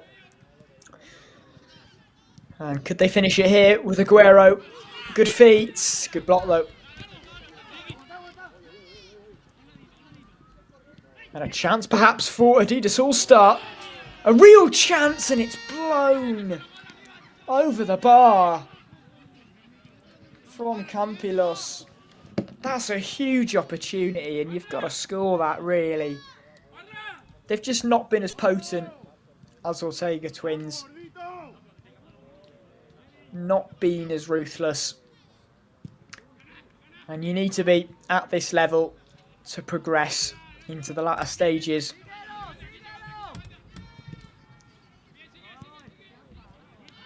Comes to Aguero, plays it out to the right, back with Aguero, and he just couldn't keep that down. It was behind him a little bit, he was string.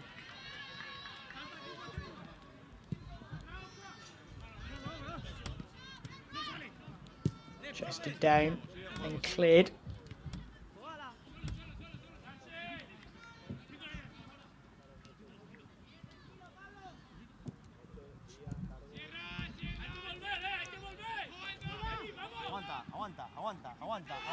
Lovely feet. And that's going to be a foul and a free kick for Ortega Twins. Great work.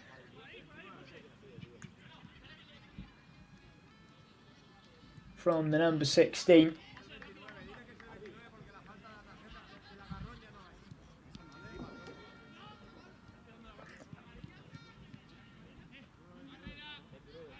Abdelkader weaving through player after player, winning his team a free kick. Less than 5 minutes to go in this game. Ortega Twins leading 3-1 and are good for their lead and are looking likely to go through to the quarterfinals. And it would be what would feel like a miracle if Adidas All-Star got back into this game, because they've been nowhere near it really. Other than a 5-minute spell where they got their goal, they've not really been in the game enough. And Ortega Twins have been far superior as they come away with the ball once more. Max on the right. He's driving forward. And look to do a casual pass infield, but loses it.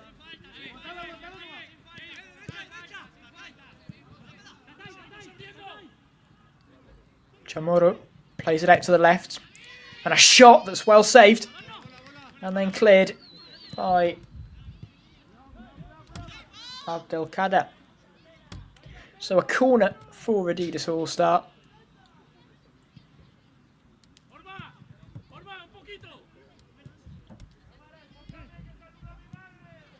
Can they get one back? And it's poked forward, but it's just not enough. Not clean enough from Adidas All-Star.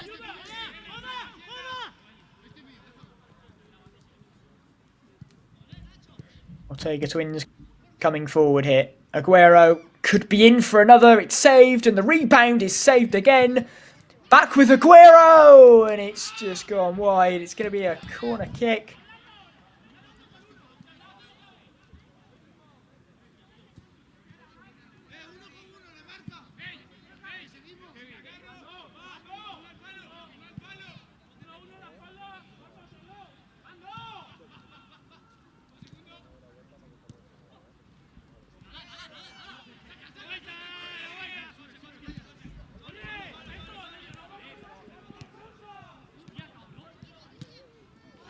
Back with Ortega Twins and over the bar.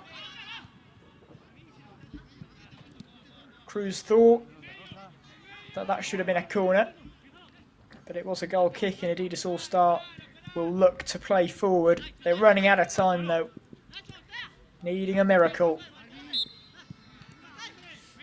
And that's going to be a free kick for Adidas All-Star.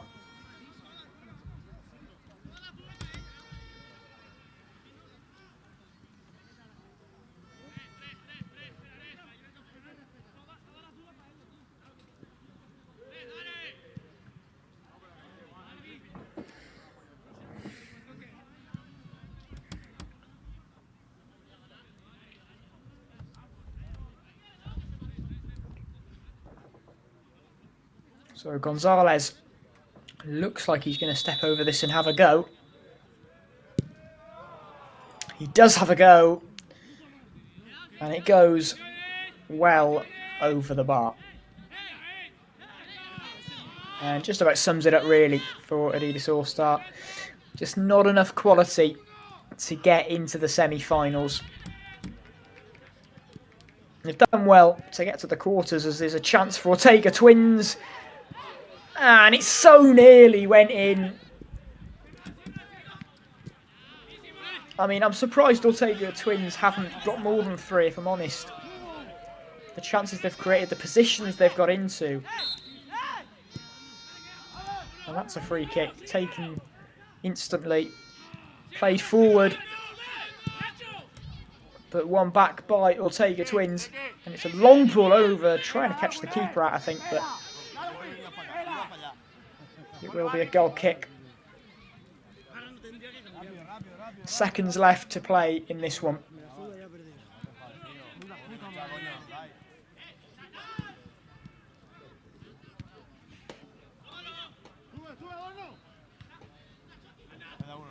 Aguero. Nicely played out to the right. Aguero does go down though.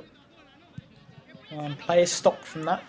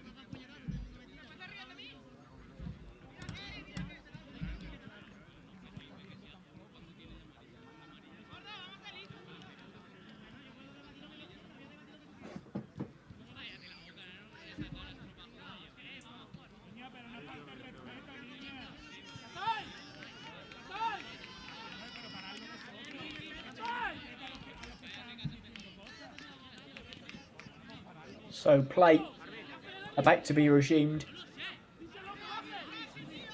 And there can't be much left of it.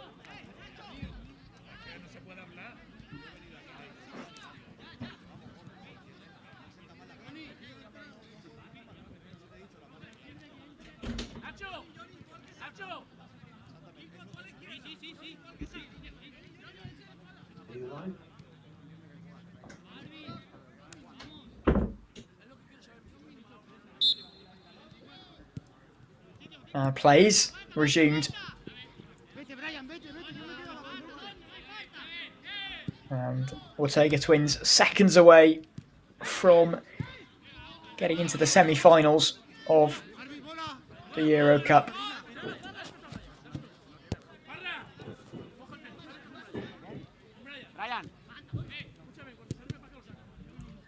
Play still goes on though.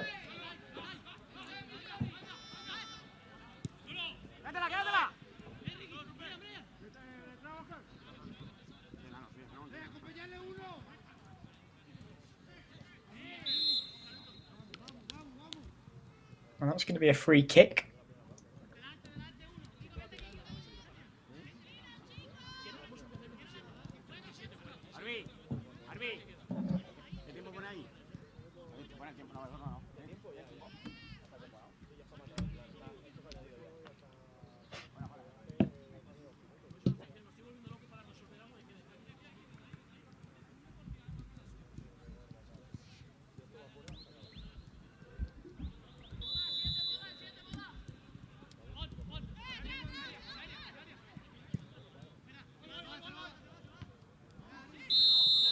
Headed in. And nearly a goal back for Adidas All-Star. But there can't be long left now.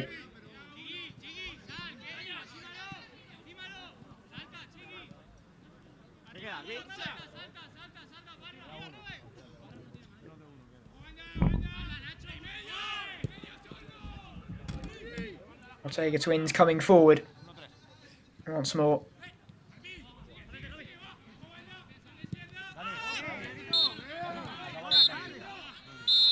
And that is the final whistle. It's a convincing display from Ortega Twins. And Adidas All-Star just not matching the quality and execution of their opponents. Ortega Twins will be going through and progressing to the semi-finals, as there's a bit of afters at the end, but full time here, it's finished Adidas All-Star 1, Ortega Twins 3.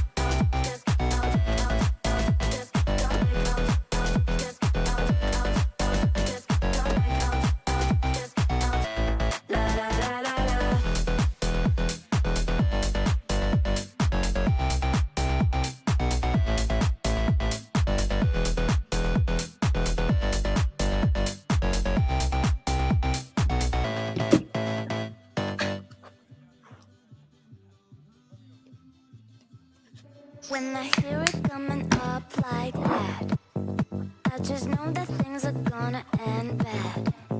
When my body only moves for the beat, you've been waiting for me. I'll just keep dropping it, like there's no stopping it. Then walk with it, la la la la la. I'll just keep dropping it, like there's no stopping it. Then walk with it, la la la la la. I'll just keep dropping it, like there's no stopping it.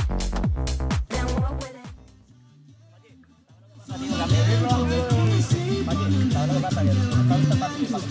Todo bien partido, partida contra el campo. Lo único que está bien, que yo reconozco que yo Para mí los vídeos no están mal, pero siempre pasa lo mismo. Pegan palos y pitan la última. Hazle foto, mándala, ya la pongo yo. Que no es solo para nosotros, que me refiero que en todos los partidos. Tienes que poner listón, o no ser permisivo o serlo para todos lados. Y es lo que da rabia, es como, por ejemplo, en una, me voy y al final me pegan un palo. Como me la primera, a ese ya no le pasa nada. No, si pegas un palo, échala luego. Que el problema es ese, ¿por qué? Porque a lo mejor ya es la tercera que me da. Pues no la dejes. El árbitro tiene que decir si hay ventaja o no. Si aplica la ventaja y que se puede acabar la jugada, no puede sacar la amarilla. A la siguiente me caigo. ¿Sabes lo que te quiero decir? O sea, que en lo que te salió de uno para que el segundo. Te digo el reglamento sin ver la jugada, cada jugada tiene sus matices. En todo lo que pasa, al gordo igual dice, no, le está haciendo falta, pero lo he dejado porque vais con la ventaja. Pues no la deje, ¿por qué? Porque no es la primera falta. Ahora, si el partido está tranquilo, pues vale, pero el problema a lo que yo me refiero es eso. Otra. A la quinta ya explota. Que también es verdad que no tiene que explotar, la ha hecho, ya está. Bueno, Azul en este caso. Yo justo con esa jugada, la vi. Yo no he visto nada porque al principio me ha dado un codazo. No, fue Pero ha sido en un choque y ya de impotencia la ha soltado. Es amarilla, sí, o sea, o roja de esta. Pero me refiero, eso, cuando me refiero, ¿cuántas lleva ya para que en esa ya la tenga que soltar, que encima ha sido una tontería de un choque? Es el único pero que se puede decir.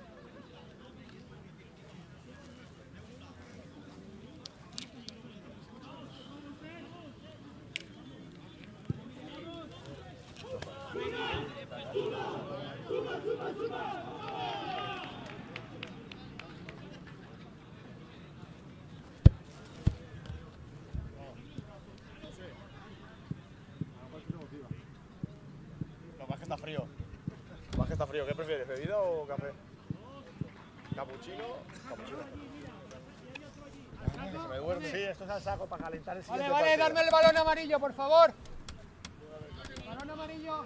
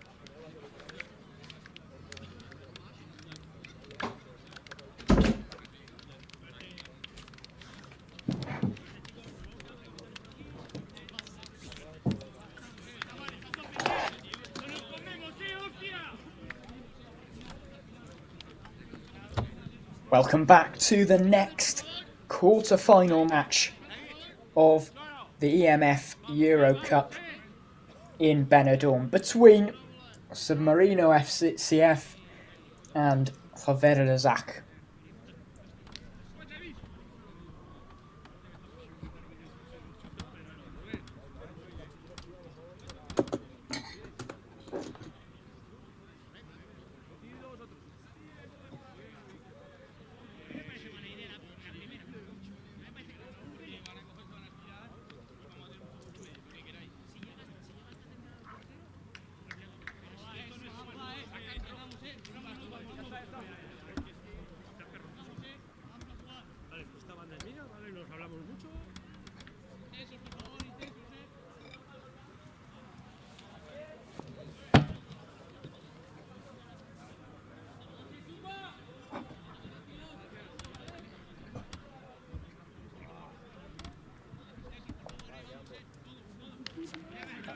mí uno. A mí uno. Más o menos.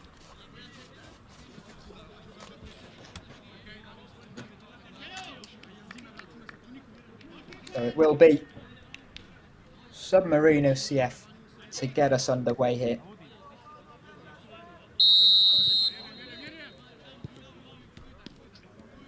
And which side of these teams will turn up in this game and which side will prevail and progress to the semi-finals in Benidorm? Well, both teams have not had any problems finding the back of the net, as Submarino scored 5 in their last game. As they're coming forward here, and Havela's scored 4. So both teams finding the back of the net with ease. And will that be the same story in this one, as there's an early chance and an early shot that's dealt with well enough by Submarino.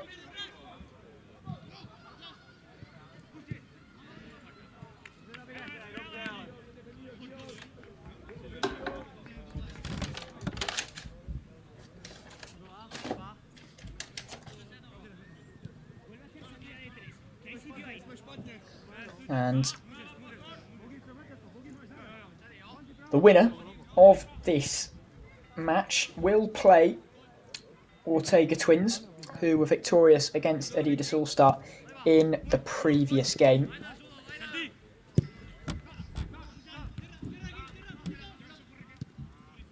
Picked up in midfield, but well won by Havela.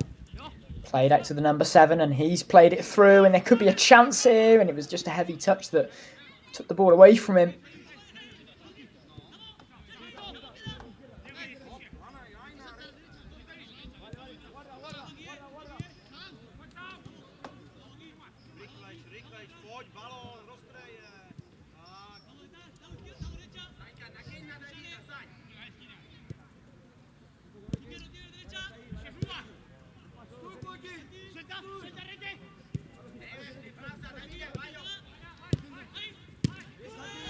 Played inside, but well intercepted by Santiago Trudis. And he has taken a whack there. That was a brave interception, to be fair. He came running out the traps there to intercept that ball. And he is up and okay, which is good to see.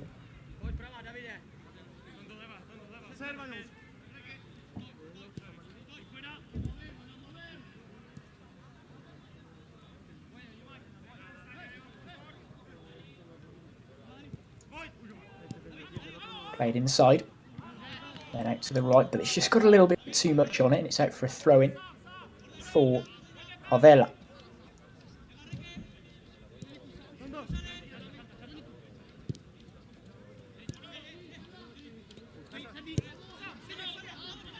Wodawski.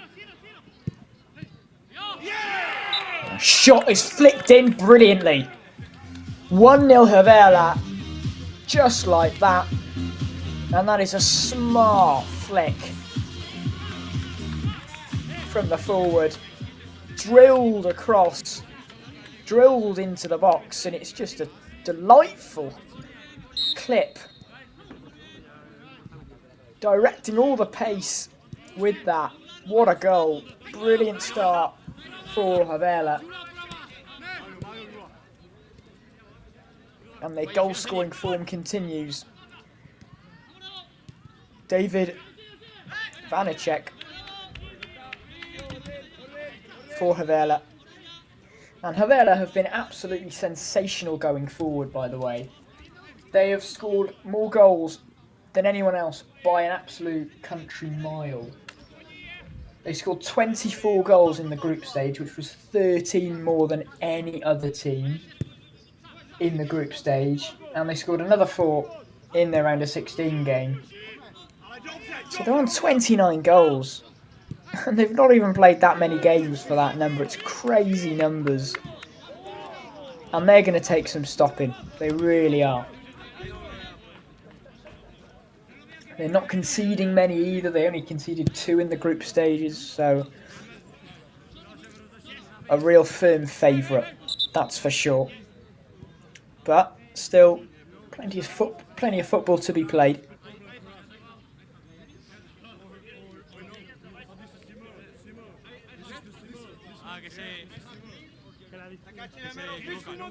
Que giras con los focos te confundes si son ellos o no. Si no, dale un peto blanco.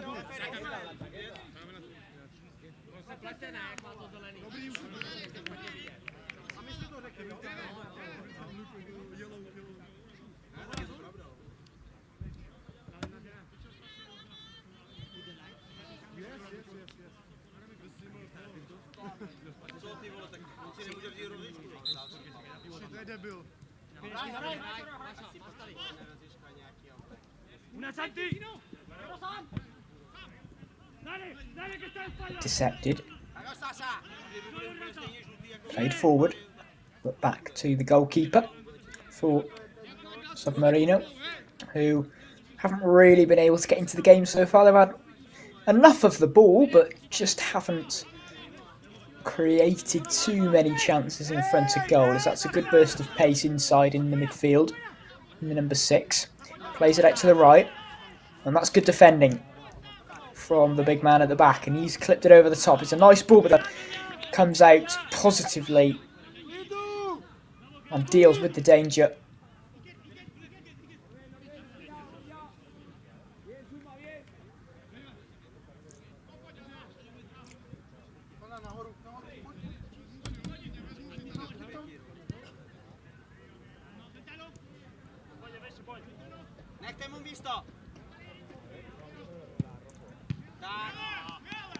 And it's a good save from the goalkeeper from the long-range effort. And I think there's going to be a card shown to the bench. They're out of shot. Not sure exactly what for.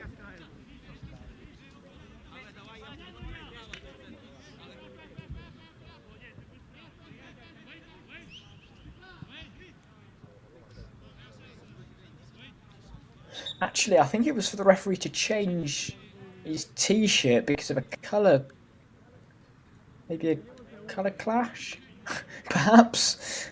So that's an interesting one. Players have seen the funny side though, as players resumed.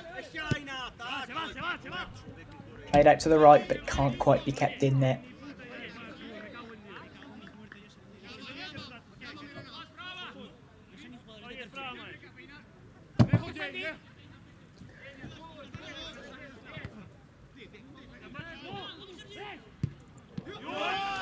And that's a shot that tests the goalkeeper. Parried away. And Submarino look to break. They've got it to the number 11, who goes long, but the goalkeeper can claim relatively comfortably, and that's brilliant strength from the number 22. But Submarino do enough.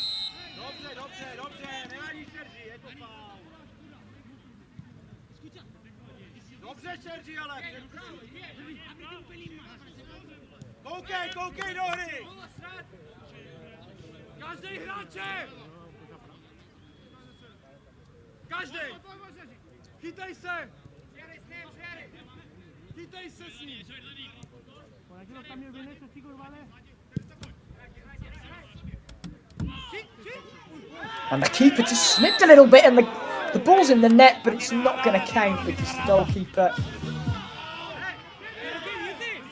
perhaps got fouled. But it looked like he slipped initially, which put him on the back foot, but I think he did catch the ball, perhaps. And I think that is what the captain is saying, as he did have the ball in 2 hands, and I think the referee is quite right to give a foul there.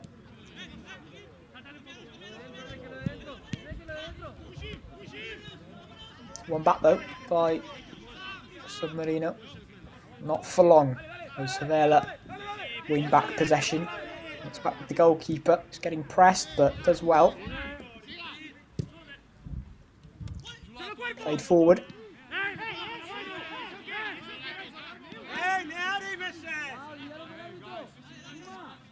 And that is going to be a corner.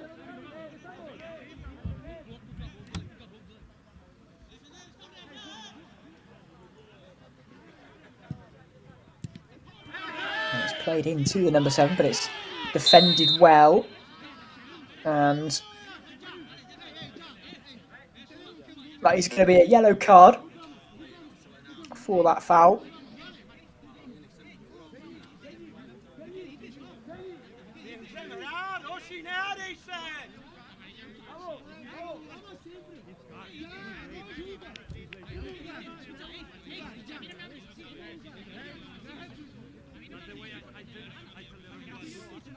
Hej! Sochy! Nestřídej to se! Střídej to, vole, to nemůžeme takhle vystřídat všechny. Vyjďte, Jan!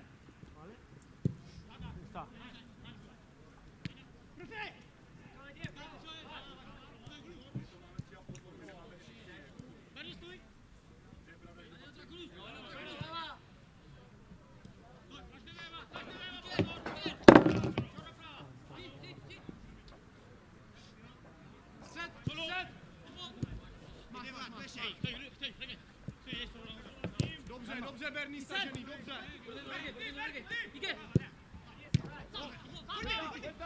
Played forward but cut out. And now Havela can look to break but couldn't quite get that ball under control.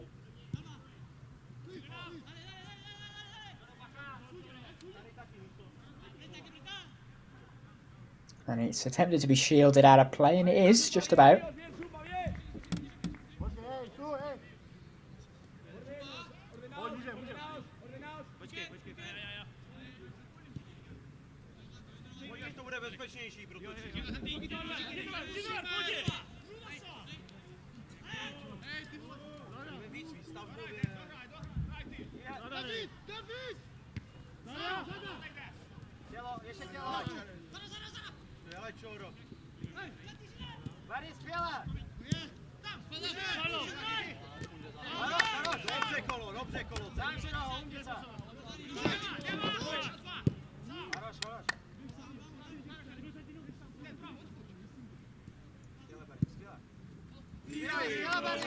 And that was a decent effort from Frizzoni. Just dragging the shot wide in the end, but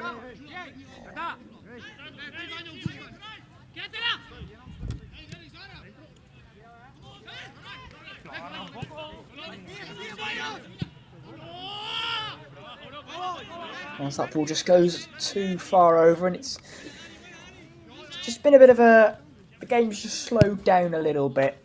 Not many chances being created from either side.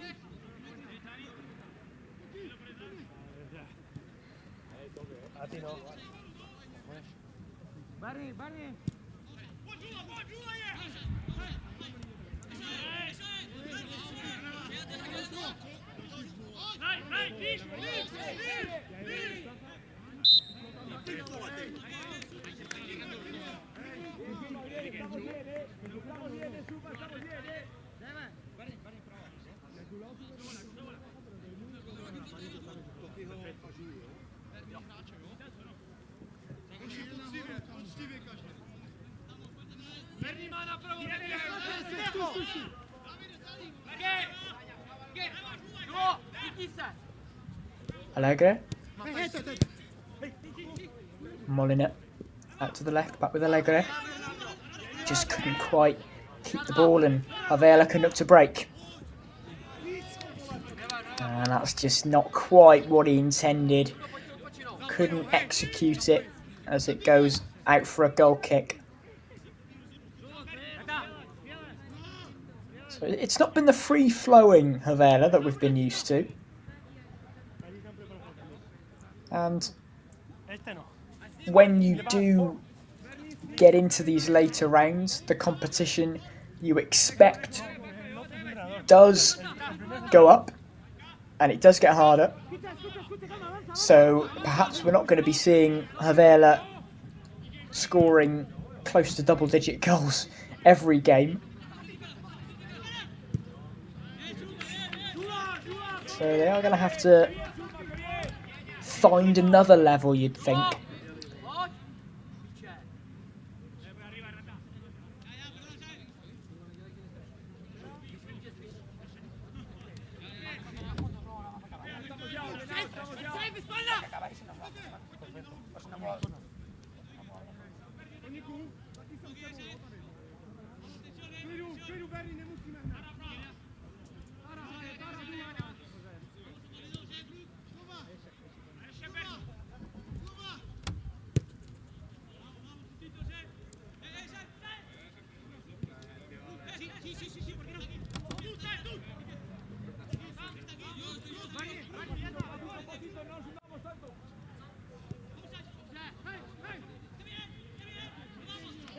And couldn't quite hold it up, and San Marino couldn't to capitalise on that.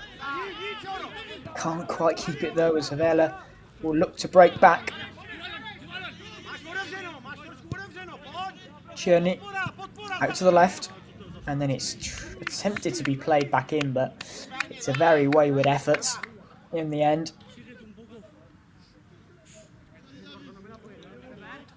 Both teams just struggling to get into a rhythm at the moment. Not quite finding that quality that we've been used to seeing from these two sides. Submarino, of course, scoring 5 goals in their last game. They did concede 3 as well, but they've not really shown their attacking prowess so far. But that's nice play from Havela, and that's a goal. It's 2-0. Havela finds the net again for goal number 30 of this tournament. It's absolutely astonishing. That needed a bit of luck. And that's their lead doubled as we approach the halfway stage of this game, and Submarino have work to do.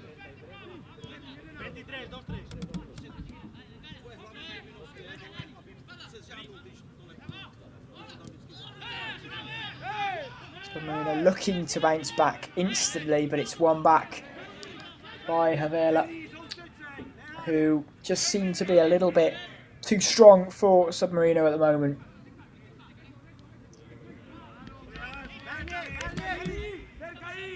They just seem to be winning more challenges, winning more duels, do Havela.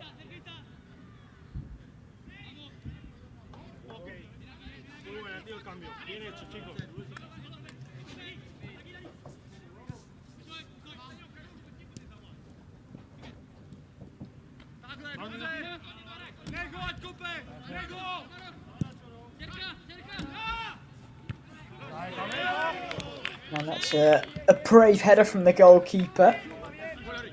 Perhaps knew that he may be out of his line, well, out of his box rather, so wasn't able to handle the ball.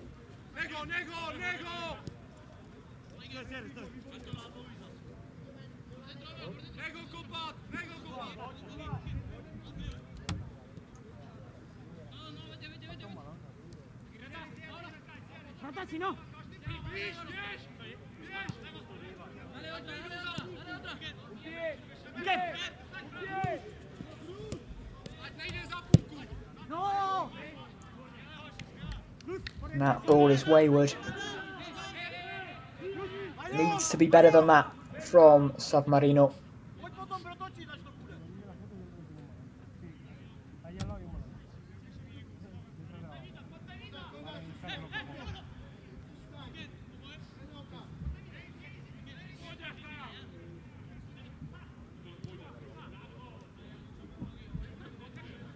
Lovely composure. Couldn't get past the second man though, but it will be a throw-in for Havela.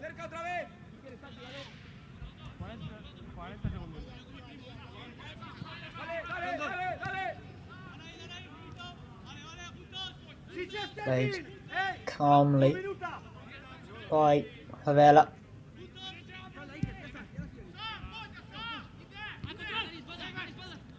And that long ball finds its target brilliantly. The overhead kick attempt can't quite be executed, and there was an offside in there. So play will be halted, and it will be a free kick for Submarino, who, as we approach the second half, will have perhaps a lot to sort out as they will look to try and get back into this game. But it is a mountain to climb. They're up against a team who, as well as their goal-scoring prowess, have only conceded 3 goals. And that is the half-time whistle. It's been a good display, not a free-flowing display from Havela, but they've got the 2 goals because that's what they do. They are efficient, and when they're not playing well, they still manage to get the goals that they needed. And San Marino need to improve if they're going to get back into this one. But at half-time, they are losing by 2-0.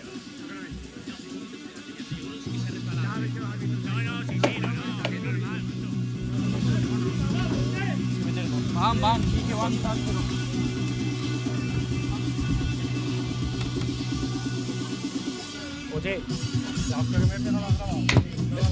¡Cago en la puta! Digo, a ver si ha salido en directo.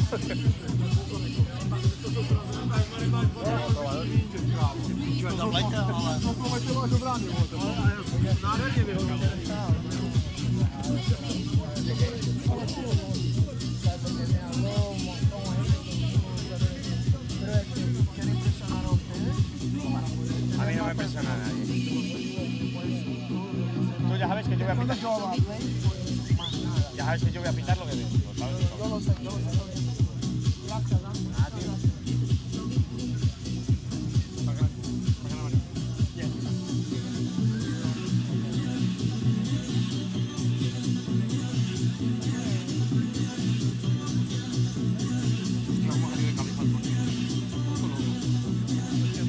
Eso es digno de Madrid.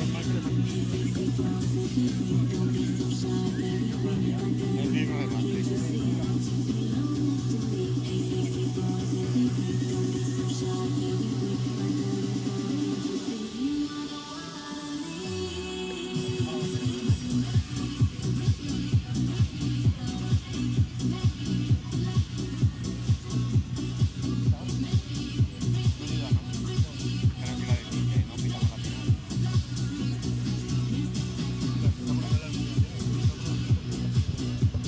Ya, pero van a pitar los extranjeros. No, ya le voy a decir que yo como no me quiero decir que es línea. Yo estaba aquí en todo,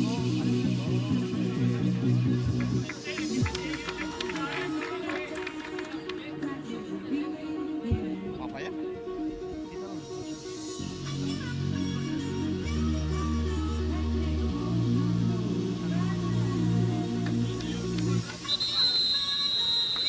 ¡Vamos, chicos!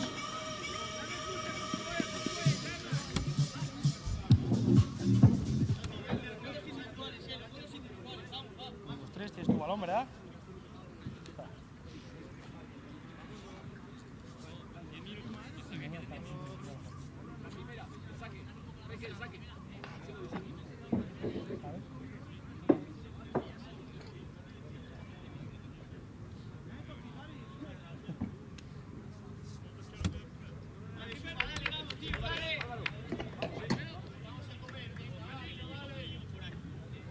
Ok.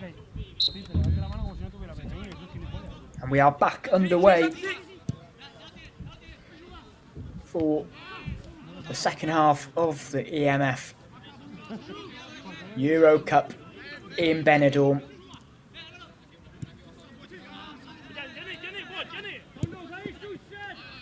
Havela with a healthy 2-goal lead going into this second half. And they look to add some more there, but it's defended well by Submarino.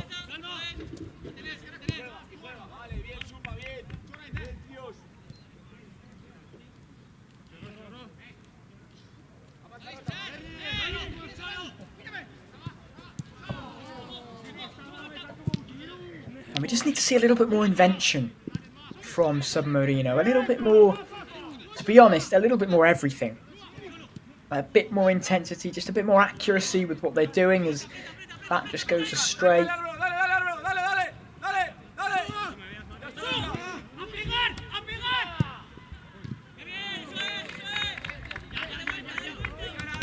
And excuse the pun, but it's been a subpar performance so far from Submarino. As that's played back to Subno. Played inside. It's good defending. And then cleared.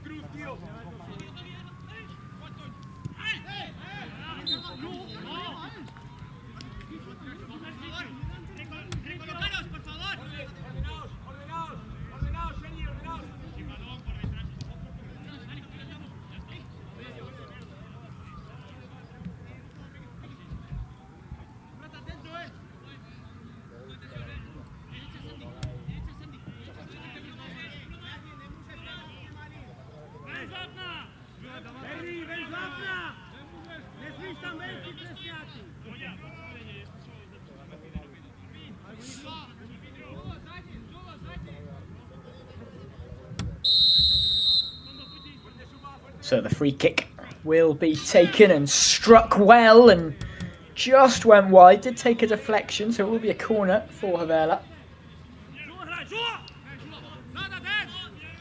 Can they really kill this game off at the start of this second half?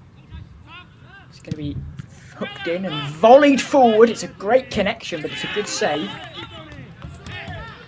And then it's cleared for another throw-in for Havela.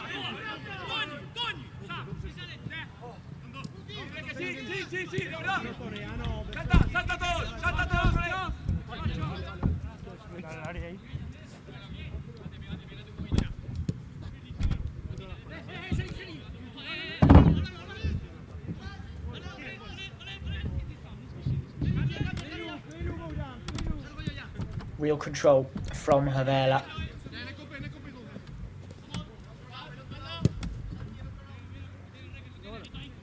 And if they do get through, it will be a fascinating tie between them and Ortega Twins.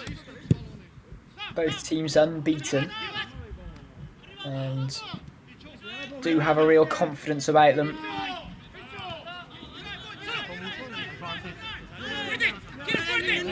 But Submarino will be hoping there is another twist left in this game as they look to turn around this 2-goal deficit. That ball's played forward but can't find a target. But then Submarino lose it quickly and it's back with Havela.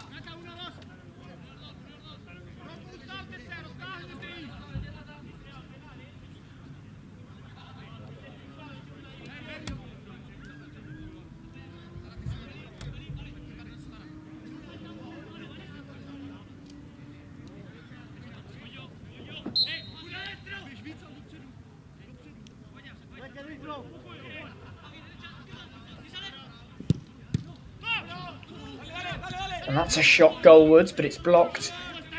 And it could be recycled by Havela.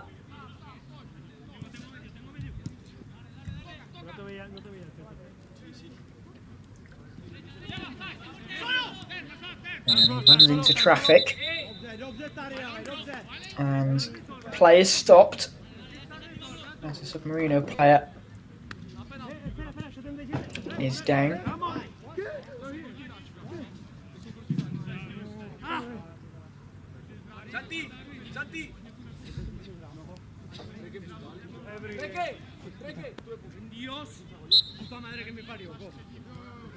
Eso es tarjeta, ¿eh?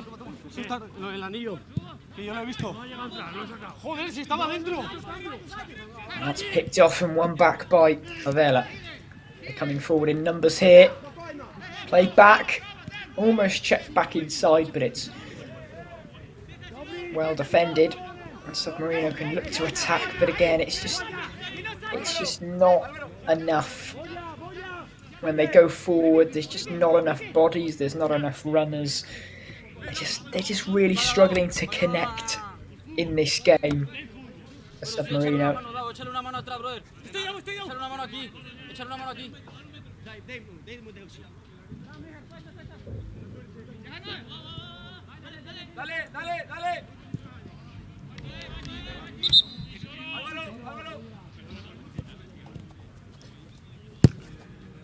I mean, they've not lost yet in this tournament, have Submarino, and they've scored pretty frequently. You know, they won their first game in their group stage 6-0, and then they scored another 2 goals in a 2-2 draw, and then of course in the round of 16 they won 5-3, scoring 5. So there are goals in this team, but you wouldn't think it based on this performance. But maybe Havela are just too good and are really showing their level.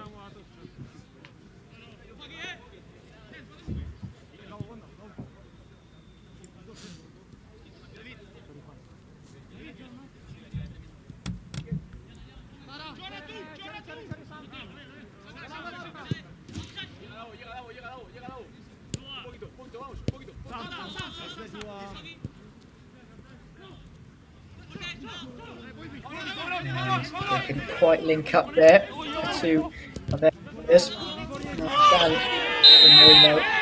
Wait, it is going to be a foul.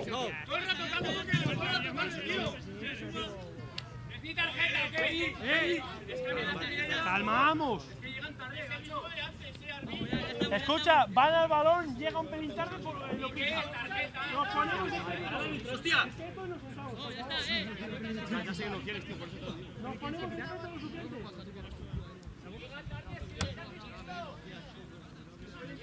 Hay disputa de balón, está perfecto.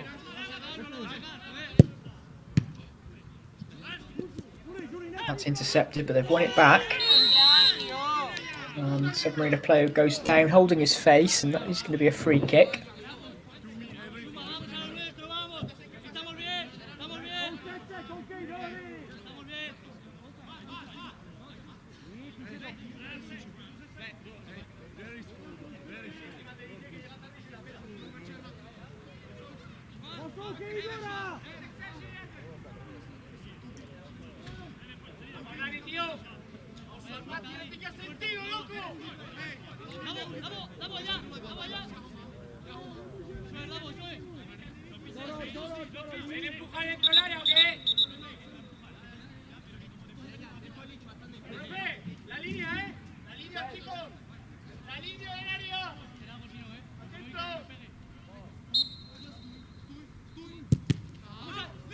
And the free kick is going to be struck, but it's blocked. And they will recycle the ball back to the goalkeeper.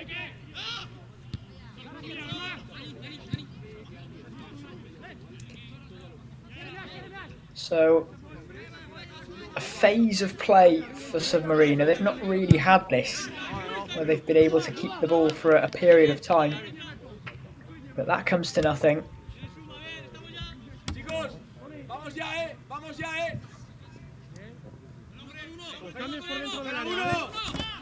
Journey. Played it to the number 33.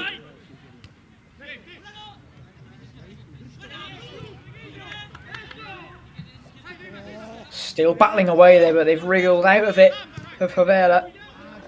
Submarino fighting back, but they do win the ball, and that's an attempted goal kick over to number 22, but it's cut out. Clipped over. Almost found the number 6 there. Almost found Poncharenko.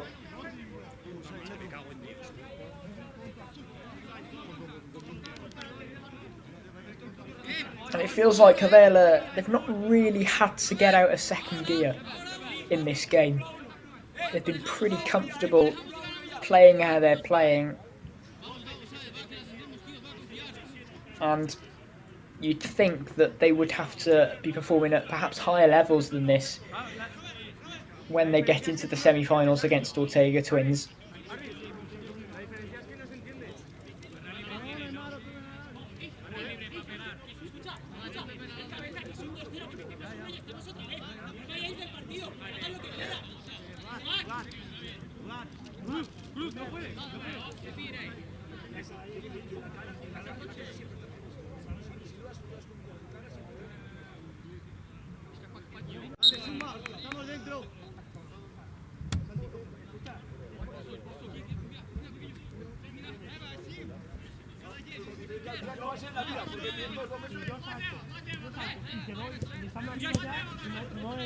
Torcal. Back with the number 21. Garcia across. Out to the left. And this is decent passing from Submarino. Run being made, but not quite able to be found. And Sukno plays it across. And it is back with the goalkeeper. We're under pressure. Skews his clearance. And we'll get a free kick for that. Well, no, he won't. It's going to be a throw-in. I think Havela thought that they were going to get a free kick because they played it back to the goalkeeper, but it will still be with Submarino, and that's just not quite able to be executed there.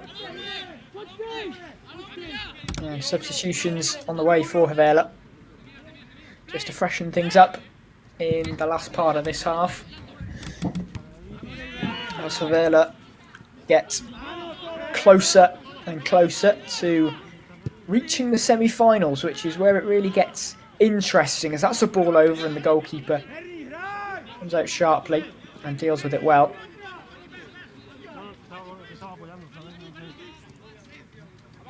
But the semi-finals is a real test of who you are as a team, and it tests if you've got enough to be a potential champion. Because once you're in the semi-finals, you know that you're a matter of 2 games away from being champions.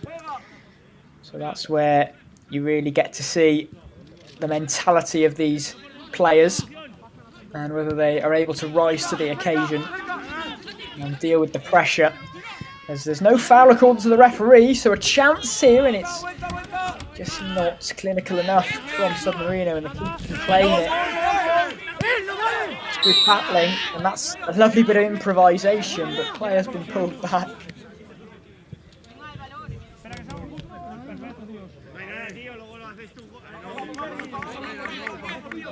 There's only the goal scorer with that bit of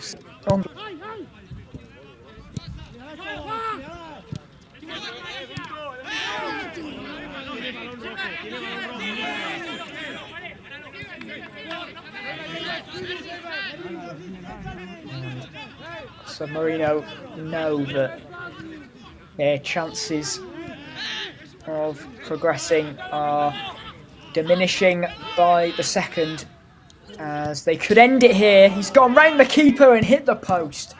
Another chance though, and it's saved. And it can't be cleared, it's missed and then cleared at the second opportunity. But Havela so close to adding a third and putting this game beyond all doubt.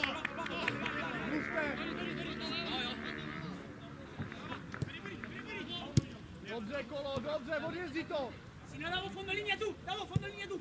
Vamos a avanzar, que te sigue. Vamos,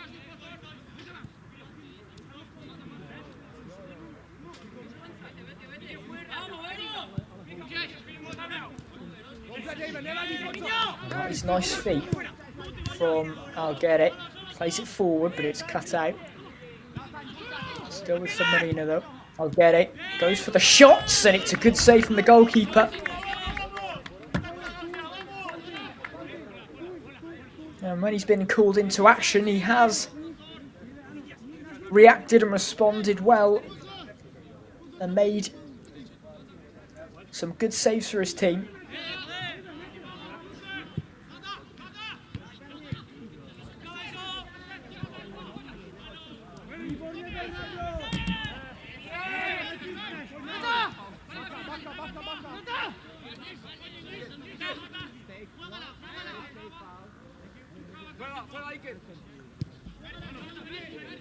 So just over 3 minutes to go here. Sevillazak are getting closer and closer to the semi-finals as space is opening up here. And that is a free kick for Havela. Out to Czerny. He plays it inside. And that pass is just over here. And despite the 2 goals, it has been a little bit underwhelming from Havela. This is my first time watching this team, and based on what I've seen in terms of the goals they've been scoring, it's been a little bit underwhelming. But maybe that's because Submarino haven't really brought the level. And when you're playing against a team that their level isn't the greatest, then it can be hard to up your level as the opposition. So maybe there is a bit of that in this as well. But Havela, they will have got the job done here, barring a miracle. As Submarino have been on the ball a bit more in this last 10 minutes. But Havela have been relatively comfortable even without the ball, it has to be said.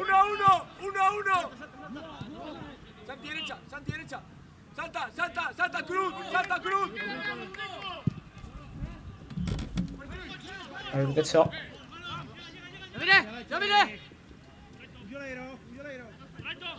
Can he get past 2 players? He's found a man well, and the favour's been returned. A chance, and it just goes a begging. And the goalkeeper claims and then kicks it long, aiming for the target man who can't quite bring it down.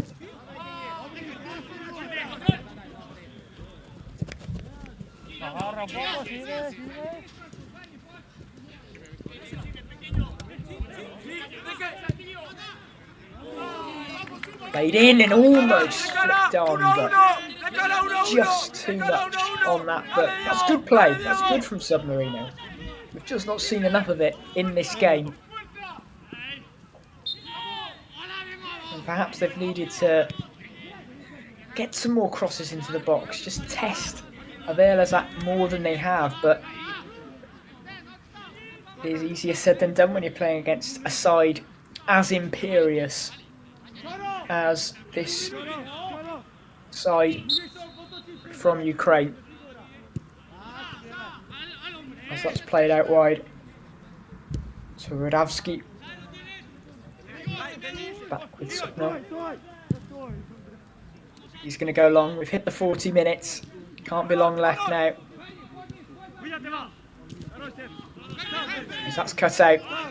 Is there a third for Havela? Played out to the right. Passed forward, and that's blazed over the bar from 2 yards. It's a poor miss, to say the least. But Havela will have done enough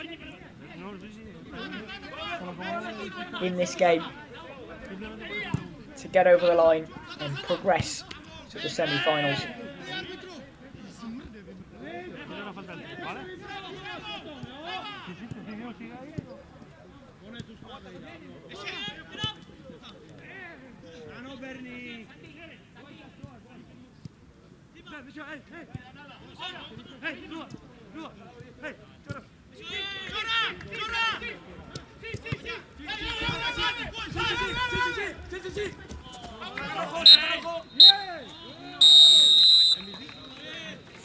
And that is the final whistle. And despite a bit of an underwhelming performance from a high-flying Havelas, they've got the job done in comfortable fashion. Submarino just not at the races in this game, it has to be said, and they will be leaving disappointed. But Havelas, their journey continues in this Eurocup. As at full time here, it's finished Submarino 0, Havelas 2. Havelas going through to the semi-finals.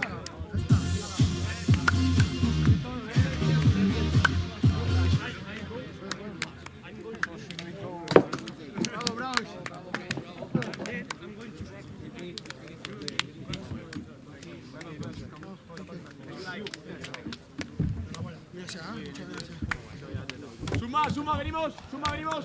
Suma, venimos rápido.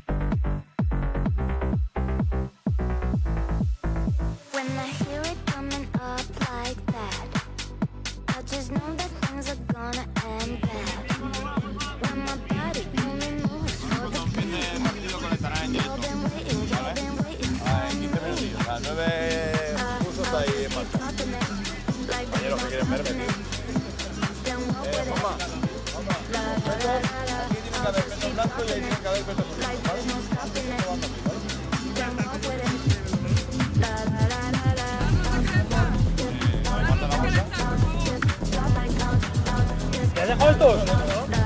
Aquí falta uno. Te dejo 2 bolas.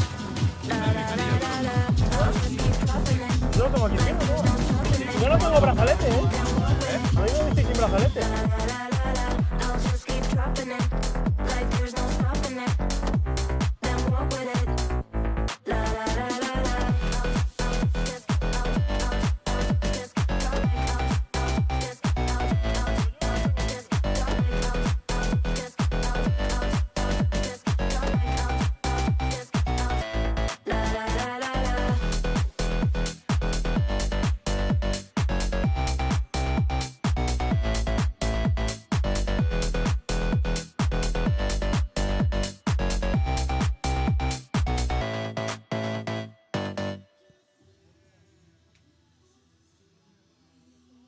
When I hear it coming up like that, I just know that things are gonna end bad.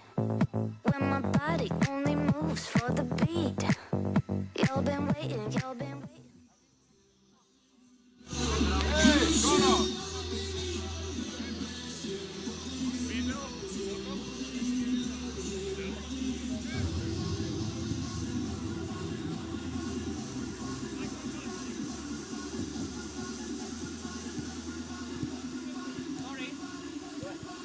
Where is the speaker of our team, Roberto? On the table. I don't know, man. I don't know, maybe the referee? Who? The referee. Referee? Where is the referee? Here. Maybe you know where is it? La pegatina. Takhle, já si obajdem, ale... Já mám tu hlavu, že jako hráč běžím na slabý tým, nevím, je to normálně dělano. La pegatina.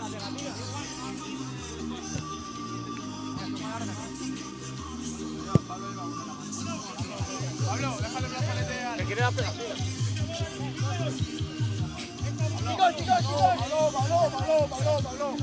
Los balones que están dentro.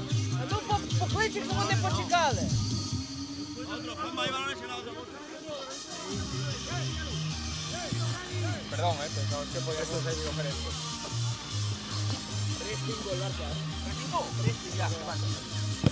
Me voy a ver a la leche yo. ¡Pablo! ¡Pablo!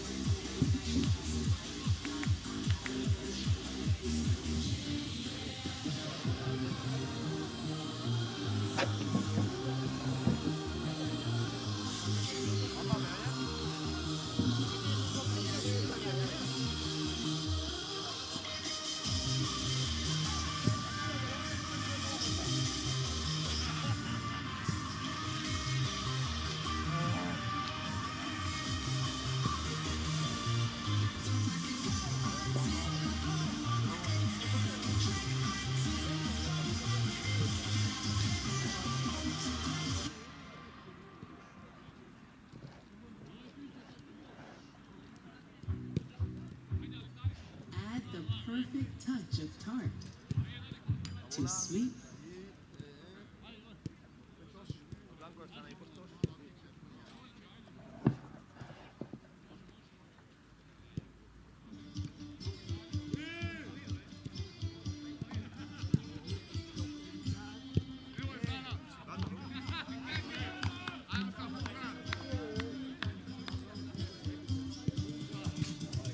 Importante, tío. Me das tranquila, tío. Ahora por el pato la cagamos tú.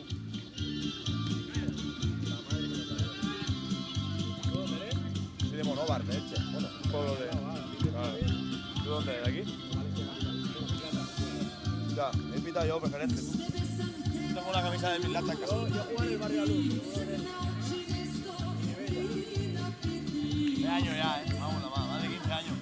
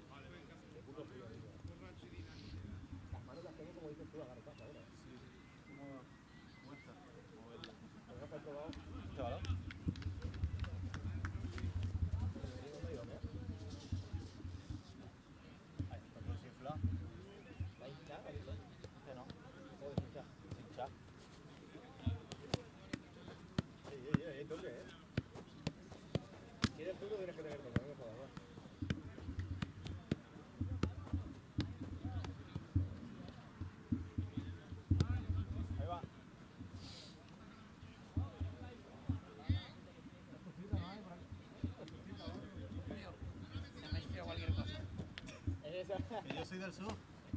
Del sur no. Yo soy de África, vamos.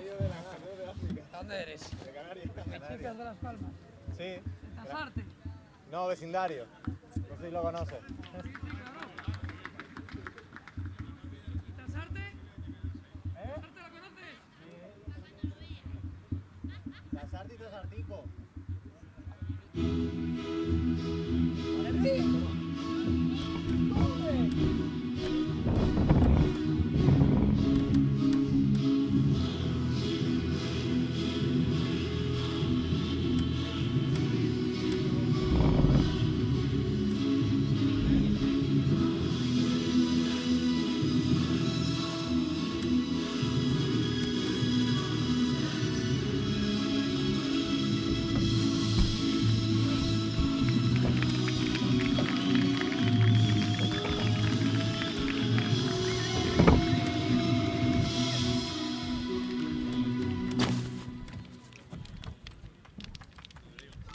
Welcome back, everybody.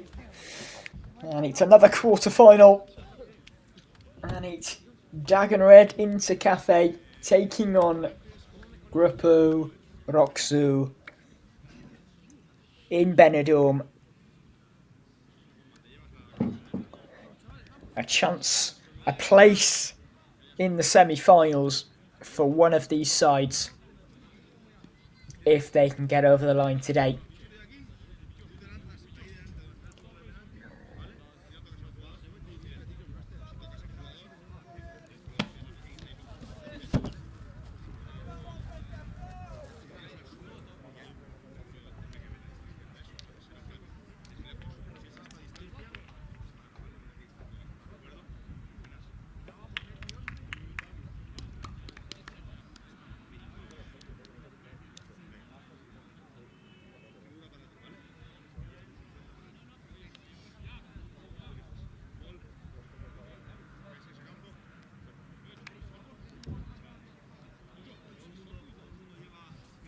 Sentados. Solo uno de pie, el resto sentado. Petos puestos, petos puestos. ¡Vamos, Guillermo, vamos! Todo el... Petos, sí. Petos todos, petos, petos, sí o sí. Cuando quieras.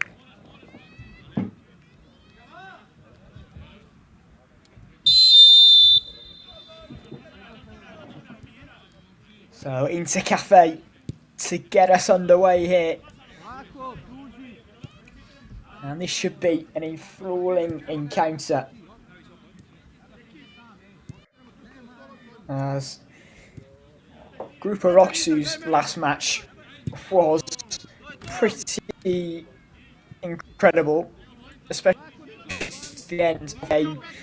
Tempers were, it was quite a dramatic. They did press on penalty.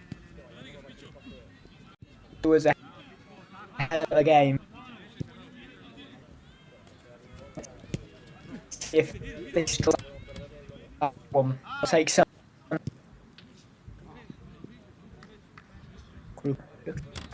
to play the ball forward, find a target.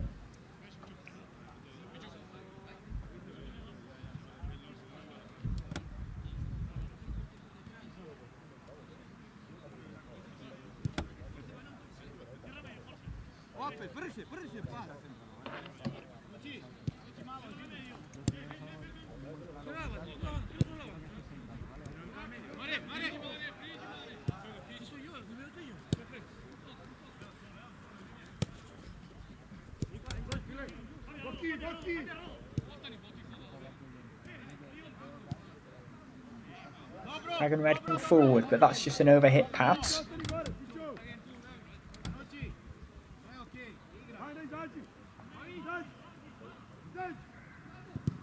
And both sides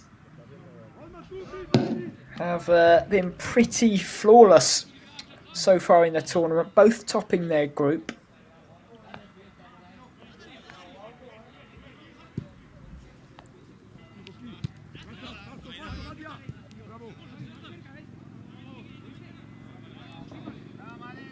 But something's got to give in this one.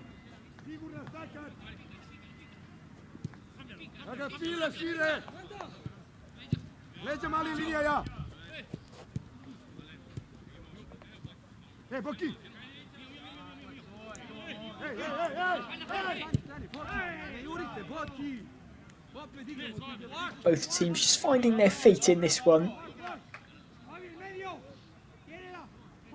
It's a nice turn away.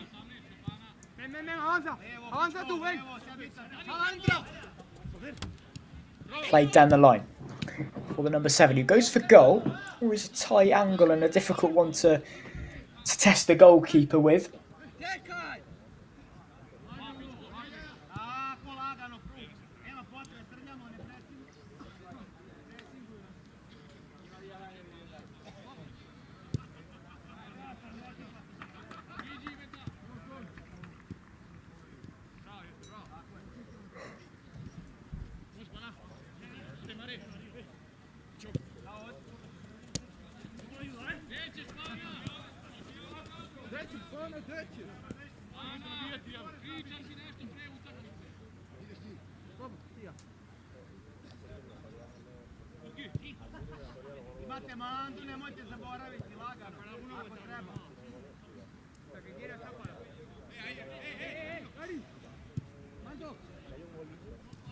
Back with the goalkeeper, Barak.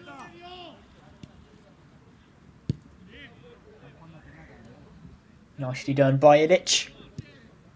Looked for the return, but it's gone back to the goalkeeper. It's a very patient start to this game. Both teams with some patient build-up, which hasn't really resulted in any chances at the moment, but still plenty of football to be played in this one. So we're 5 minutes in here. Both teams just finding their feet, finding their rhythm. As that's a nice pass out to the left. That's a nice stride forward and it's flicked home. And that's 1-0. Brilliant goal. Terrific flick. And just like that, I said both teams were just finding their feet. Well, there's a goal in the game now.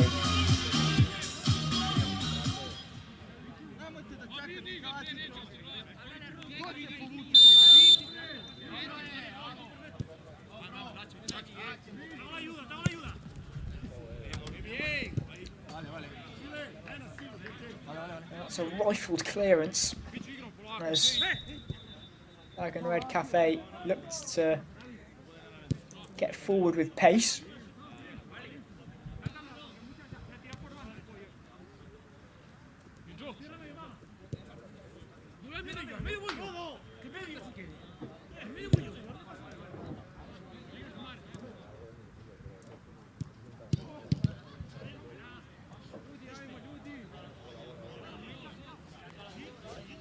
Yo no voy a meter balones en el campo si no me los pides, ¿ves?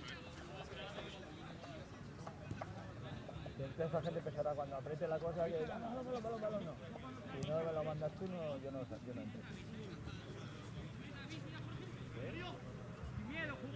So, Grupo with the throw-in that's taken. So with... Oh, it's a foul conceded by Dag and Red Cafe. And just a bit of a late challenge there on Alvarez. But he is back on his feet and Grupo Roxu will be back underway here.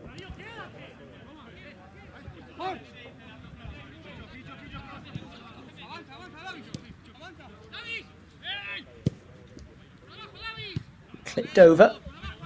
Intercepted and cleared.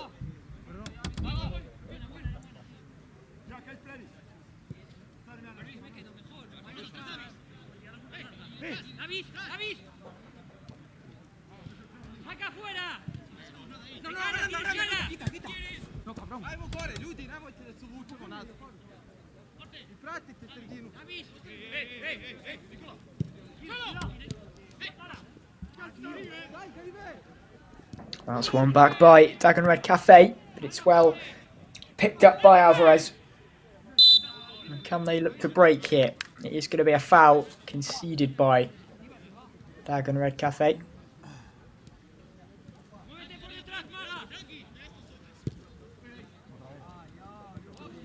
And that's a nice ball played through to Fernandez once more, and he's already got one goal from a similar sort of scenario, and he could have got a second there.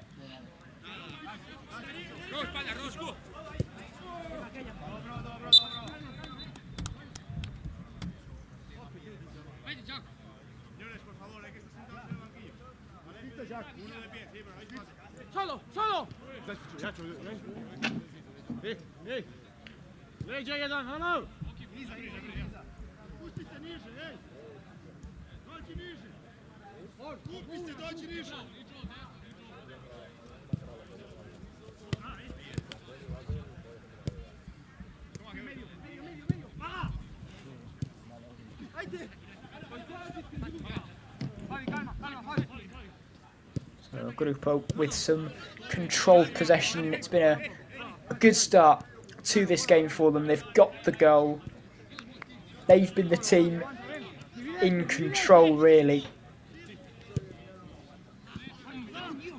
As that ball's intercepted, though, and a chance for Dagon Red Cafe to break, and it's a poked ball forward that does find his man.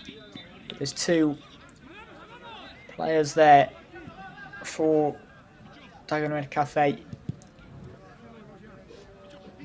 He's back with Dagon Red Cafe, though. But that's picked up. And that could be a costly error, but it's just not capitalised on by Fernandez. But here come Grupo again. They've played it forward, and the goalkeeper's done well there. Just to grab the ball at the best opportunity. And that's good defending. The danger isn't clear yet. And that is going to be a foul on the Grupo Roxu player. So it will be a free kick to them, deep in their own half.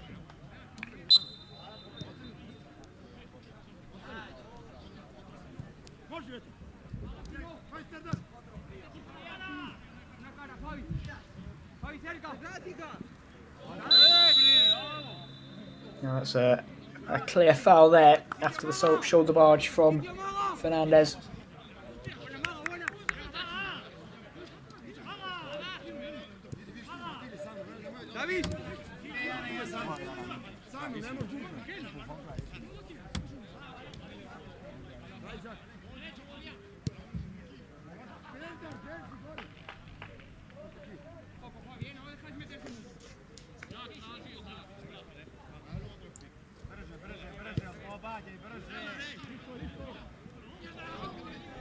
That's lovely footwork. He's passed one, plays the ball inside. A shot perhaps, it's blocked. And now Grupo Roxu can retain the ball. And it's a bit better from Dagon Red Cafe.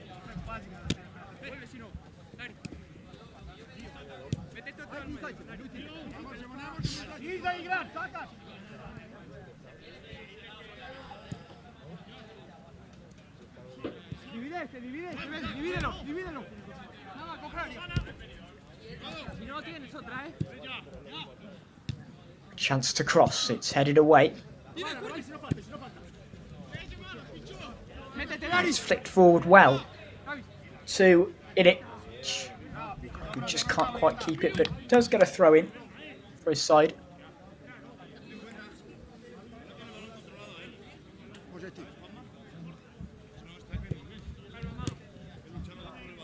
Just going back to the captain, back with Ilic. Ilic plays it inside well. It's back with Ilic, but it's good defending. Still with Intercafe though. That's a nice play. They're working it well, and it's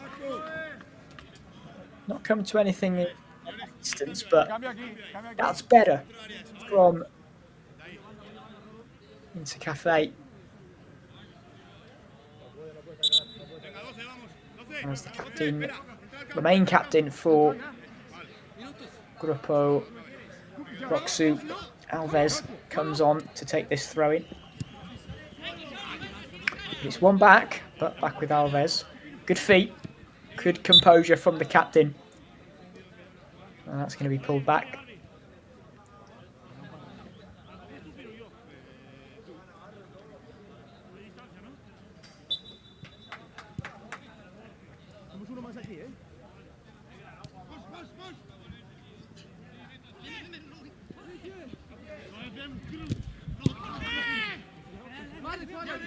Picked off by Intercafe. 2-on-2. It's a block. Still with Intercafe, and that's found its way to the wide man, and he's plays the ball over.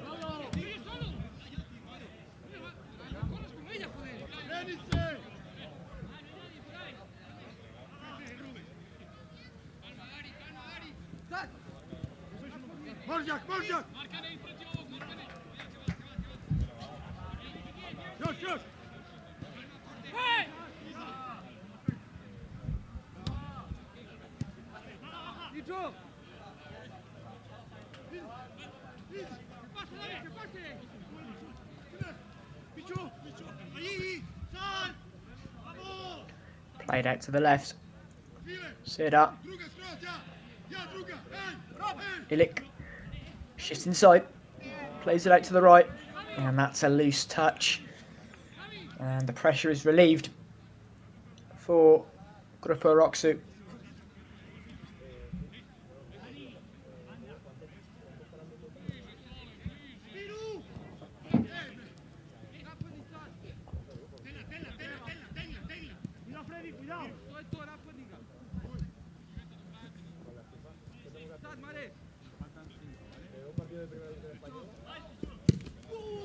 And that's nearly capitalised on by Ilic, but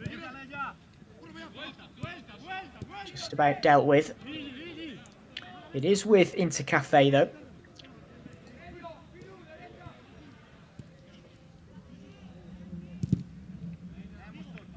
And tried to generate a shooting chance, but it's well blocked. But Dragon Red Cafe, they are creating more chances, and they are the team in the ascendancy, as that is never troubling the goalkeeper. And that is very, very much over the bar.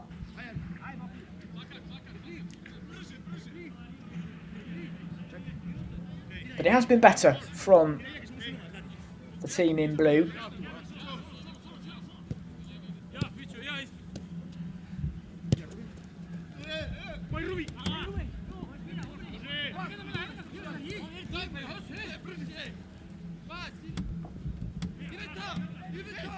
Ivetic covers a lot of ground there, but it's one back.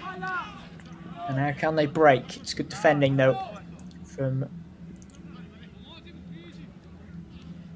Dragon Red Cafe. And that's going to be a free kick for them.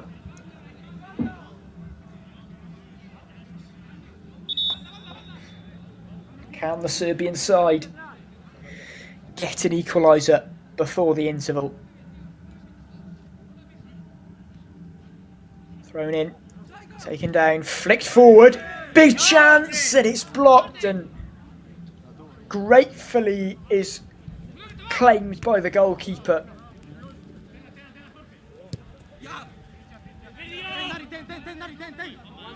A chance for Grupo Roxu to come forward. And they just look to calm things down.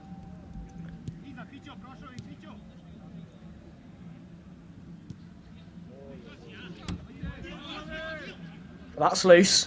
And a big chance here. It's a 2-on-2. Can they get it right? It's played out.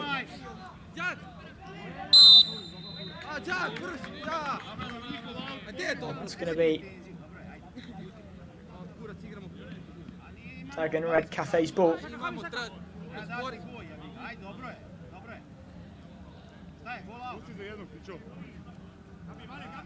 Oh, no, it's not. It's going to be Grupo Roxu's ball.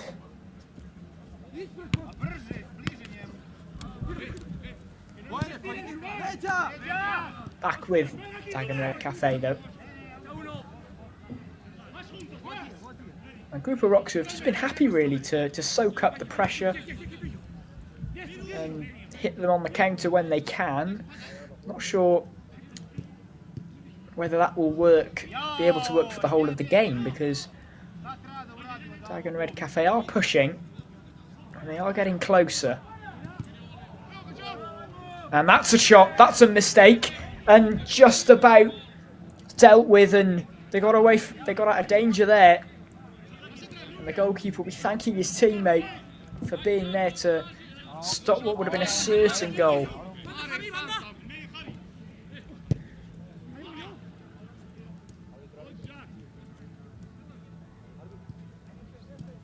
And it's just a bit too passive, as if they're letting the players wriggle their way in, and that's a brilliant finish. And it's just what Dragon Red Cafe have deserved.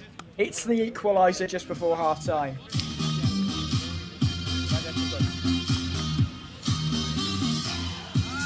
Grupo Roxu just not getting tight enough to their opponents. Too passive since they got the opening goal.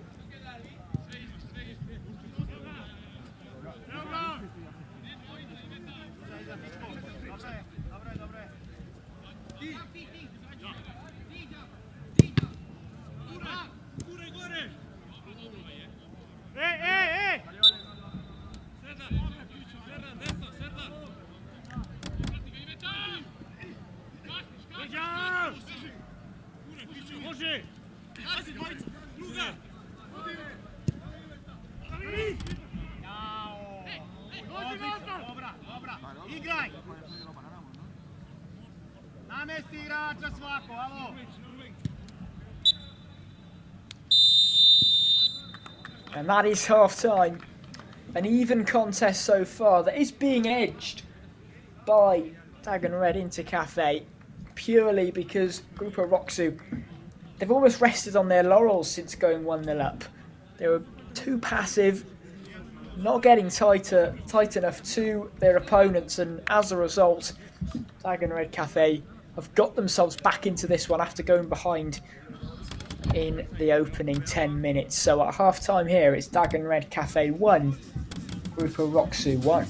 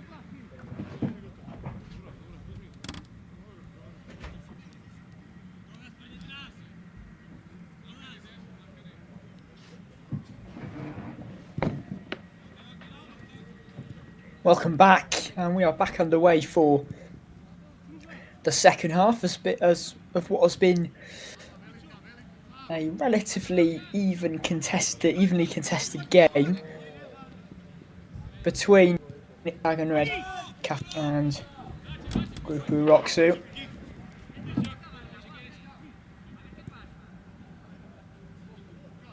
Pica, pica, pica!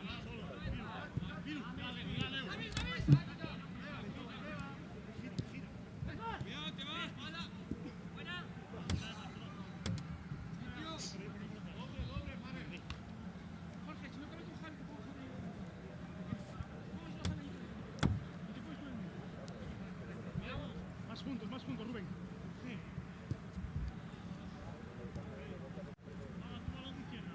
Vale, Jorge, eso es tuyo. Cierra el medio, Jorge. Cierra el medio, Jorge, que es el tuyo. Cierra el medio, que es el tuyo.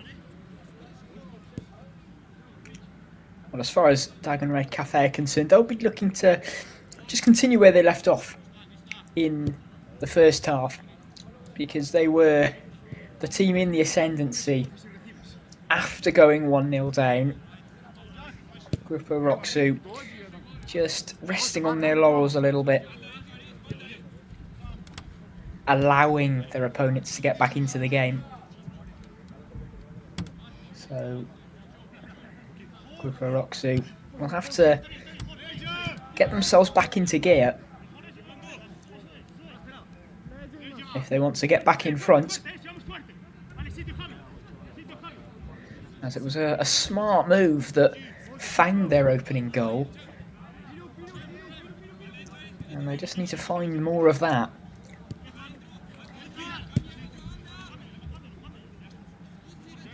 But they are happy to allow Dragon Red Cafe to have the ball. There's not really a press, they're not really a pressing team, but I think when Dragon Red Cafe have got into dangerous positions, I think Grupo Roxu just need to be a little bit more tight to them and just have a little bit more intensity, because they are allowing their opponents just to comfortably play the ball into dangerous areas. So I think that does need to change.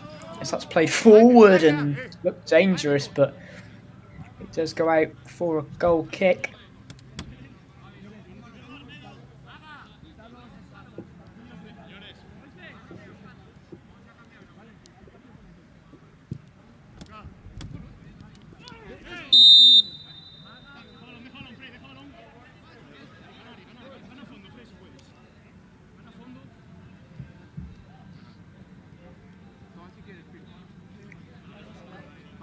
Busca emparejarte con el 15.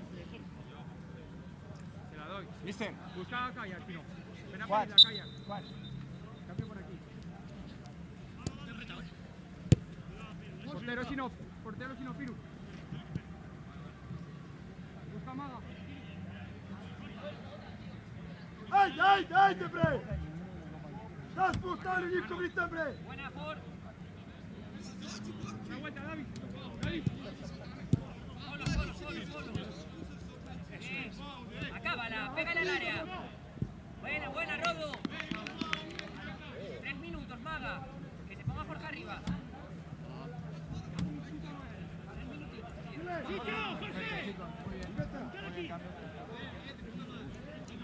Dagenware Cafe with the ball once more, looking to progress forward.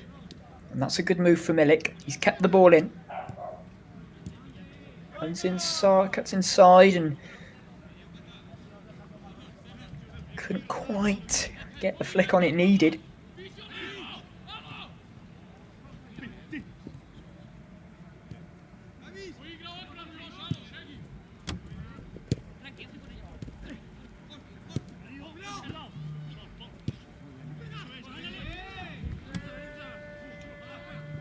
And that's nice play.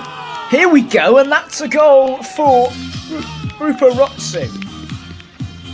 And that is more like it. It's a brilliant move. Really strong move from them. And we just need to see more of that, because that will get them far in this tournament. Really good goal. And their lead is restored.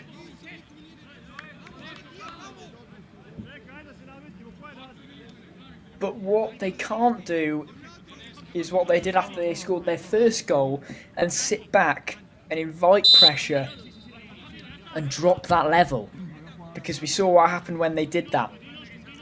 They need to keep the levels high.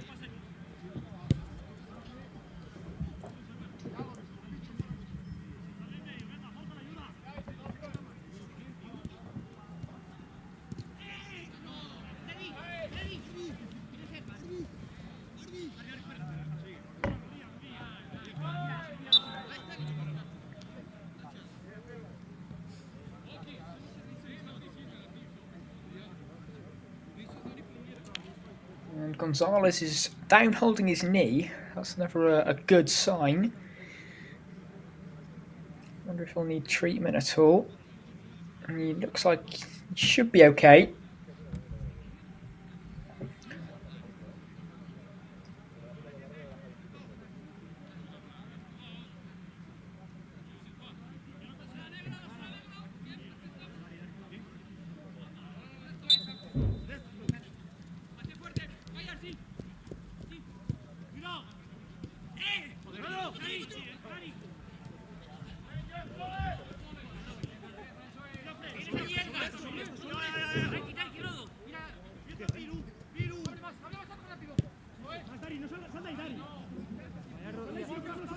Calma, Dari.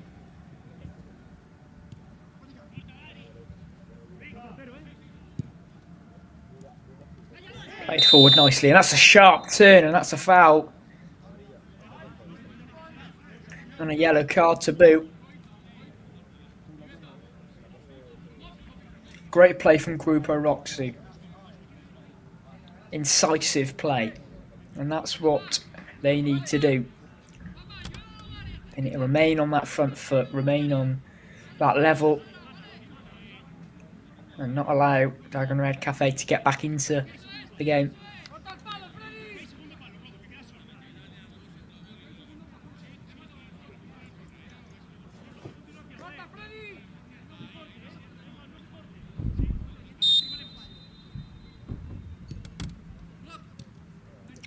Played off to Gonzalez. And the shot almost went through everyone, and the header is claimed by the goalkeeper, who throws it out quickly, and Ilic just slips at the vital moment. And that's a hefty collision, but play on, says the referee.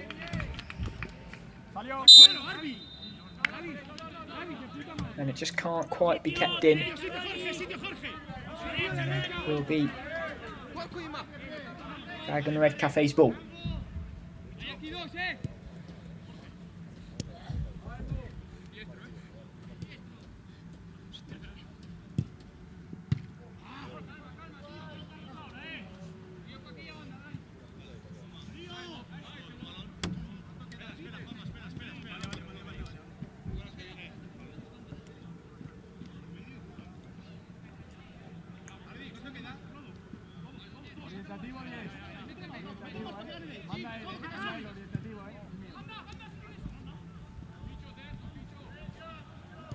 Manda el del principal, el mío es orientativo.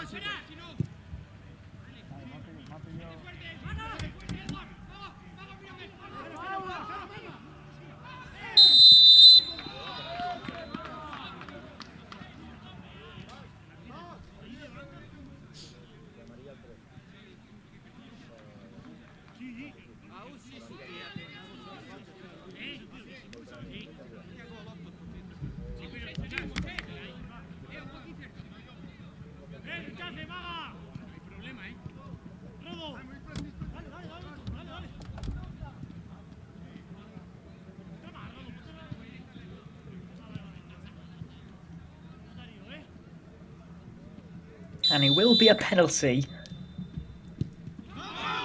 that will be taken and scored. Didn't see the award of the penalty from the referee, but that's a third goal for Grupo Roxu. Gonzalez with the finish, an accomplished finish into the bottom right-hand corner. And that could be the goal that takes them into the semi-finals. They lead 3-1 with 10 minutes to go.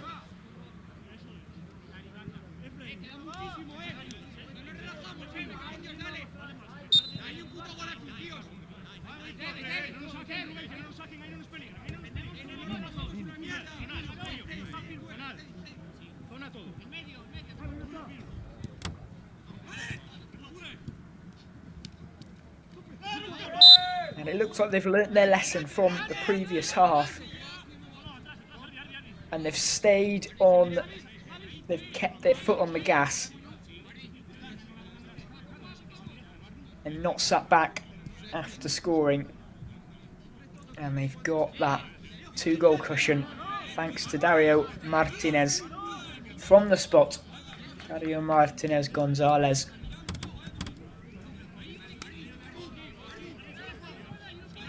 Sending the goalkeeper the wrong way. But a free kick here for Dragon Red Cafe. And it will be struck, and referee blows the whistle. Not sure exactly what for.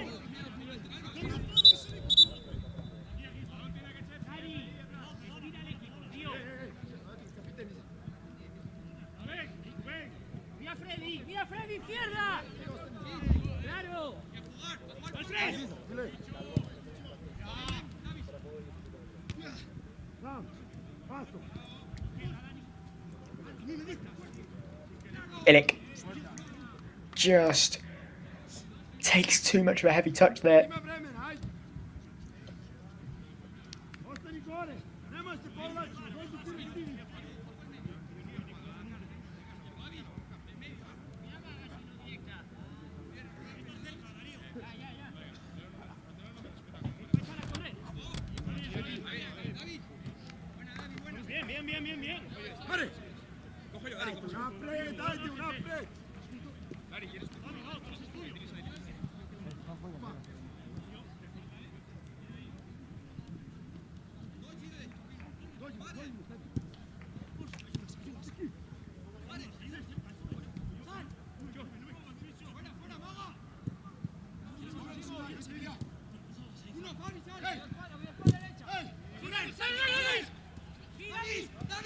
And that shot's blocked. And now Roxu can advance forward. And it's a great counter-attack that results in a goal and a 4th goal for Grupo Roxu.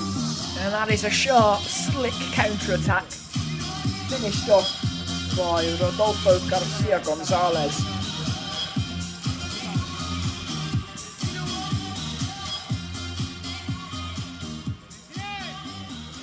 And that should be the game. It's been a fantastic second half showing from Grupo Roxu. We saw the best and worst of them in the first half. But the second half has been fantastic.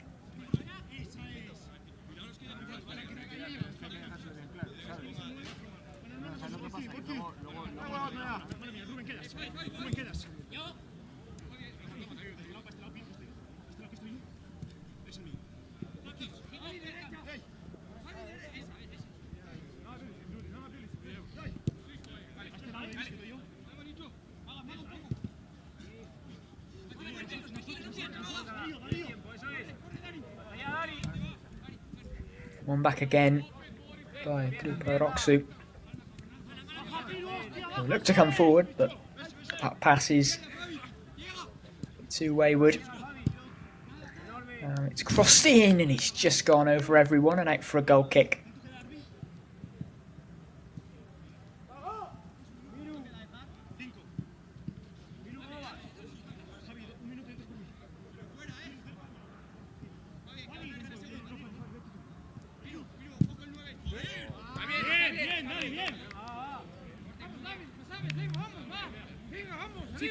Sitio Rubén. Venga. Muy zonal. Sí. Seda looks to get past one. Can't quite beat another though. And it's cleared.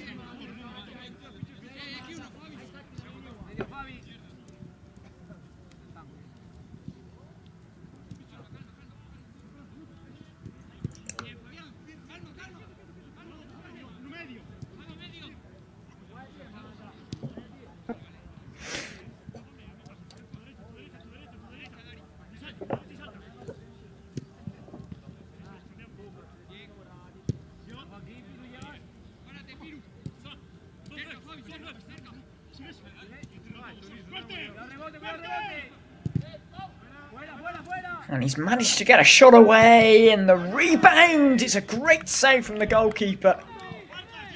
Terrific reactions to get up and make that stop.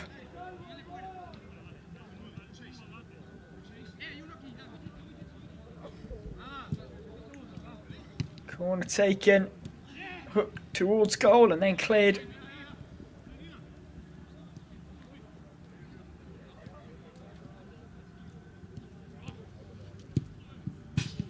And it's a strike, it's a good save again from the goalkeeper.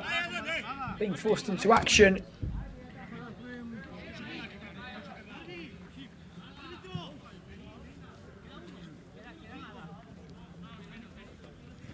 Toma. Eso es. Saltar bien, ambos. Vale. Uno coge por detrás y el otro cierra.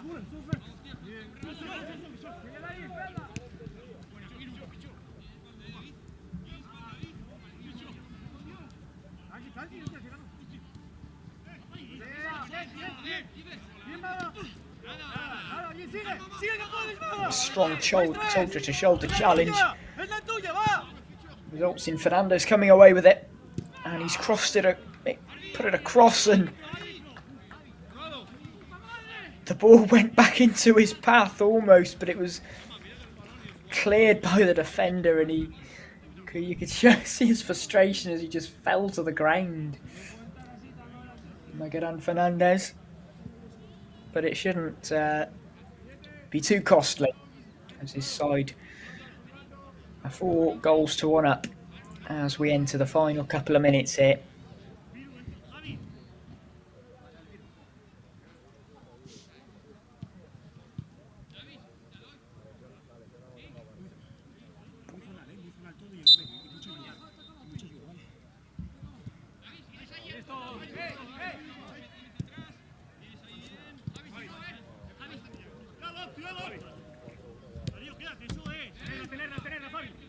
todo, Karim, pie todo, no sueltes. Falta, Karim, falta si no, hay falta si no. Vale, sitio. Juanma, ¿hemos hablado cuánto descuento vamos a tener? No va a haber descuento si vamos a Salta, zona todo, con calma, zona. Played out to the right. And it's a shot that is never troubling the goalkeeper. Comfortably over the bar from Seda.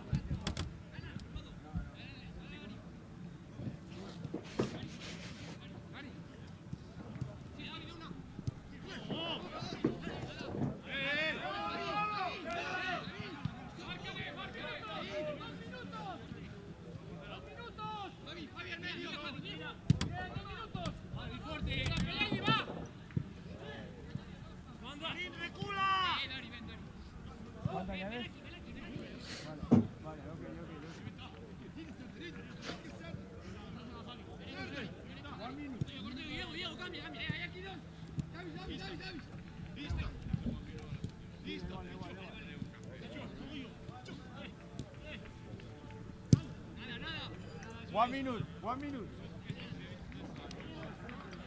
And they seem to be running out of ideas into Cafe.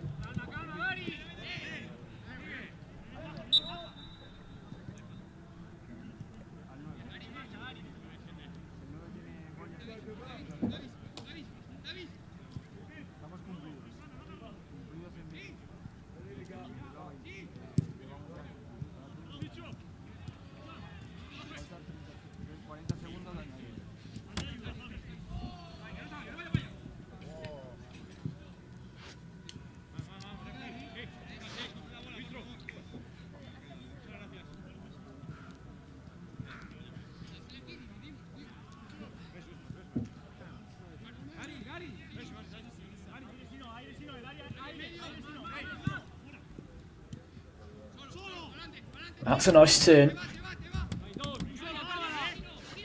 from Manchado, and it's still with him, but just lost out in the end. And that's a nice turn and touch. Ilic pulls it across, and that deflection goes to the goalkeeper. And that will be the full-time whistle. A pleasing display in the end from Grupo Roxu, especially the second half. It was a terrific second half from them.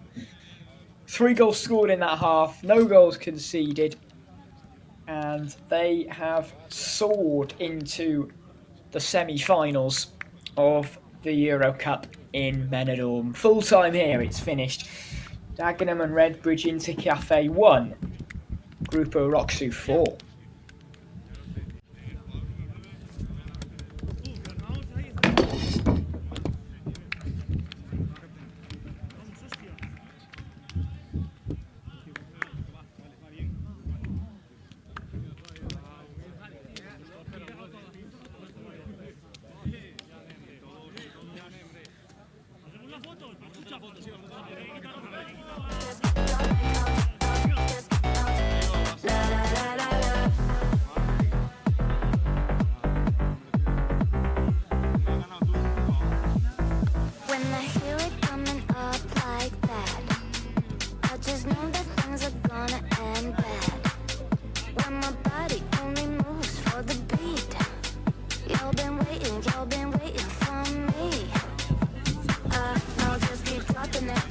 Like there's no stopping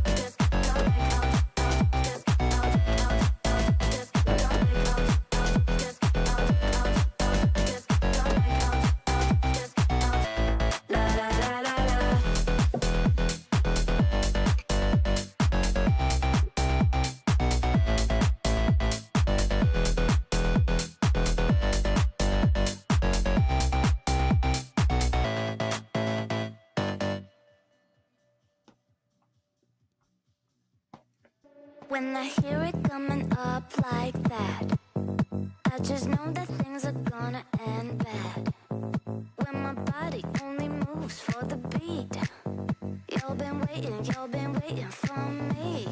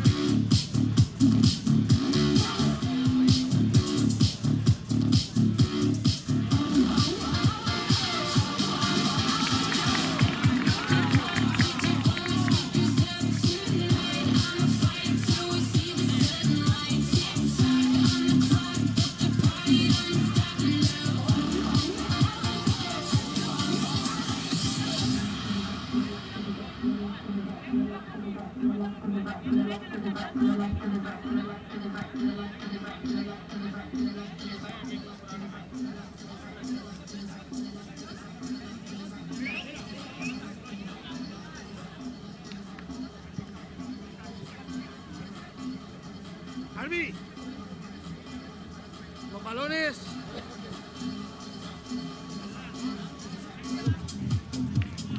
Vale.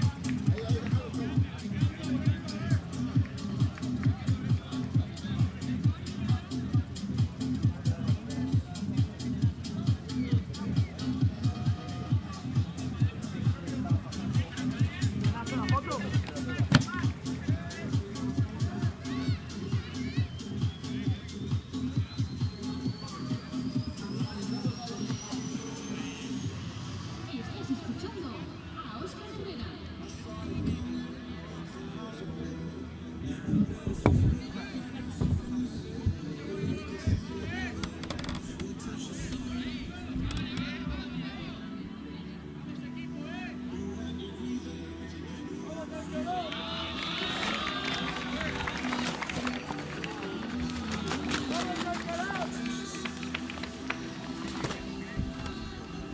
Sí que hay agua caliente. En la ducha. Metió las manillas.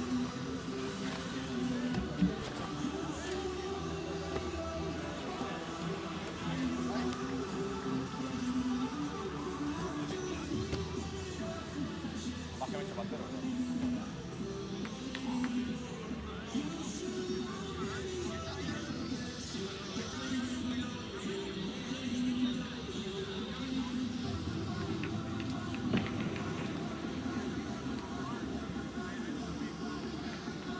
Buah, este entrenador era estos son los que tienen 2 equipos o 3.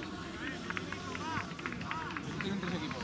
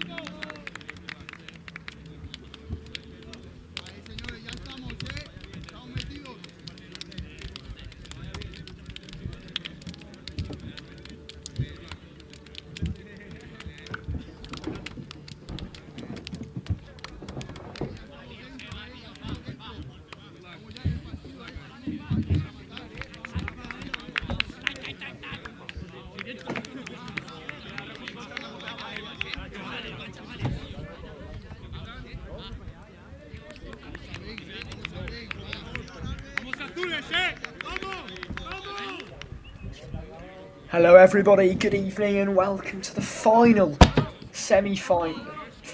quarter-final match, rather, of this E.M.F Eurocup in Benidorm. It's Los Buenos Amigos taking on Logismont El Pastis.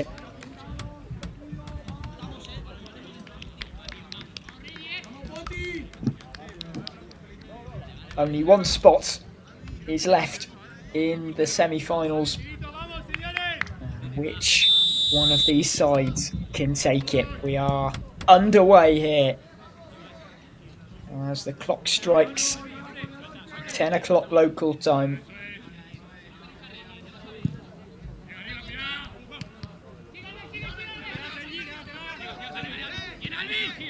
Here we go.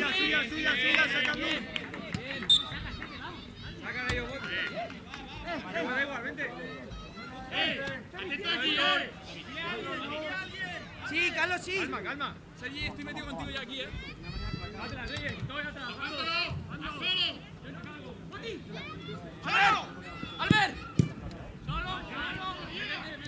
So the first bit of possession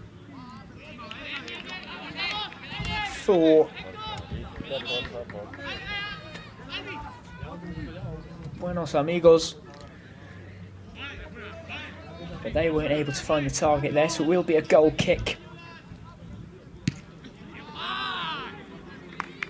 And that can't quite be taken down.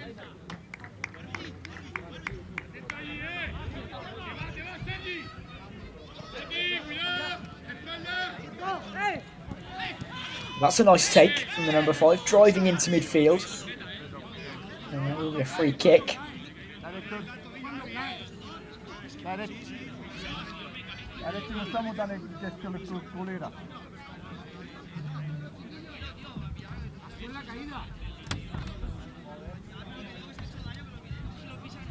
And the number 5 is still down.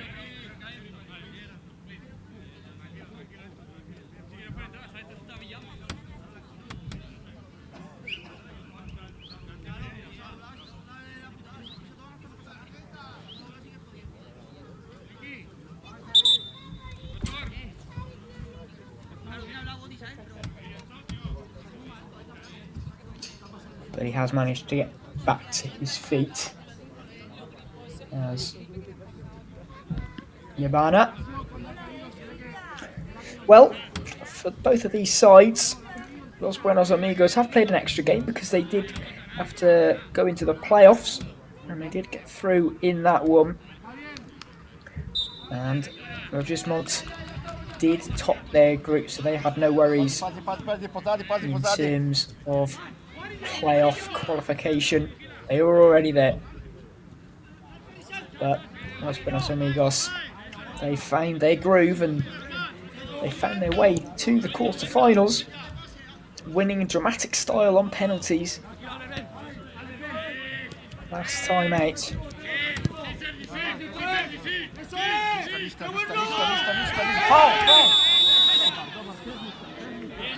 And that is a foul.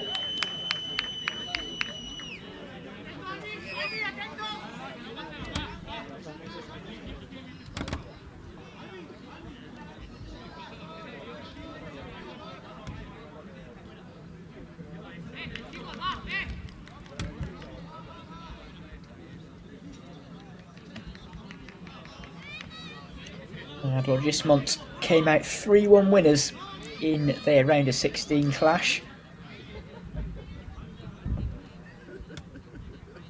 So they will be probably slight favourites as they did top their group, but still perhaps not too much in it, as that's a strike that finds the net. Well, Logismont might be the slight favourites, but Los Buenos Amigos might have something to say about that, because they've just taken an early lead inside 5 minutes. And I'm not sure how that ball found its way through the wall, but they will not be complaining as they take an early lead here.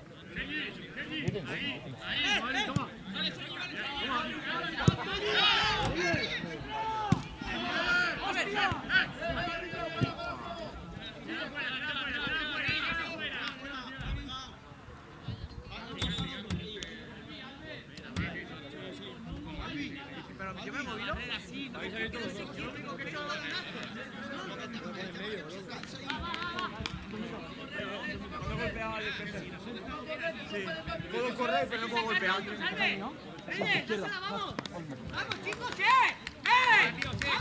¡Va, tío, va!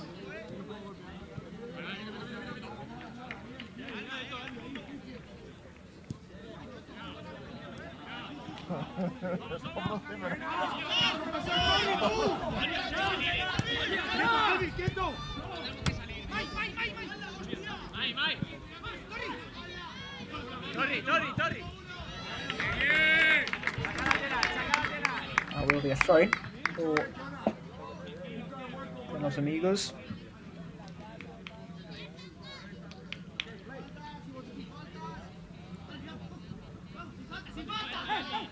¡Solo! Tranquilo. Está a la derecha. Buena.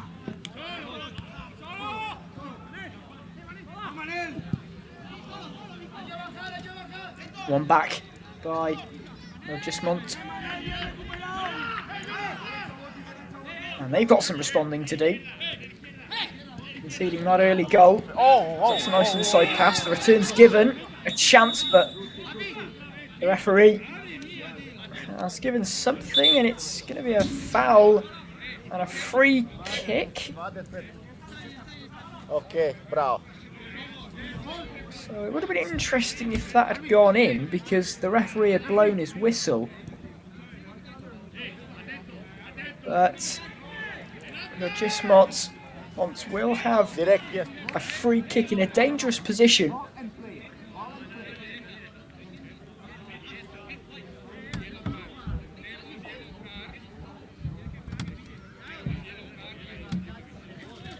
David Massol is the player to pick up that booking. So the danger is not cleared so far by Los Buenos Amigos. Still defending to do, still some blocking to do. So it's going to be struck and it hits the wall. And it's gone all the way back to Martinez. Nadal plays it forward. Back with Nadal. Plays it lovely out to the right and it's hit the post. Great move though from Logismont.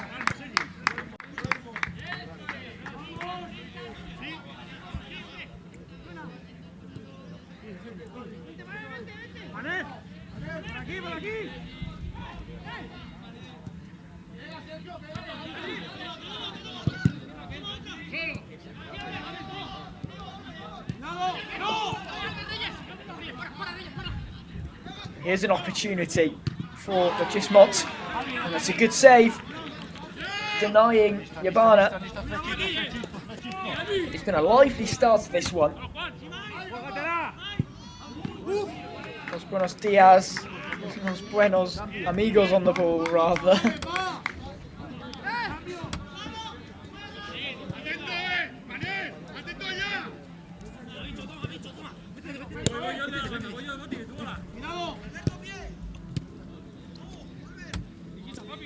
Yabana nearly getting the give, nearly getting it back there, but it's one back. It's a strong challenge, and Los Buenos Amigos can look to break here. And it's a shot that tests the goalkeeper. It's a sharp save. It will be a corner.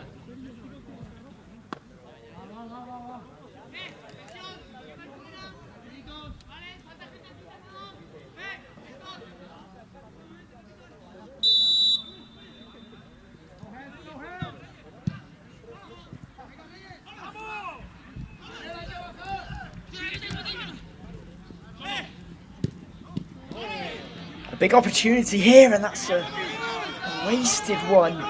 Couldn't get the right connection with Martinez, but here come Los Buenos Amigos on the ball, and it's defended well, and it will be a corner.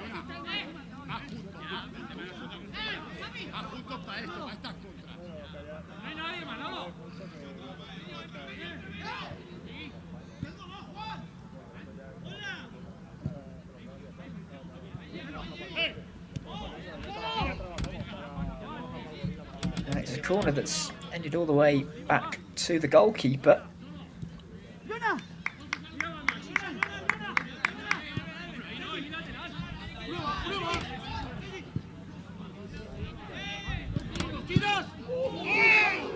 And that was nearly, so nearly, a great move and a great goal.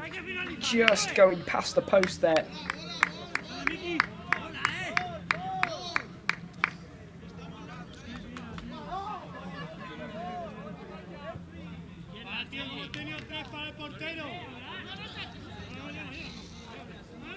Reyes, asiente. Solo Alberto.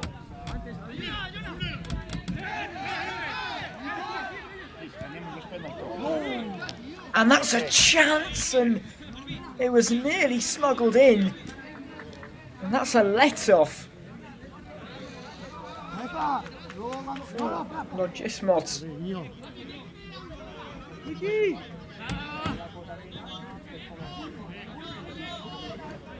Well, let-off for Los Buenos Amigos, rather.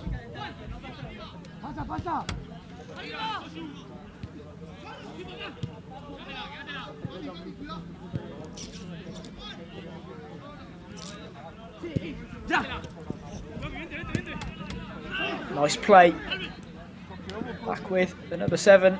Nice feet from him, and the shot just goes over.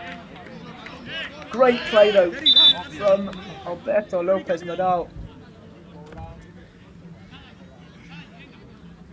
Couldn't quite find the top corner.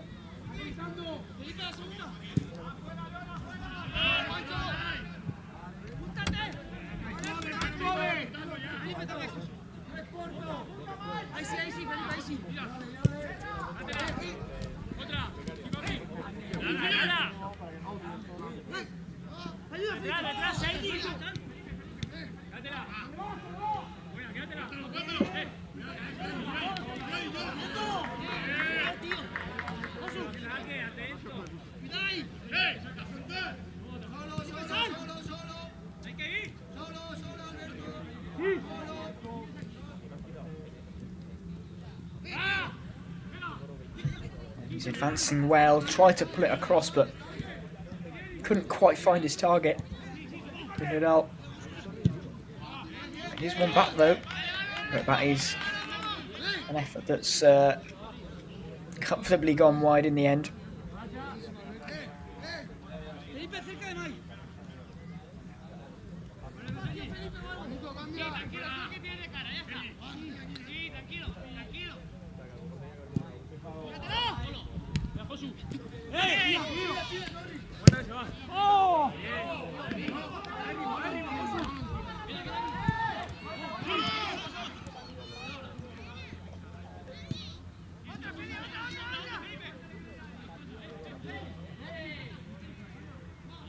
Couldn't quite manage to wriggle away. Peanut back with Gismont. Galastros went down looking for a foul, but nothing given. Back with Gismont though.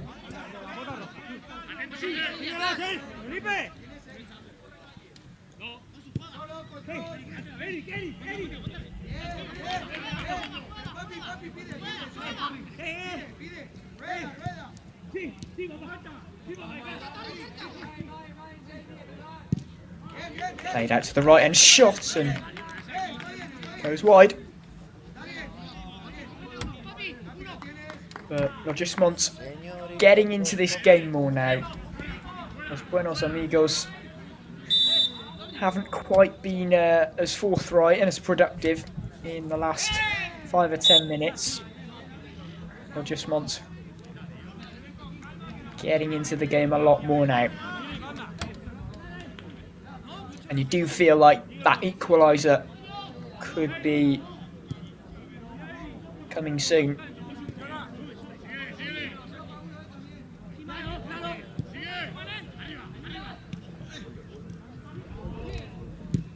And that's a nice chest towards Nadal, but he just couldn't quite get that ball under control.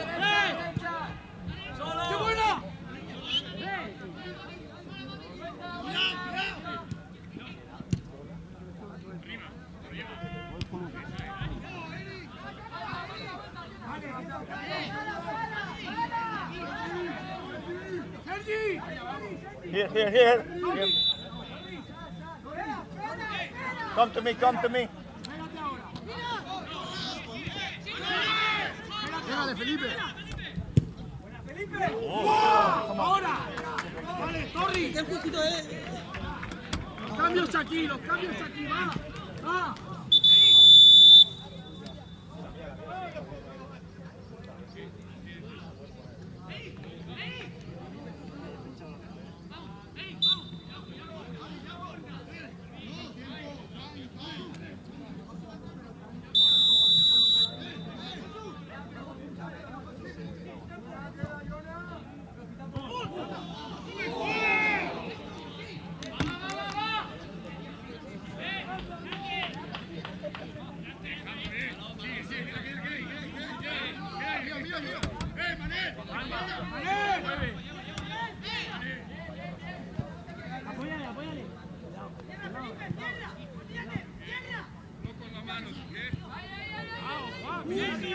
And that's dangerous from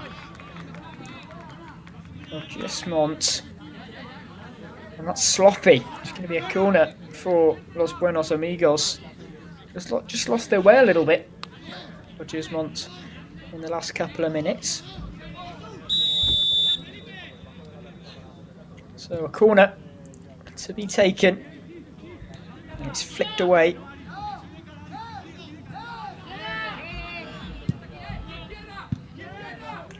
And that's fired in. And cleared. And that's a nice looking through ball and a chance that rolls wide in the end. But that was an opportunity, a real opportunity for Ballesteros.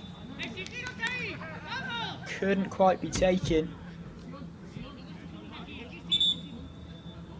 And I think the referee's gone to brandish a card to someone on the bench. Had a shot there.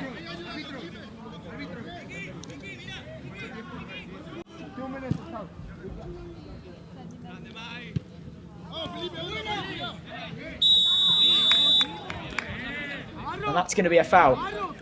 But Gismont not ending this half as they'd have liked, and that's going to be a yellow card. Los Buenos Amigos getting back into this one. Just finding their feet again in the game, as it feels like ages ago since they got that opening goal.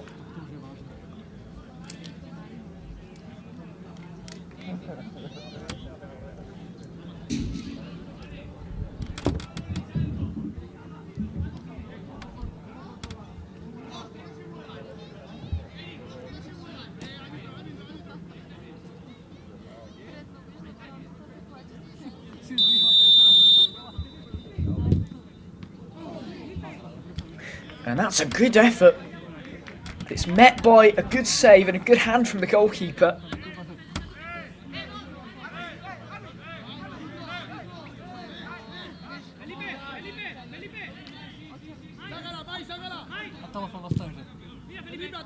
Another shot gets blocked. Will be a throw-in. Los Buenos Amigos definitely ending the half the strongest. And they started the half well, they're ending the half well. Although that's lost. And there's a real chance here. Players are forward. It's a shot that just bobbles wide and not enough conviction on that. Albeit a difficult opportunity on the volley. Ballesteros with another opportunity there. He's had a couple in this game.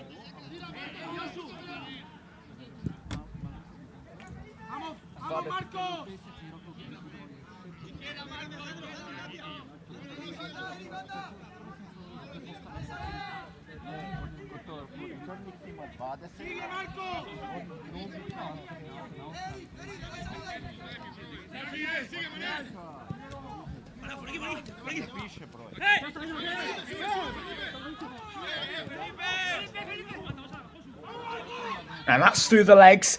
And here's a chance. And it's hit the side netting. So close to a second goal. And Los Buenos Amigos not wanting this half to end. but it will end. Los Buenos Amigos, they started the first half well. They ended it well. Just the middle part wasn't as strong, but they've been full value for their 1-goal lead. And that's not actually the half-time whistle yet. The ref, not sure if the ref has lost his whistle or something. Well, that's a nice turn, but the keeper is out.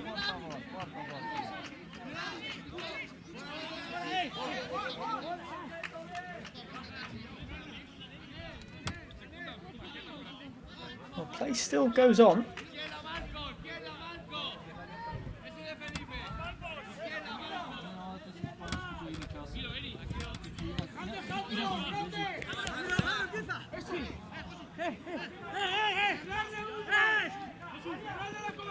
Sombreras charges forward, shows good strength, goes down in the box, and what's the referee done here? Is that going to be a free kick? I think it's going to be a free kick. Oh no, it's going to be a corner. It's going to be a corner. Yeah, it didn't look enough in it for a penalty or a free kick. That's cleared. The half-time whistle's still not gone, and it has gone now. Well, slightly, I went a bit too early there initially, but it is half-time, and Los Buenos Amigos, they started the first half really well. They ended it pretty well too, and they've been full value for their lead at the break. Rogersmont just not doing enough in front of goal and just being a bit sloppy at times, and just, yeah, they need to be a little bit better in this second half, and they need to shore up defensively and with their passes as well. But at half time, it's Los Buenos Amigos 1, Rogersmont 0.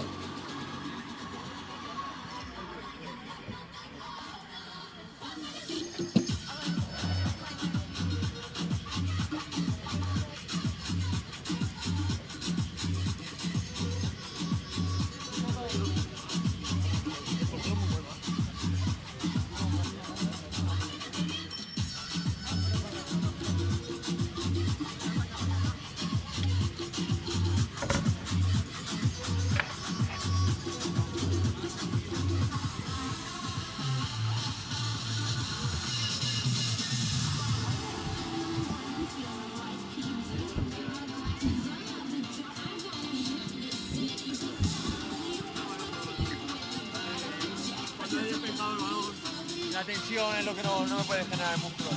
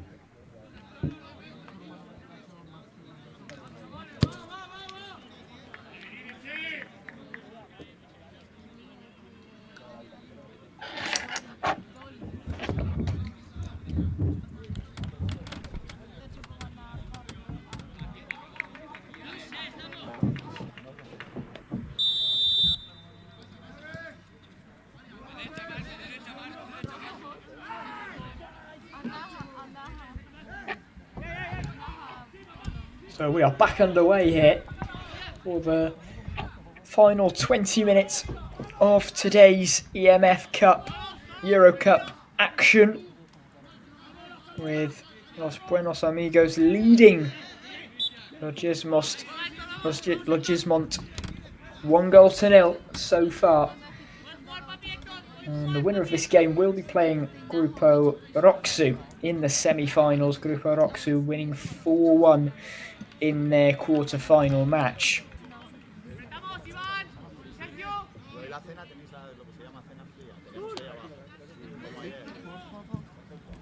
They're all to play just the one goal in it, so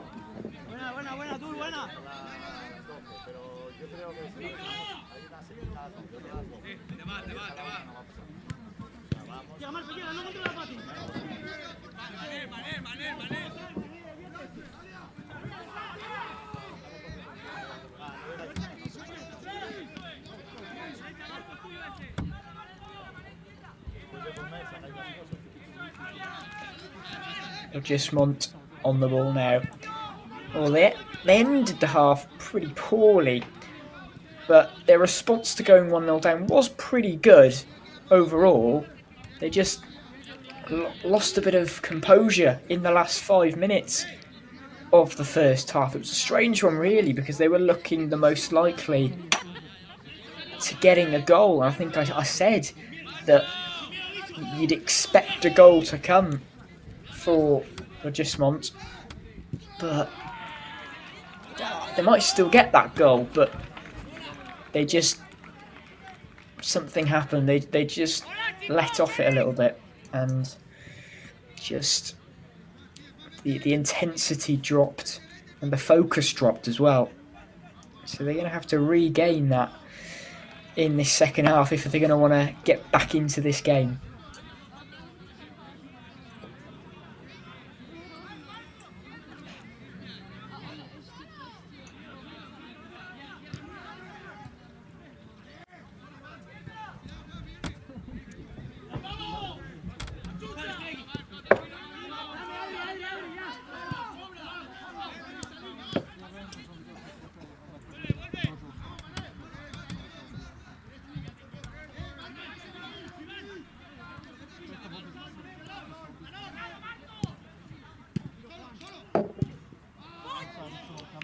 And that's a shot that just goes wide of the mark. But a good start to this half from Logismont.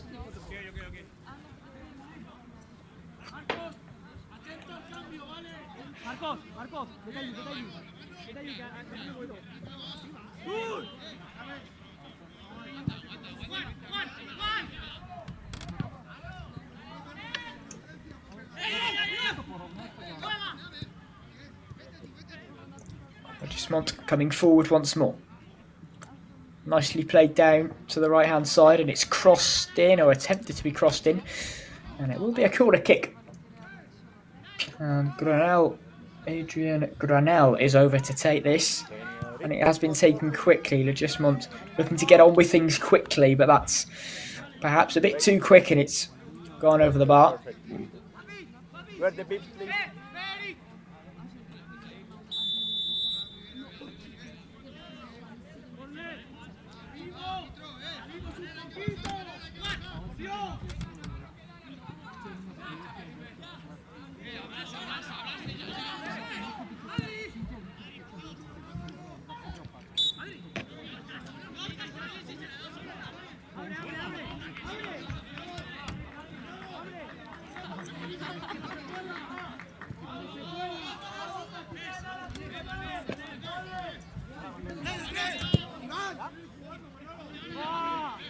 Played over the top, but a bit too much on it, and Logismont look to get on with things quickly. We'll have possession here.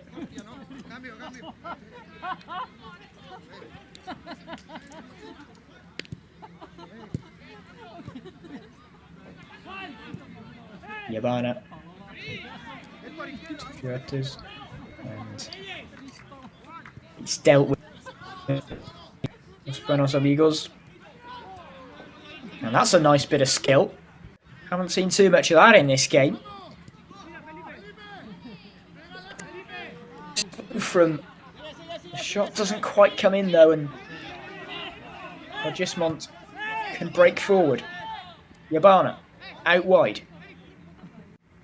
Yabana has to collect his shin pad, I think, that must have fallen out of his sock.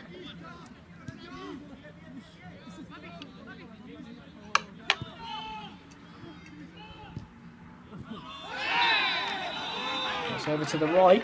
Play back, and the referee points to the spot.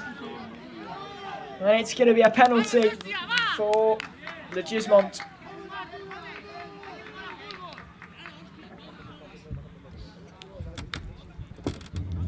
And they had been probing. They had started this second half really well, and let's have a look at this again. It's yeah, I mean, I think it is a penalty. The defenders missed the ball completely, to be honest, and got a bit of the man as well. None of the ball, so Fuertes just pointing at where the contact was on his leg. So that will be a penalty. So a big moment in this game for Gismont to level things up.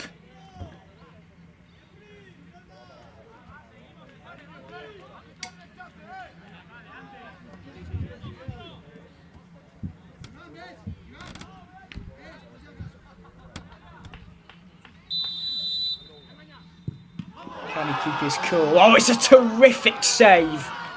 A terrific save from the goalkeeper. Javier Turferandez with a top stop.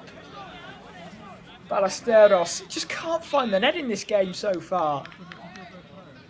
He's had plenty of opportunities, but it's a great save. The keeper guessed the right way, but still had to reach for it. A great stop from the goalkeeper.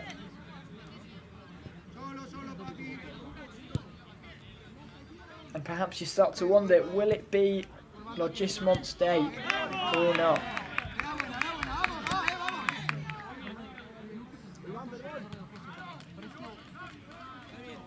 The clock ticking, and they're needing to find answers.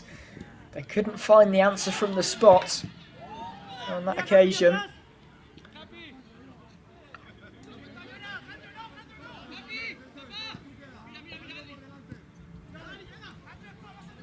Played out nicely, and it's been all Gismont in this game, in this half rather. It's been all them. Ballesteros. Oh, it's brilliantly played forward. Gotta be, and is. They finally found the goal to put them back on level terms, and it's Fuertes who won the penalty that was missed. And he's taken matters into his own hands and put the ball into the back of the net. Couldn't really miss from there. It's 1-1 here.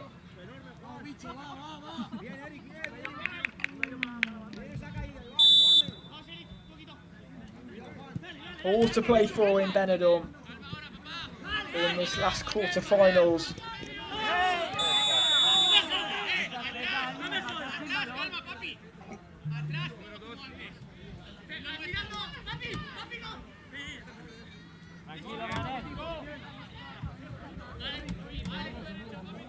And Los Buenos Amigos respond.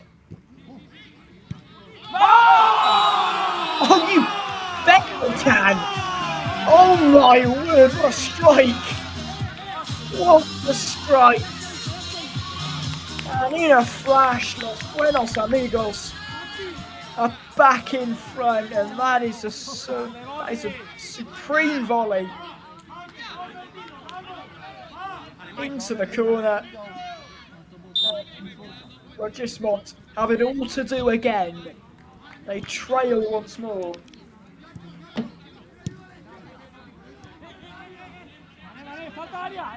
What a response. And they say that you're most vulnerable when you've just scored. And Christian Botella has proven that theory. And another chance, perhaps. Could they finish it? Oh, it's brilliant. It's terrific from Los Buenos Amigos to put the game beyond Logismont with a terrific lob over the goalkeeper, just under the crossbar. It's quite sumptuous from Mario Lozano.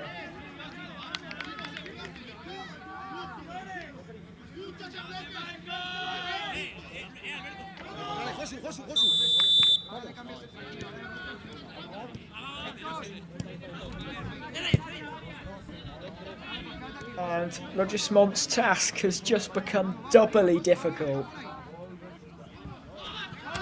with 2 goals to recover.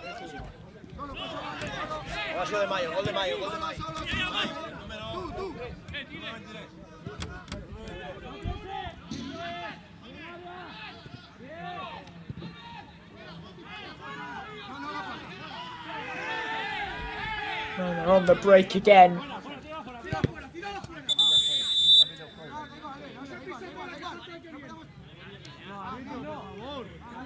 And it's going to be a sin bin. It's going to be a blue card. Perhaps for the protestations and the complaints from the Logismont player.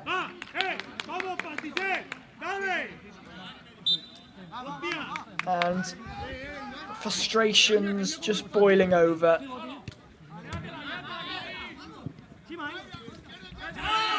It's taken down well and played back.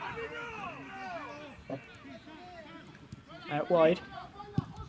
Back with the goalkeeper who goes long.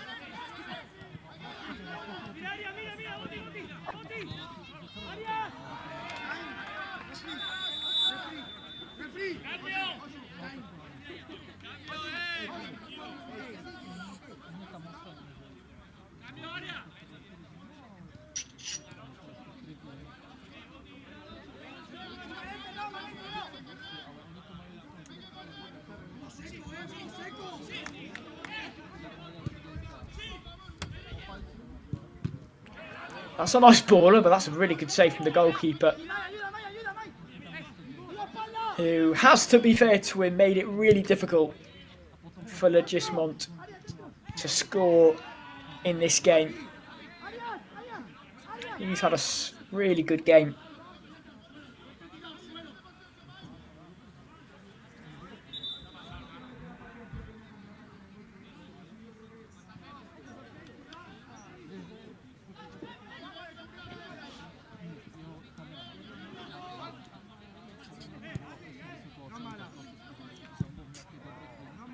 And a shot comes in, and that's gone over.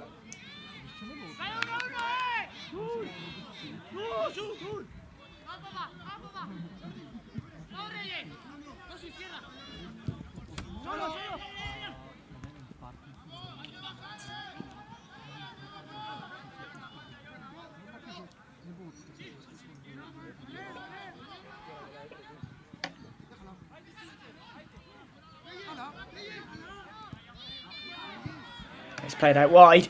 Just the touch got away from him there. Granel just couldn't quite keep the ball under control.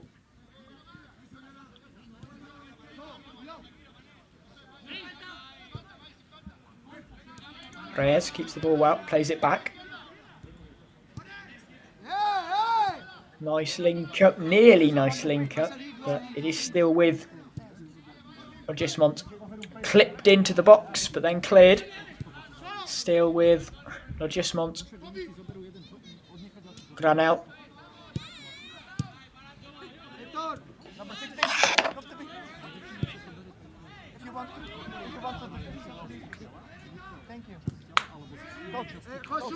Another shot comes in, but it's not testing the goalkeeper. And it's going to have to take more than that if Logismont are going to want to mount a comeback here. Chested down well. played forward. And that's going to be a foul and a free kick for Adjustment. Adjustment running out of time here. Less than 5 minutes left. They're needing 2 goals. And that's hoofed clear.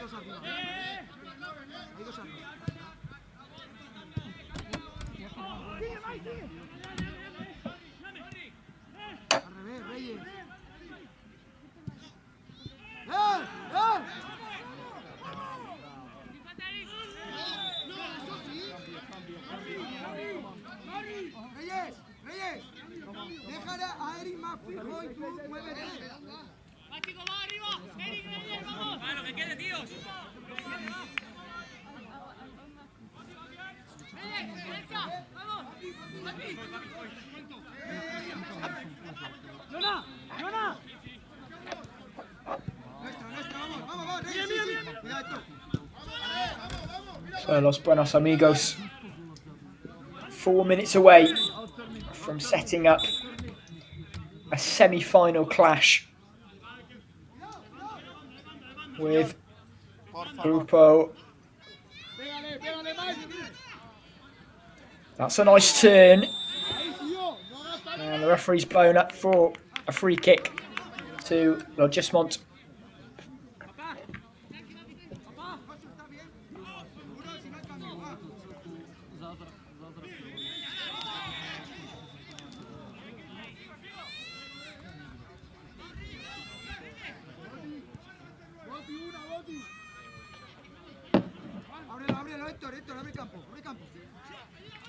Clicked forward, chested down well, but it's going to be kept in and cleared. And it's good tenacity from the number 23, just couldn't quite keep it. Granel coming forward, but his pass is intercepted and it's back. Switched out wide by Lumbreras, and it's just not enough. Not good enough to find his target.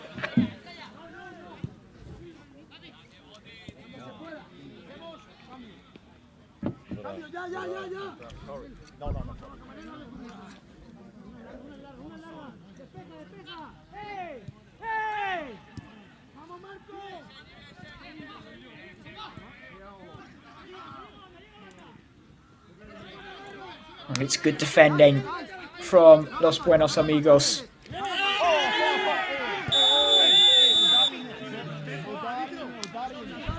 And that's going to be a foul. More frustrations for Logismont.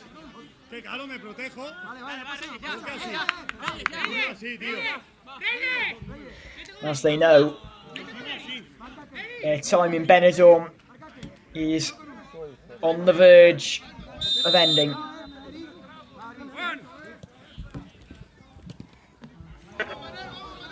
And that's nice feet.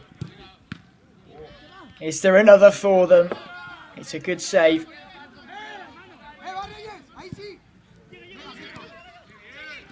Nice pass inside. Back with the goalkeeper though.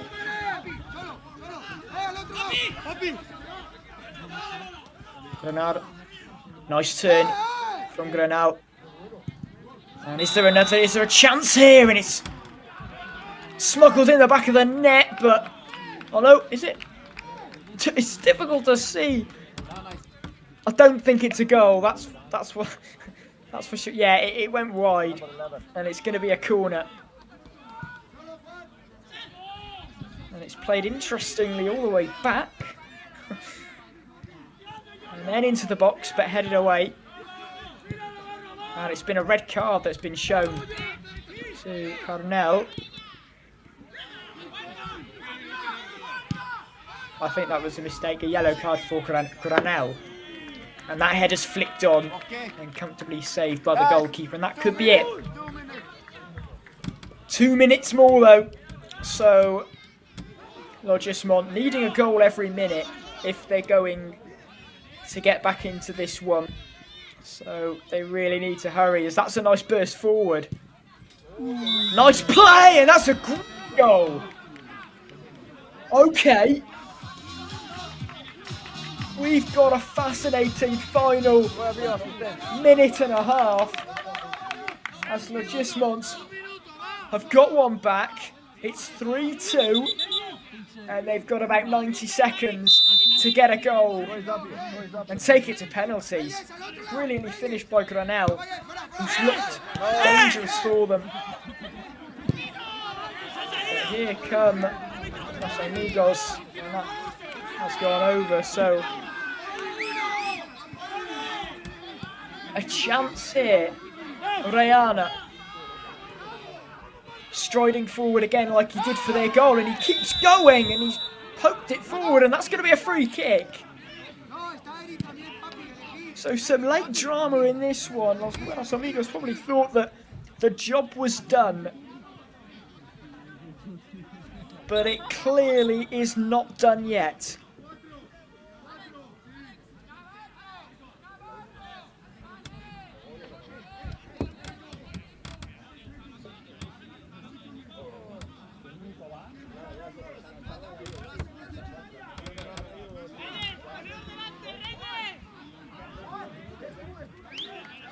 So a free kick for Logismont, and it's blazed over the bar. Perhaps not the wisest thing to do, as there's a bit of time wasting from the goalkeeper, who goes long and finds a teammate brilliantly. That is the full-time whistle. A hard-fought win in the end for Los Buenos Amigos, and you can see how much it means. They are into the semi-finals of the Eurocup. They are jubilant. Disappointment for Logismont, who perhaps were the favourites going into this game, having been on a good run, but their run is over. Full time here, Los Buenos Amigos 3, Logismont 2.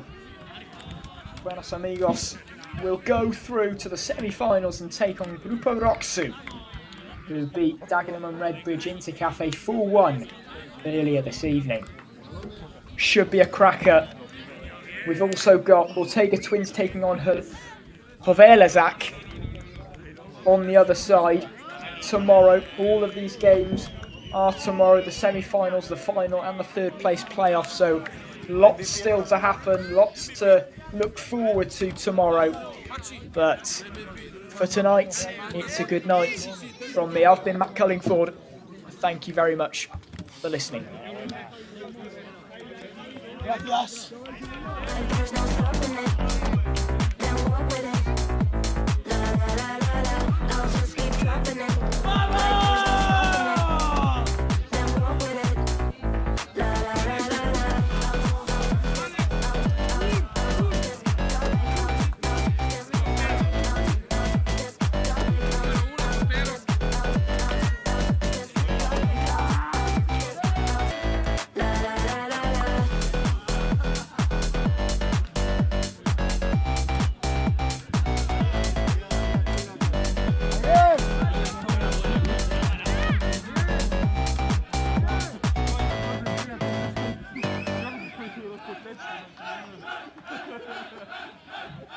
When I hear it coming up like that, I just know that things are gonna end bad. When my body only moves for the beat, you've been waiting for me. I'll just keep dropping it, like there's no stopping it. Then walk with it, la la la la la. I'll just keep dropping it, like there's no stopping it. Then walk with it, la la la la la. I'll just keep dropping it, like there's no stopping it. Then walk with it, la la la la la. I'll just keep dropping it, like there's no stopping it. Then walk with it, la la la la la. Just